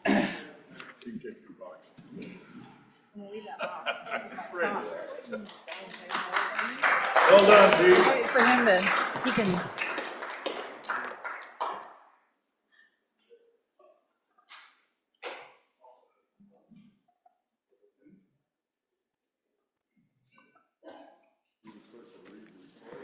Mr. President, your Committee of the Whole, having added to considerations bills on general file, begs leave to report as follows. Senate File 75, do pass amended. Senate File 24, do pass amended. Senate File 41, do pass amended. Senate File 25, do pass amended. Senate File 42, do pass amended. Senate File 23, do pass amended. Senate File 131, do pass amended. Senate File 54, do pass. Senate File 132, do pass amended. Senate File 52, do pass amended. Senate File 51, do pass amended. Senate File 19, do pass amended. Senate File 57, do pass amended. Senate File 80, do pass. Senate File 128, do pass amended. Senate File 74, do pass. Senate File 69, do pass. Senate File 125, do pass amended. Senate File 86, do pass. Senate File 72, do pass. Senate File 130, do pass. Senate File 123, do pass. Senate File 105, do pass amended. Senate File 68, do pass. Senate File 118, do pass amended. Senate File 102, do pass amended. Senate File 77, do pass amended. Senate File 94, do pass. Senate File 110, do pass amended. Senate File 99, do pass. Senate File 96, do pass amended. Senate File 97, do pass amended. Senate File 109, do pass amended. Senate File 98, do pass amended. Senate File 114, do pass amended. Senate File 89, do pass amended. Senate File 64, do pass. Senate File 82, do pass. Senate File 53, do pass. Senate File 120, do pass amended. Senate File 107, do pass amended. Senate File 73, do pass. Senate File 111, do pass amended. Senate File 83, do pass amended. Senator Ellis, Chairman. Senator Ellis.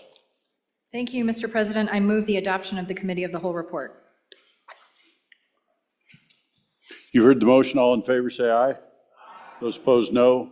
Motion carried, and the report has been adopted. Messages from the House. If you thought we were done, you're wrong. From the House of Representatives. Mr. President, the following bills passed the House in amended forms. Message number 136, February 23, 2024. House Bill 29, Cold Case Database and Investigations. Ayes 53, noes 9. Message number 138, February 23, 2024. House Bill 31, Peace Officers' Records and Reportings. Ayes 62. Message number 141, February 23, 2024, House Bill 67, Outdoor Recreation and Tourism Trust Fund Administration 2, ayes 48, noes 14. Message number 142, February 23, 2024, House Bill 74, Public Health Nursing Budget Requests, ayes 48, noes 14. Message number 143, February 23, 2024, House Bill number 77, Simple Assault and Domestic Assault Menacing, ayes 35, noes 27. Message number 144, House Bill number 116, Sage Grouse Implementation Notice to Landowners, ayes 62. Message number 147, February 23, 2024, House Bill 197, Sales Tax Administration Revisions, ayes 62. Message number 149, February 23, 2024, House Bill number 148, ayes 53, noes 9. Mr. President, the following bills passed the House. Message number 134, February 23, 2024, House Bill number 12, Wyoming Dairy Marketing Act repeal, ayes 62. Message number 135, February 23, 2024, House Bill number 13, Flow-Through Pools Exemption, ayes 62. Message number 137, February 23, 2024, I beg your pardon, House Bill number 30, Controlled Substances Act Possession Amendments, ayes 57, noes 5. Message number 139, February 23, 2024, House Bill 58, Forensic Genetic Genealogy Pilot Program, ayes 49, noes 13.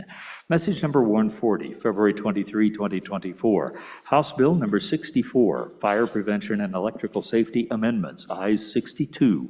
Message number 145, February 23, 2024, House Bill number 141, State Land, Oil, and Gas Leases Operator Requirement, ayes 61, noes 1.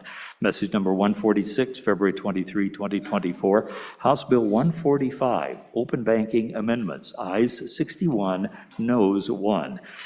Message number 148, February 23, 2024, House Bill number 92, Protection of Parental Rights, ayes 55, noes 7. Message number 150, February 23, 2024, House Bill number 138, State Funds Pool A Participation and Fund Limits, ayes 41, noes 21. Thank you, Randy. Standing committee reports.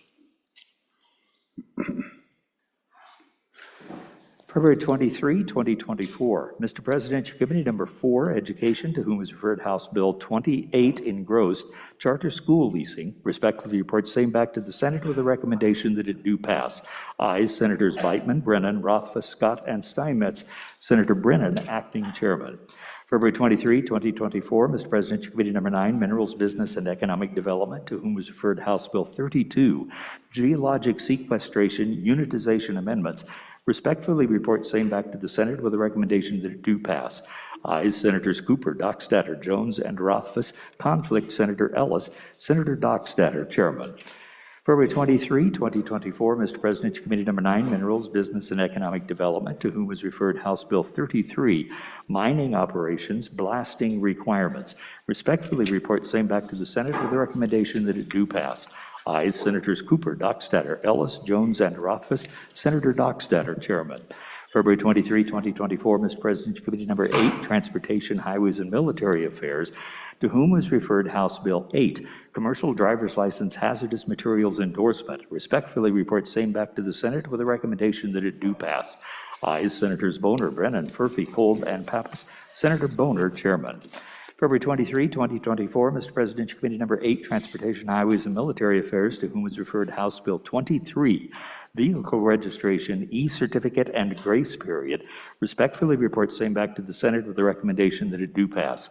Ayes, Senators Boner, Brennan, Furphy, Kolb, and Pappas. Senator Boner, chairman. February 23, 2024, Mr. President, committee number 4, Education, to whom was referred House Bill 20, School Finance Regional Cost Adjustment Study. Respectfully report same back to the Senate with a recommendation that it do pass amended. Ayes, Senators Beitman, Brennan, Rothfuss, Scott, and Steinmetz. Senator Brennan, acting chairman. February 23, 2024, Mr. President, committee number 10, Labor, Health, and Social Services, to whom was referred House Bill 14, engrossed, Prior Authorization Regulations. Respectfully report same back to the Senate with a recommendation that it do pass amended. Ayes, Senators Baldwin, Barlow, Bouchard, Dockstader, and Hutchings. Senator Baldwin, chairman. Thank you, Randy. Senator Dockstader. Thank you, Mr. President. I request that House Bill 33, Mining Operations Blasting Requirements, be re-referred to Committee Number 2, Appropriations. Without objection, so ordered. Introduction of House bills. House Bill 30, first reading of the House bill.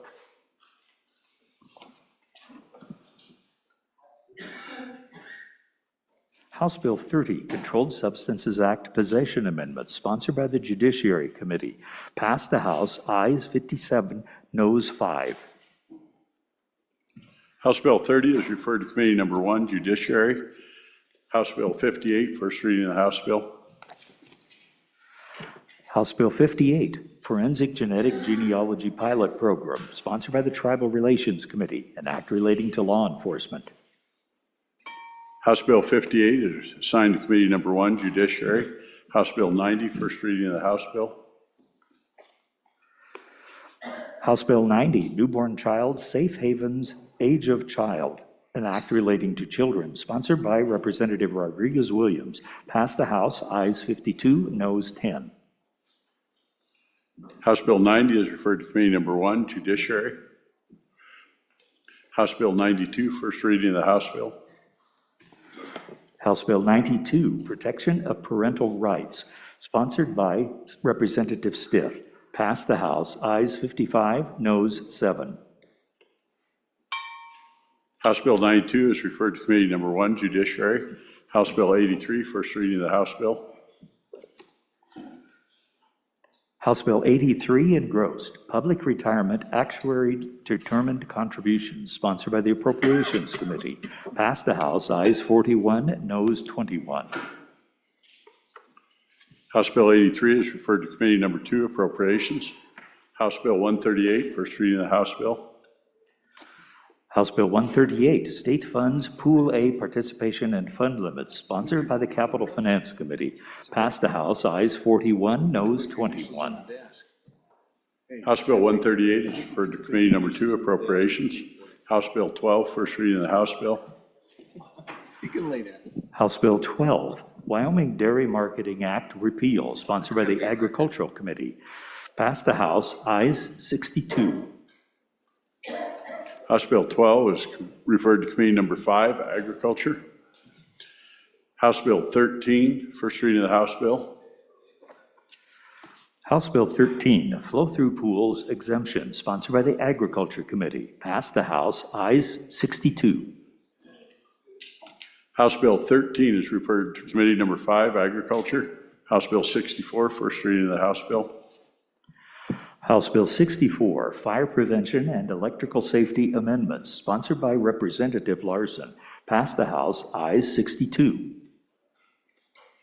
House Bill 64 is referred to Committee Number 7, Corporations. House Bill 126, first reading of the House Bill. House Bill 126, engrossed. Child care is residential use of property, sponsored by Representative Yun. Passed the House, ayes 45, noes 17. House Bill 126 is referred to Committee Number 7, Corporations. House Bill 141, first reading of the House Bill.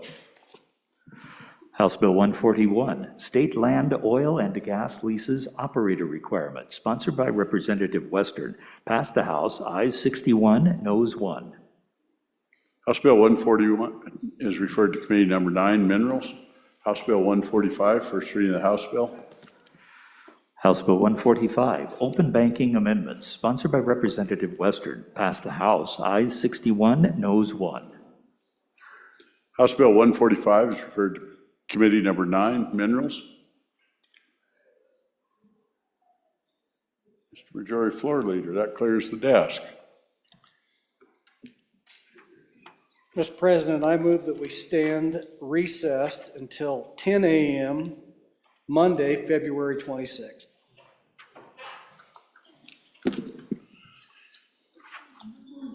What's that?